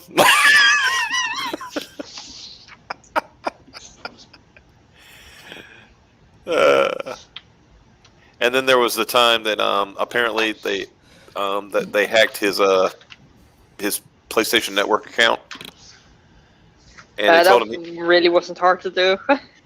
and they told him he could have it back only if he like dry humped his PlayStation, and he actually did it. Of course he did.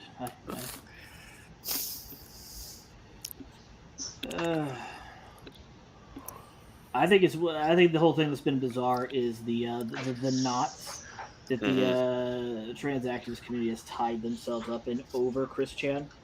Oh yeah. It's like, yes, he admitted that he only did this so that because he thought it'd be easier to meet and date women if he came out as a trans lesbian, which then turned out to not be the case at all.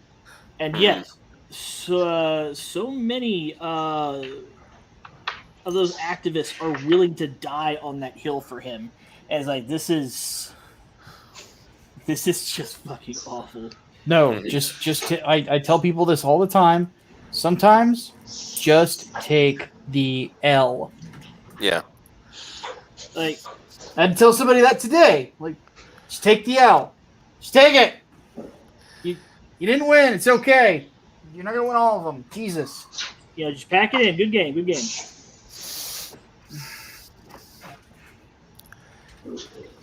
Gregory Irvin made that comment. I'm thinking, I remember seeing that match.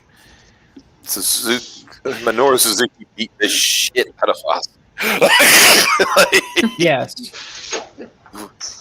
It wasn't no going easy on the woman thing. It was she fucked around and found out thing.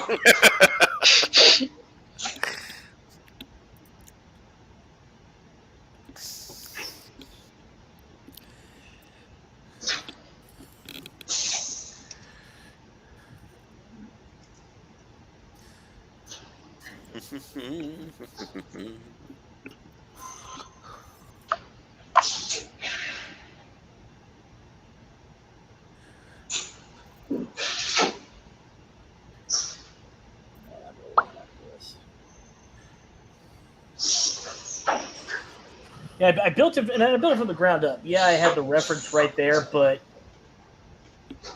I fucking did the skeleton and everything. I'm very pleased with this. Now I need to do something interesting with this arm, with the side frame.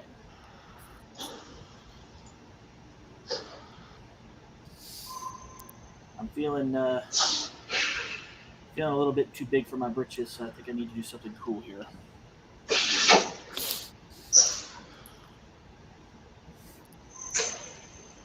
Let's have it holding the yo-yo.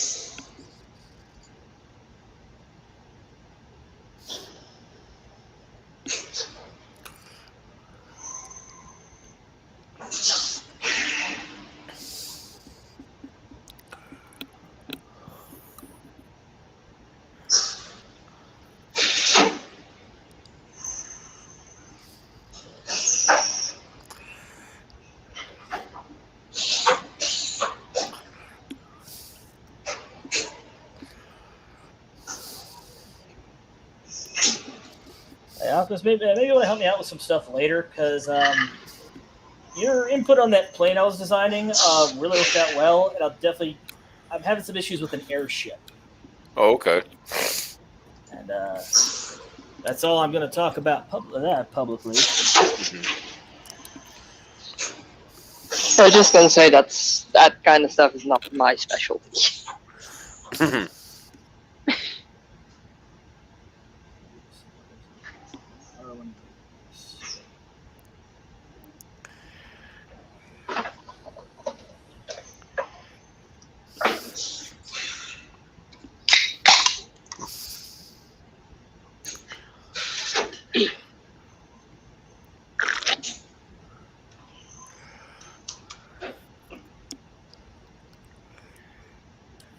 I'm trying so hard not to cut myself as I work on this Gunpla.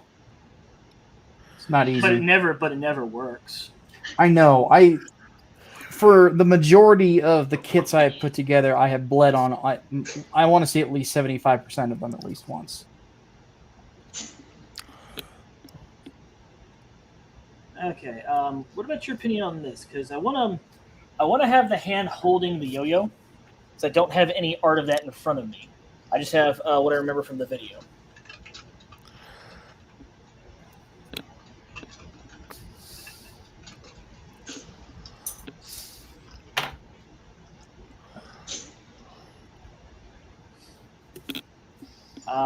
So what do you think? Holding it like this?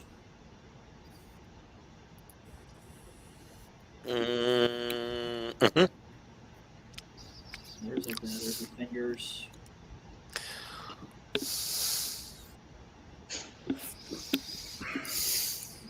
Hands and feet are literally the worst things. Rob Liefeld still can't get them right. I do often make the joke that I Rob Liefeld my drawings. Fuck, I hate drawing feet.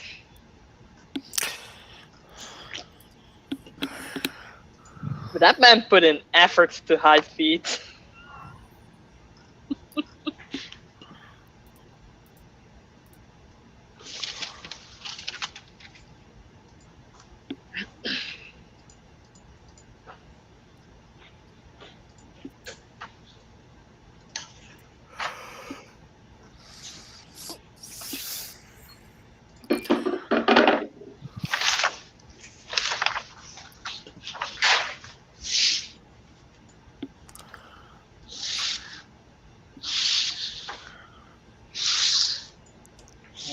Let's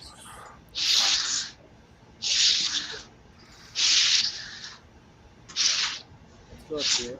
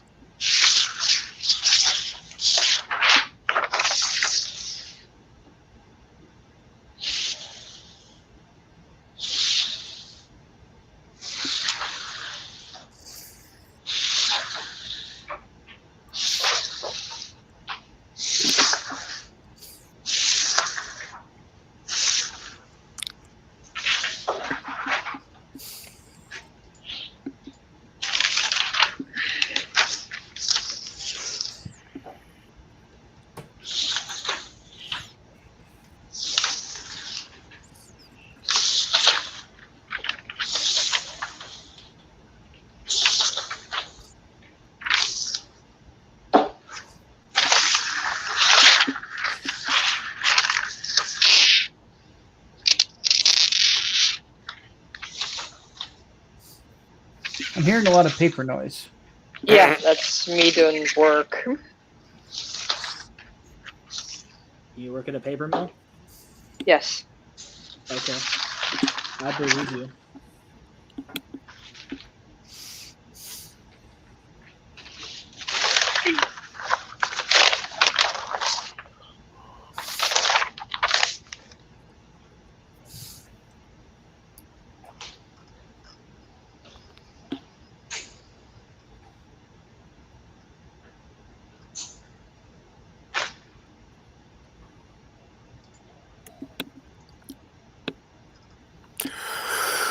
Oh boy, oh boy. Well, I guess I better go get me some sleep.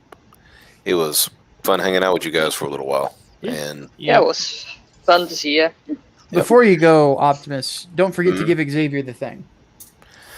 yeah, I know what he wants. Okay. I just figured I'd remind you because I didn't want you to forget. Okay. All right, I'll talk to you guys later. You have a good one. Get you some rest, buddy. All right, bye.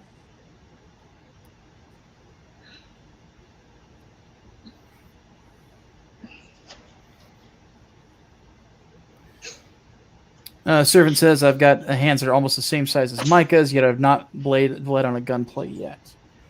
Well, I will freely admit that for me, it has been a long time since I have worked with any sort of like hobby knives or things like that. So I'm very out of practice. So that's probably the reason why I ended up cutting myself so many times. That, and I just admittedly have butterfingers. You know, the knife will just slip right out of my hand.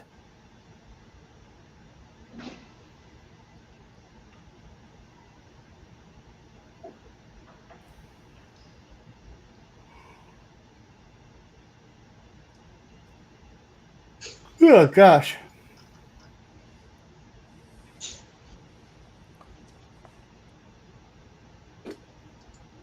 You okay, man? Yeah, I'm just tired. I'm still in the process of readjusting my sleep schedules back to what is normal for me. Because when I had that flu last week, like my clock has just been off the whole time.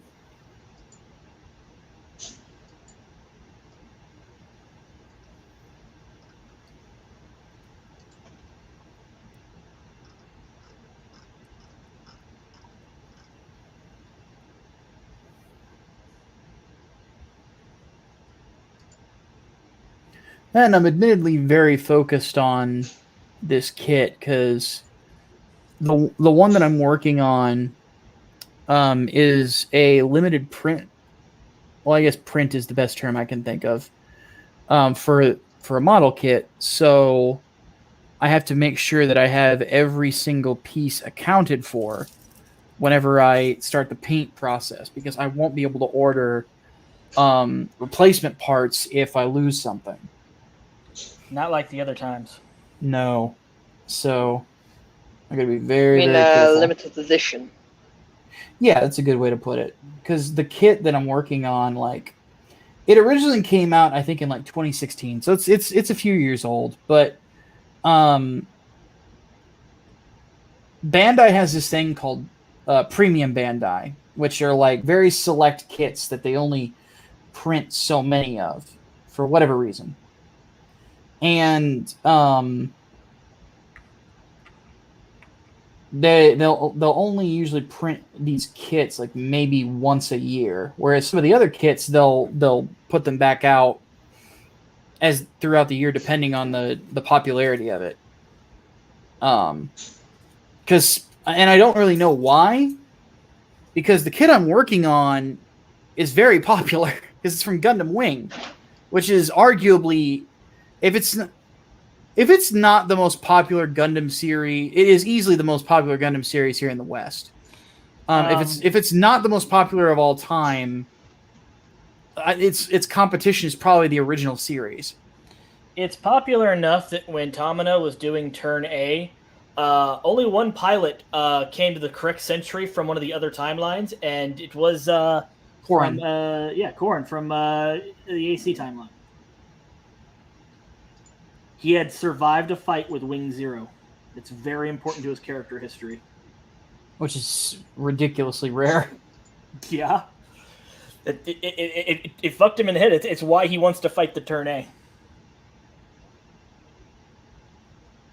God, Turn A is so good.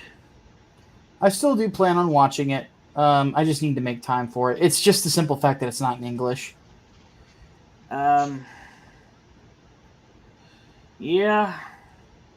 Then again, you probably don't want it in English right now, with how the localization game is going, because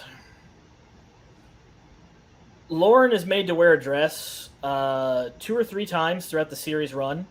Yeah. And also the complicated things between him and another character that people would either misconstrue that accidentally because they're ignorant or misconstrue that on purpose to further some agendas that there's more going on than just, no, this guy is just an asshole to Lauren. And even when Lauren's telling him off,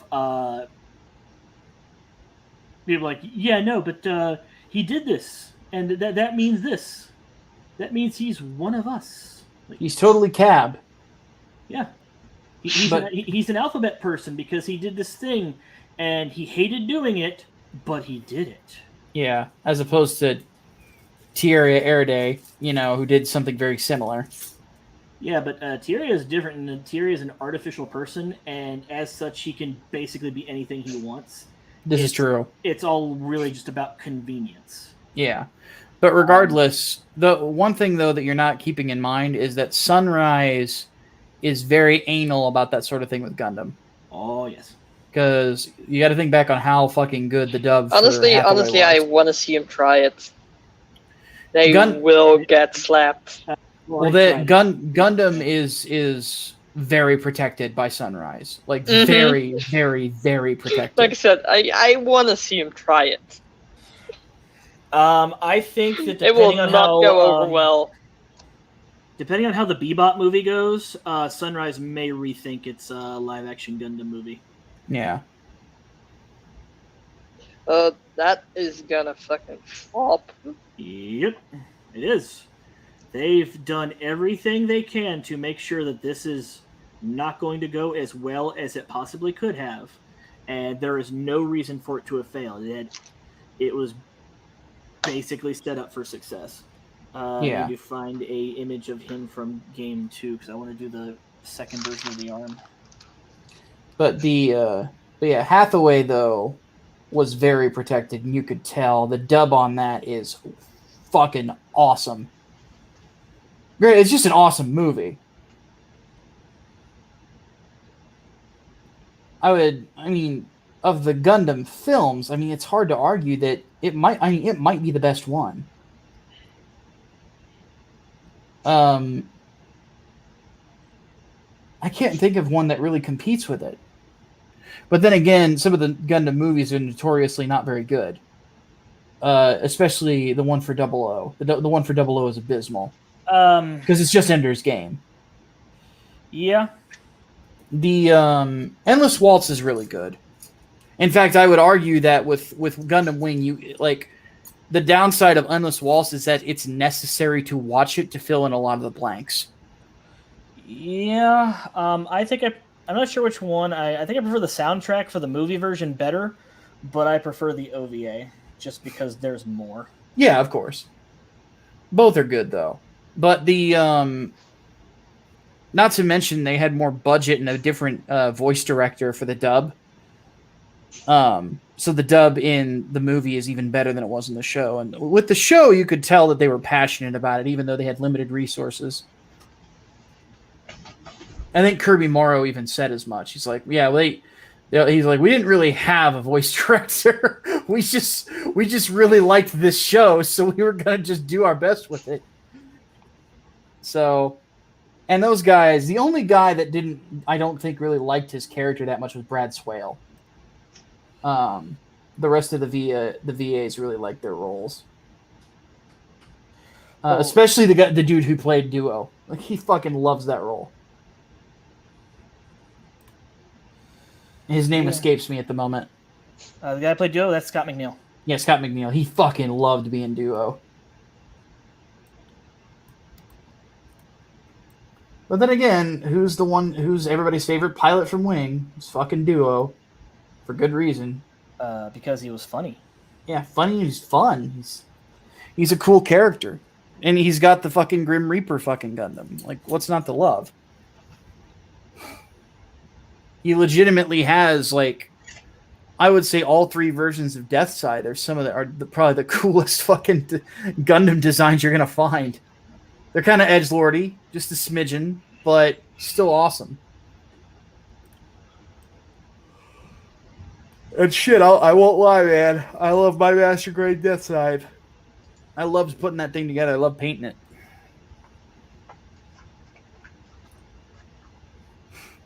Ow! There it is. Shit. And Micah cut himself. Yep. It was only a matter of time. Yep. My finger slipped and I stabbed my ring finger on my left hand. It's not a deep cut though, so probably won't need to bandage it for a little bit. I did get a really bad one when I was doing Wing Zero, where I literally bled over half the kit because it nicked an artery. This is why you use the clippers instead of an X-Acto knife. I did use the clippers though. I have the fucking top notch like $70 ones, but they still leave small the God hands. They still leave small stress marks, and I'm anal about getting rid of them, or at least to the point where when I paint or when I put surfacer on them, you won't see them anymore. Because other people might not notice, but I'll notice, and I got to live with the damn things. So.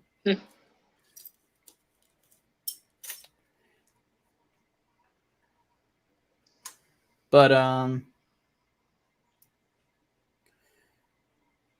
just so glad though that I'm finally got my fucking hands on a Master Grade Hyakushiki. It's been so fucking long.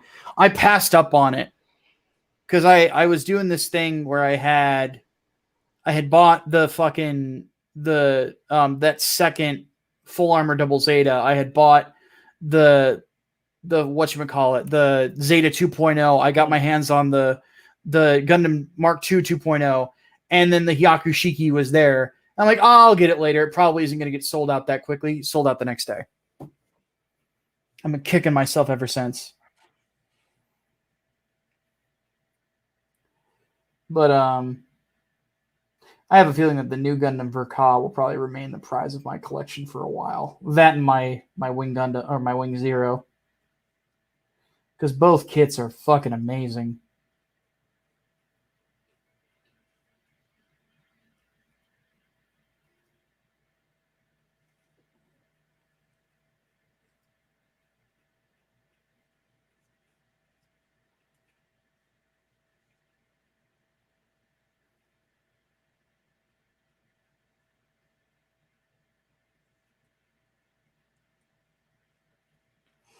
The funny thing about the Wing Zero Verka is basically it's there to basically just give all the functionality of the Proto Zero to the Endless Waltz version, because now it's got a bird mode, now it's got a shield, et cetera, et cetera. I fucked up the perspective on this part because I'm eyeballing it.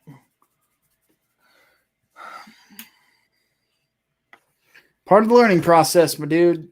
I'm not supposed to eyeball it, but there are some things that I can eyeball.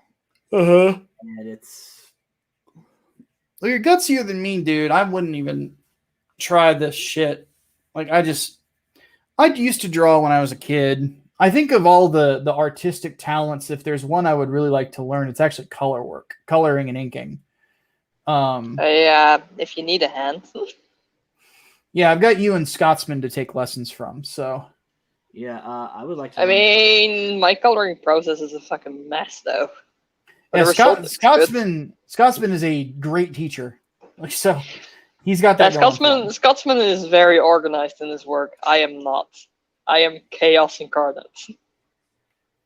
So, and he's volunteered for it. So, I'm like, I would love to do that. He and I still want to work on a project together. It's just finding the time, because he's got his own book that he wants to do. Plus, he's doing the Inkslayer stuff. Yeah, I'll be starting with Bandito next month. Ah, that's right. Black as Hell. I saw he had sent me a link to that on Twitter. Yeah. I'm going to be coloring the side book.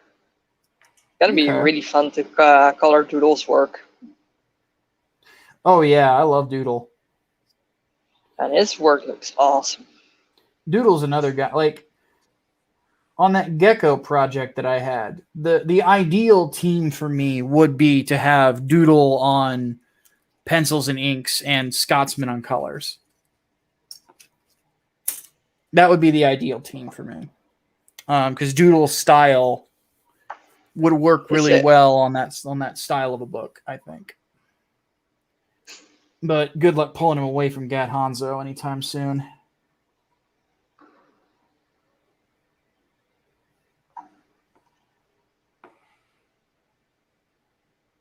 Because even though Gat and I don't like each other, I'll give him props. He's able to draw money. Maybe not 100 grand on every campaign like the first one, but still 50K is more than I've done yet. I mean, he's got some big spenders. Oh yeah. So kudos to him. But just on that. wait till you get that Preston piece on your next campaign. Oh, absolutely. Like the that, and I think I call that, dips. Yeah. I also think that I think the next 3 nights will probably top 40 grand at least. And then we've ironed out what we want to do for like a collected edition too. We're gonna actually, whenever we do the collected edition, we're gonna do a hardcover, and we're gonna do a painted dust jacket. And on top of that, I'm actually going to write a prequel story called Blood of the Covenant that I've already outlined, and I started a little bit on it. That basically tells the story of how they all met at the Siege of Jerusalem. Micah. Yes. What was it about a break again? No, I outlined this and wrote a little bit before I went on break. Ah, okay. So this is not news. And I have limited myself, if I write anything down, is just to outlining for the next 2 months. Also, hi there, Ryan. Hello. Welcome.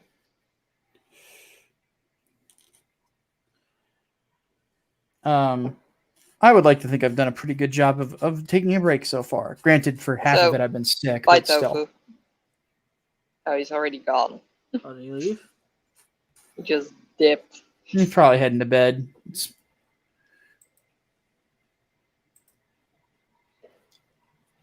Yeah, it's getting quite early in the morning for you guys. Yeah, I'm going to stick up a little bit longer just to keep readjusting my sleep schedule.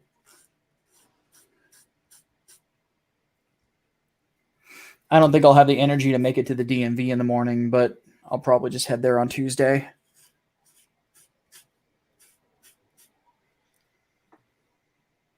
I mean, if it ends up like the last time we talked. Yeah. I kept you up till like 8 a.m. or something. Yeah, something like that.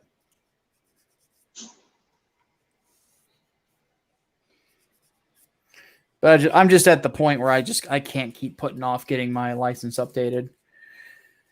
Because I'm at a point where it's like, I got shit to do and places to go. Well, I was thinking like to fill up some extra time, maybe doing some proof copy work on commission. Mm-hmm. And not for comic books, just stuff that's out there, just for some extra cash every month. And then the place where I was going to put my resume on, that they require me to have a recent ID. I'm like, fuck, fine.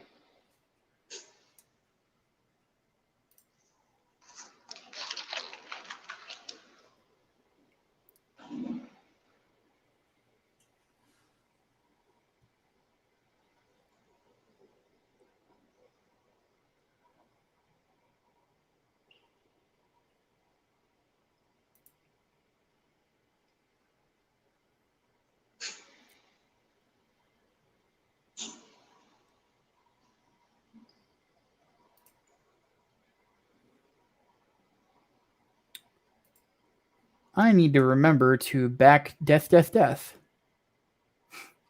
you haven't yet? I have not. I just got paid, so I'm going to do that right now. Yeah. Just a really good dude. Yeah. I like that guy. It's just his work is just atrocious to color. Yeah. Sometimes it's so hard to make out what he draws. Oh wow, it's kind of pricey. How big is this book? Oh, it's 300 pages. 300 That's pages. why. That's why. Yeah, I it's a massive fucking book, man.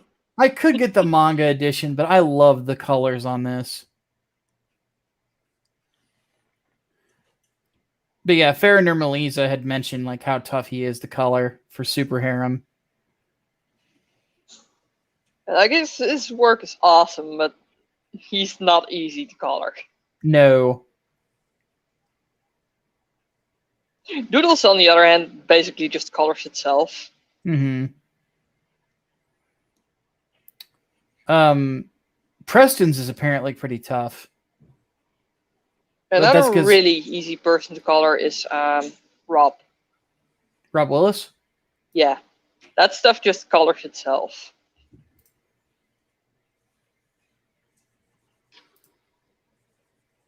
Like, his stuff is so easy to color. Oh, I need to log out of my business account. Whoops.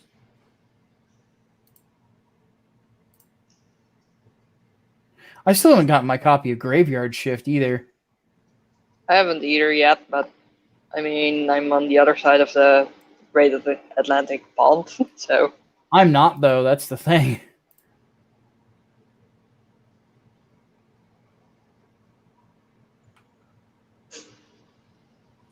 Hey, nice. GG, Ryan.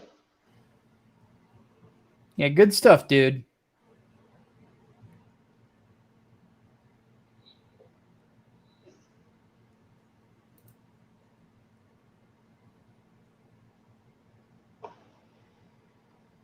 It's really fun to see the Europe guys also get more active in their work. Especially Bogdan. Yeah, definitely Bogdan. He and I have talked about doing several projects together at this point. He wants to do after we do the horror book together, he wants to do an Inglewood story. So I'm like, let's do it, dude. I know the exact one I want to use you for.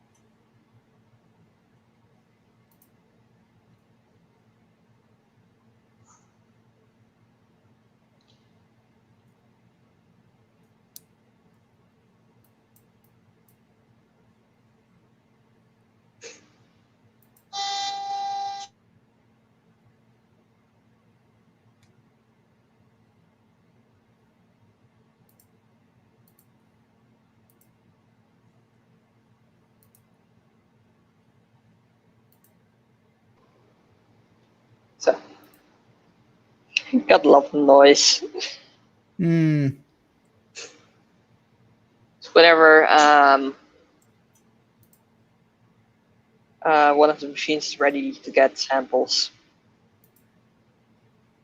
it just makes that buzzing noise. This one isn't as annoying as the other one. Indiegogo, why are you taking so fucking long? Trying to buy the book. Honestly, another project I'm really looking forward to is Liam Sharp's book. He's launching next year somewhere. Mm-hmm. It looks really good.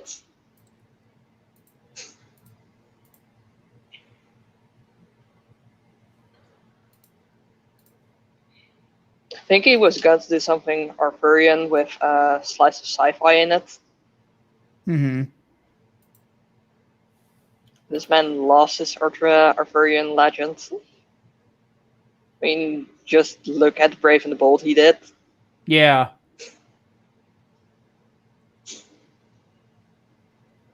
And just the art in that was phenomenal. Especially how creative he is with his paneling work.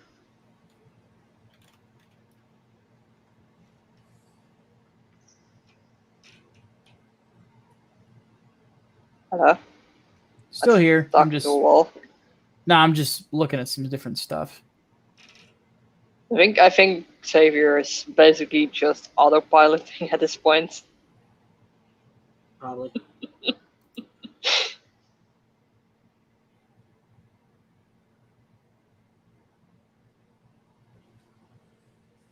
I mean, that arm doesn't look bad. Looks pretty good. Okay, let's remove this because that's a guideline. Now you're really quiet, right? Hello? I'm here.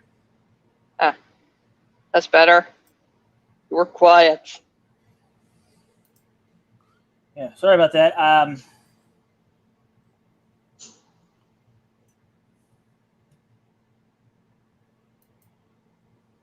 Yeah, talking and drawing really don't go well together. I still wonder how the fuck Scotsman pulls it off.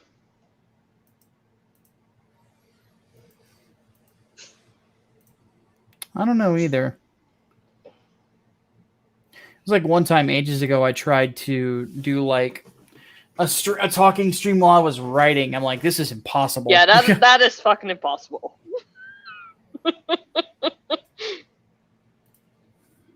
Okay.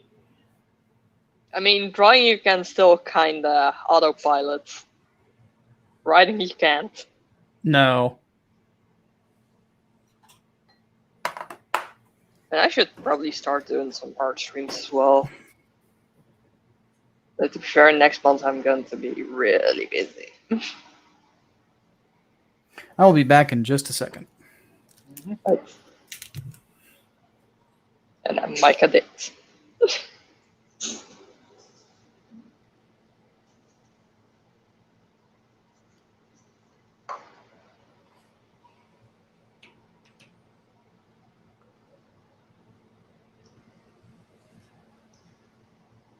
I guess all I have to do now is just color him.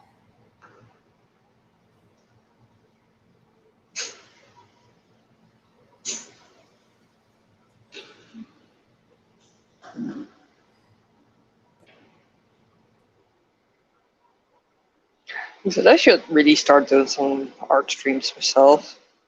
Yeah. Although I think when Scotsman is going to watch it, he's going to have an aneurysm at my layer organization. Because it's an absolute mess.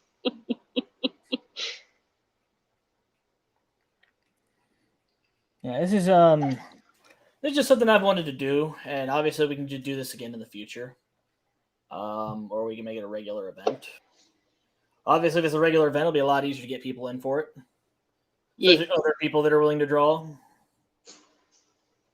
Also, we could plan it around nights that you're not at work. I mean, and more appropriate times. Yeah. Because you basically started at, 6 in the morning for me? Yeah, maybe.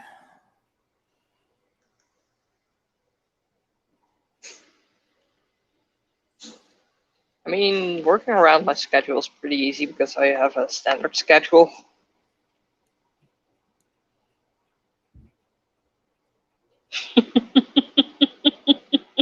I see a simp in there. Oh wait, no, sorry, it's not simp anymore, it's tier 3 subscriber. Oh no.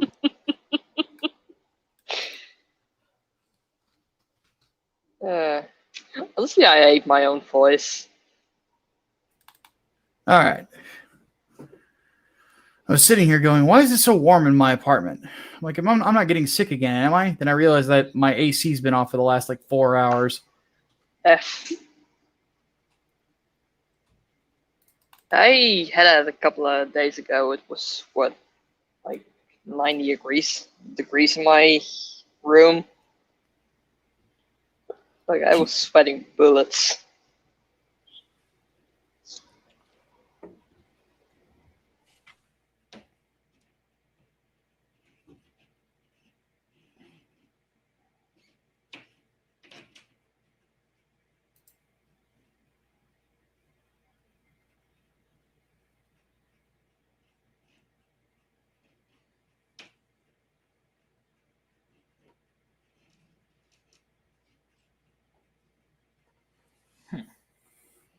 I didn't notice that before.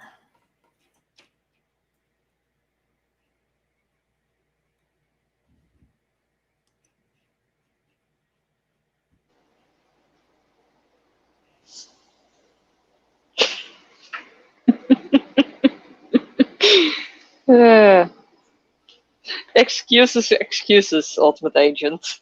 Excuses.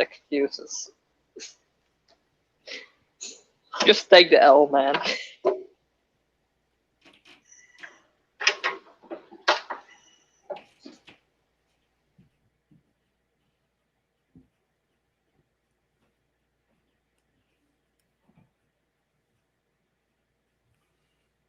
It does make the shoes seem a little bit more interesting.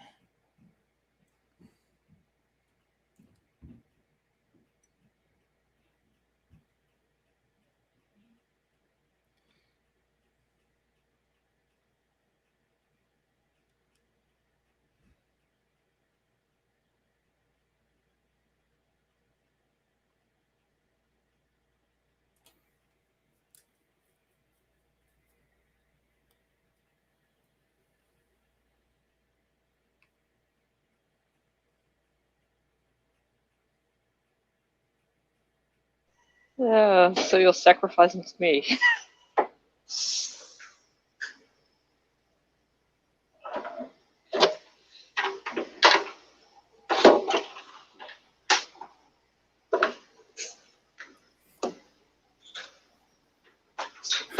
You know, I've got another stream on my other monitor here, and I'm watching this dude play fucking Marvel vs. Capcom.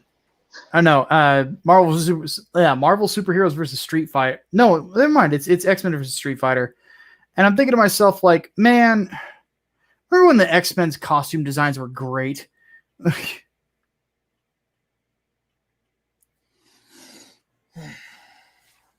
Yeah. It's been so long. That was actually something that my artist on Project Lazarus, I had him doing, was like studying the way that Jim Lee and even like Wildstorm characters, how their costumes looked. And I'm of the opinion that we're on a really good path forward in regards to how they're looking. Don't jinx it. I'm trying not to. But just the simple fact that we got Alpha almost done is in and of itself a big W. Do I have the... I don't know if I saved it. I have to go look.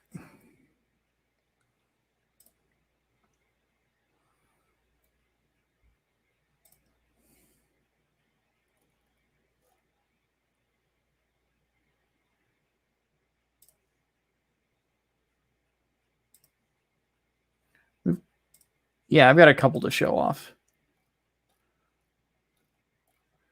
Blirbity blurb. Where is it? There we go.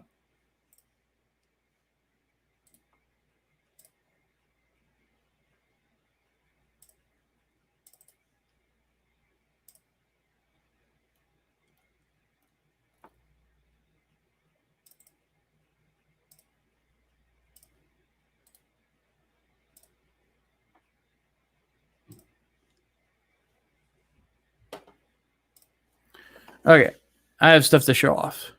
Let me share my screen here. Stand by.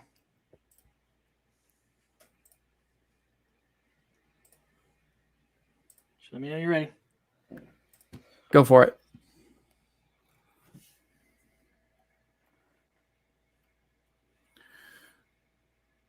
So this is the jacket and face mask, getting those down.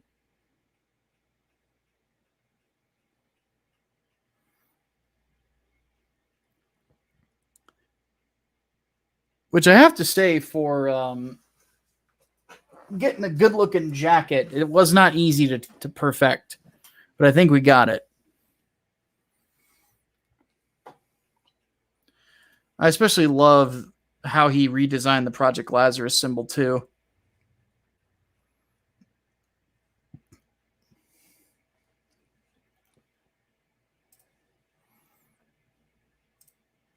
And then here is more of it. What we're going to end up doing with this shirt here, obviously we're going to put the Alpha logo over his heart, and we're going to go ahead and shorten those sleeves up to be so that the deltoid is free. But this is pretty much how the final is going to look. Okay. So, what do you think? I like it. You definitely found a good talent there. Yeah, the kid's damn good at what he does. He's like us best talents. I have to say, like, yeah, he listens. That's a big thing. And yeah, I do seem to attract some really, really good artists.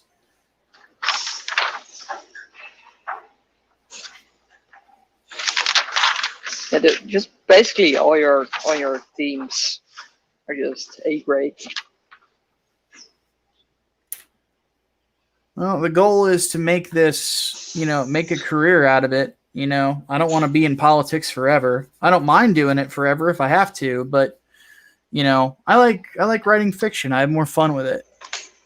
And this is a character that I've been trying to get onto the page for years now, and if I'm able to get it done in the next couple of years, man, it'll be a giant monkey off my back. I mean, to be fair, writing fiction probably shows why you like writing politics. There's a lot of discussion of narrative, that's for sure. Yeah, exactly. There's a lot of spinning.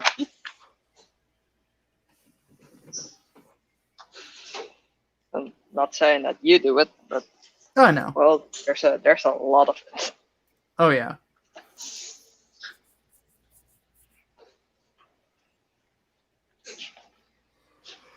I figure if Sam Maggs could be gifted a job writing a Spider-Man video game, I can make a go at comic books.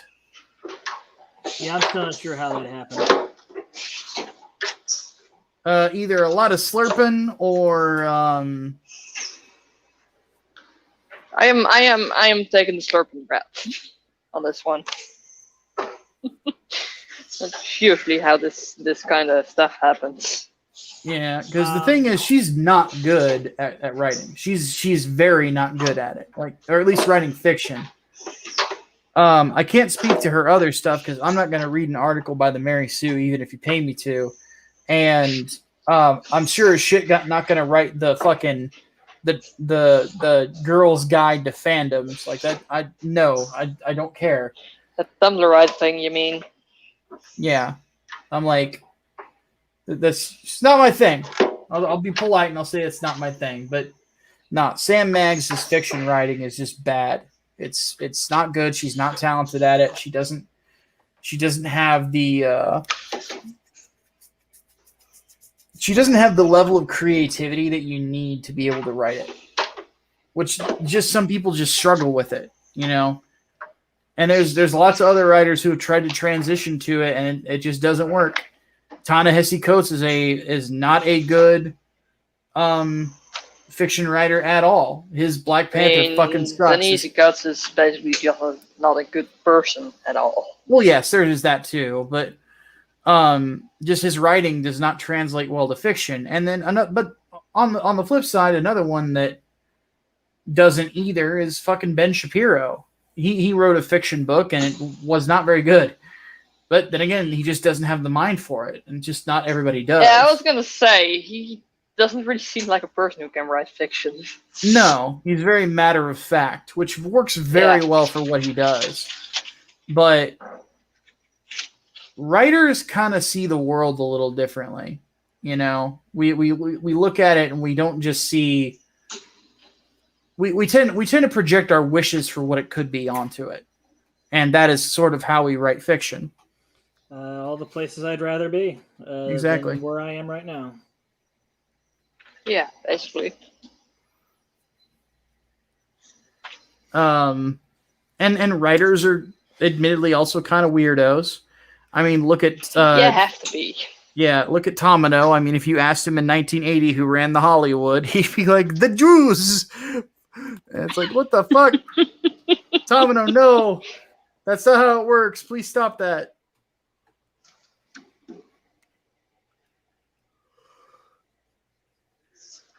Oh, goodness. Honestly, you gotta be a weirdo to write. Yeah. Well, just thinking of these concepts is kind of different. It was hard to create a fucking street level superhero that was not completely a Batman analog. That was not completely a fucking anything else analog. There's similarities, but it's not like there's no one-to-one comparison, not really. To the point where like people were getting desperate. They're like, oh, it's like Nighthawk?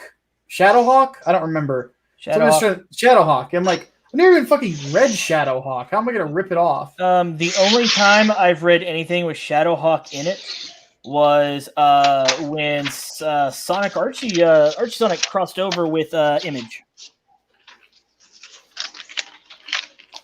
And it opened up with Shadowhawk. Okay, so if it was Image, I probably wouldn't have read it because the only Image comics I read back in the day were Spawn and Wildcats.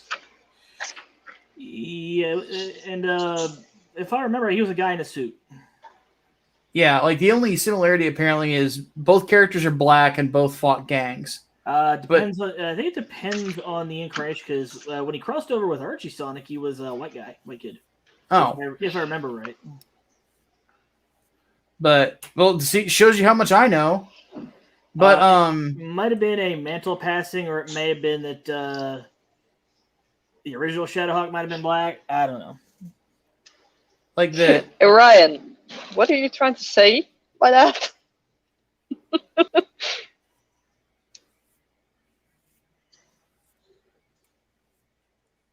No, he's not completely wrong. But damn it, Micah.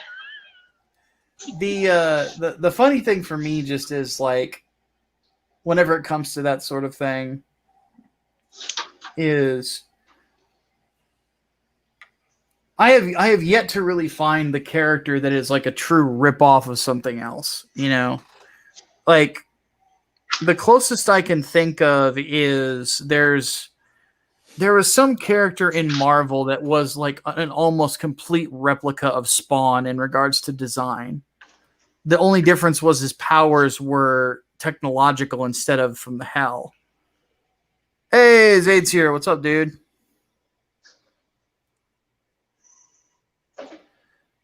Yes, that is the Lidl. Sup, man? But this is one of those weird things. It's like it's a very silly accusation because it never holds up. That the closest comparison I think that anybody ever got right was actually to Wildcat. I'm like, that's the one that would probably hold the most water. Because Elijah Wallace is a professional or was a professional fighter.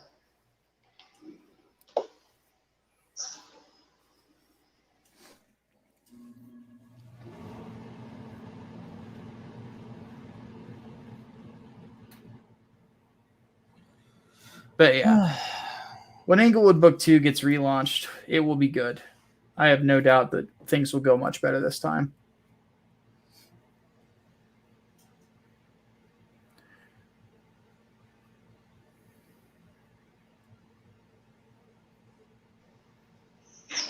It deserves the best, honestly.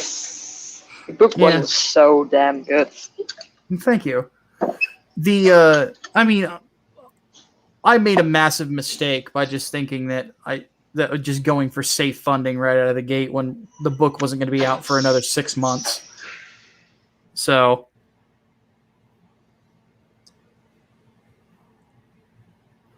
oh no, Phil, it's very much me. I just didn't really feel like setting my camera up.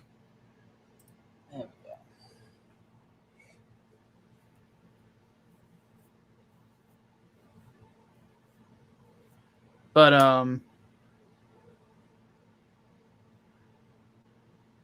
yeah, I know, man. And I'm on hiatus right now. So like this is the only time you're actually going to see me on YouTube for a bit.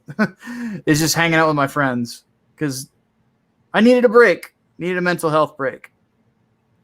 And taking it so far I'm only a couple weeks in, but it's been very, very good.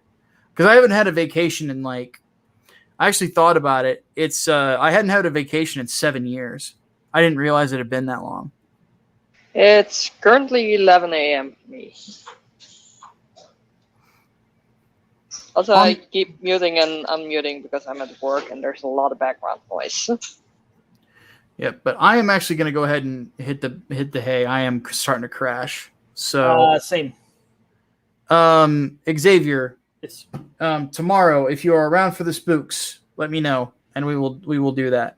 It will have to be after tonight because that's when I get out of work. That's perfectly fine. And then if Tofu's around, we'll grab him too because he's obviously much more experienced at it, and he has all the gear. So, all right, I'll catch you guys later. Everybody in the chat who's here, appreciate you. You're all awesome. Have a good night. Bye.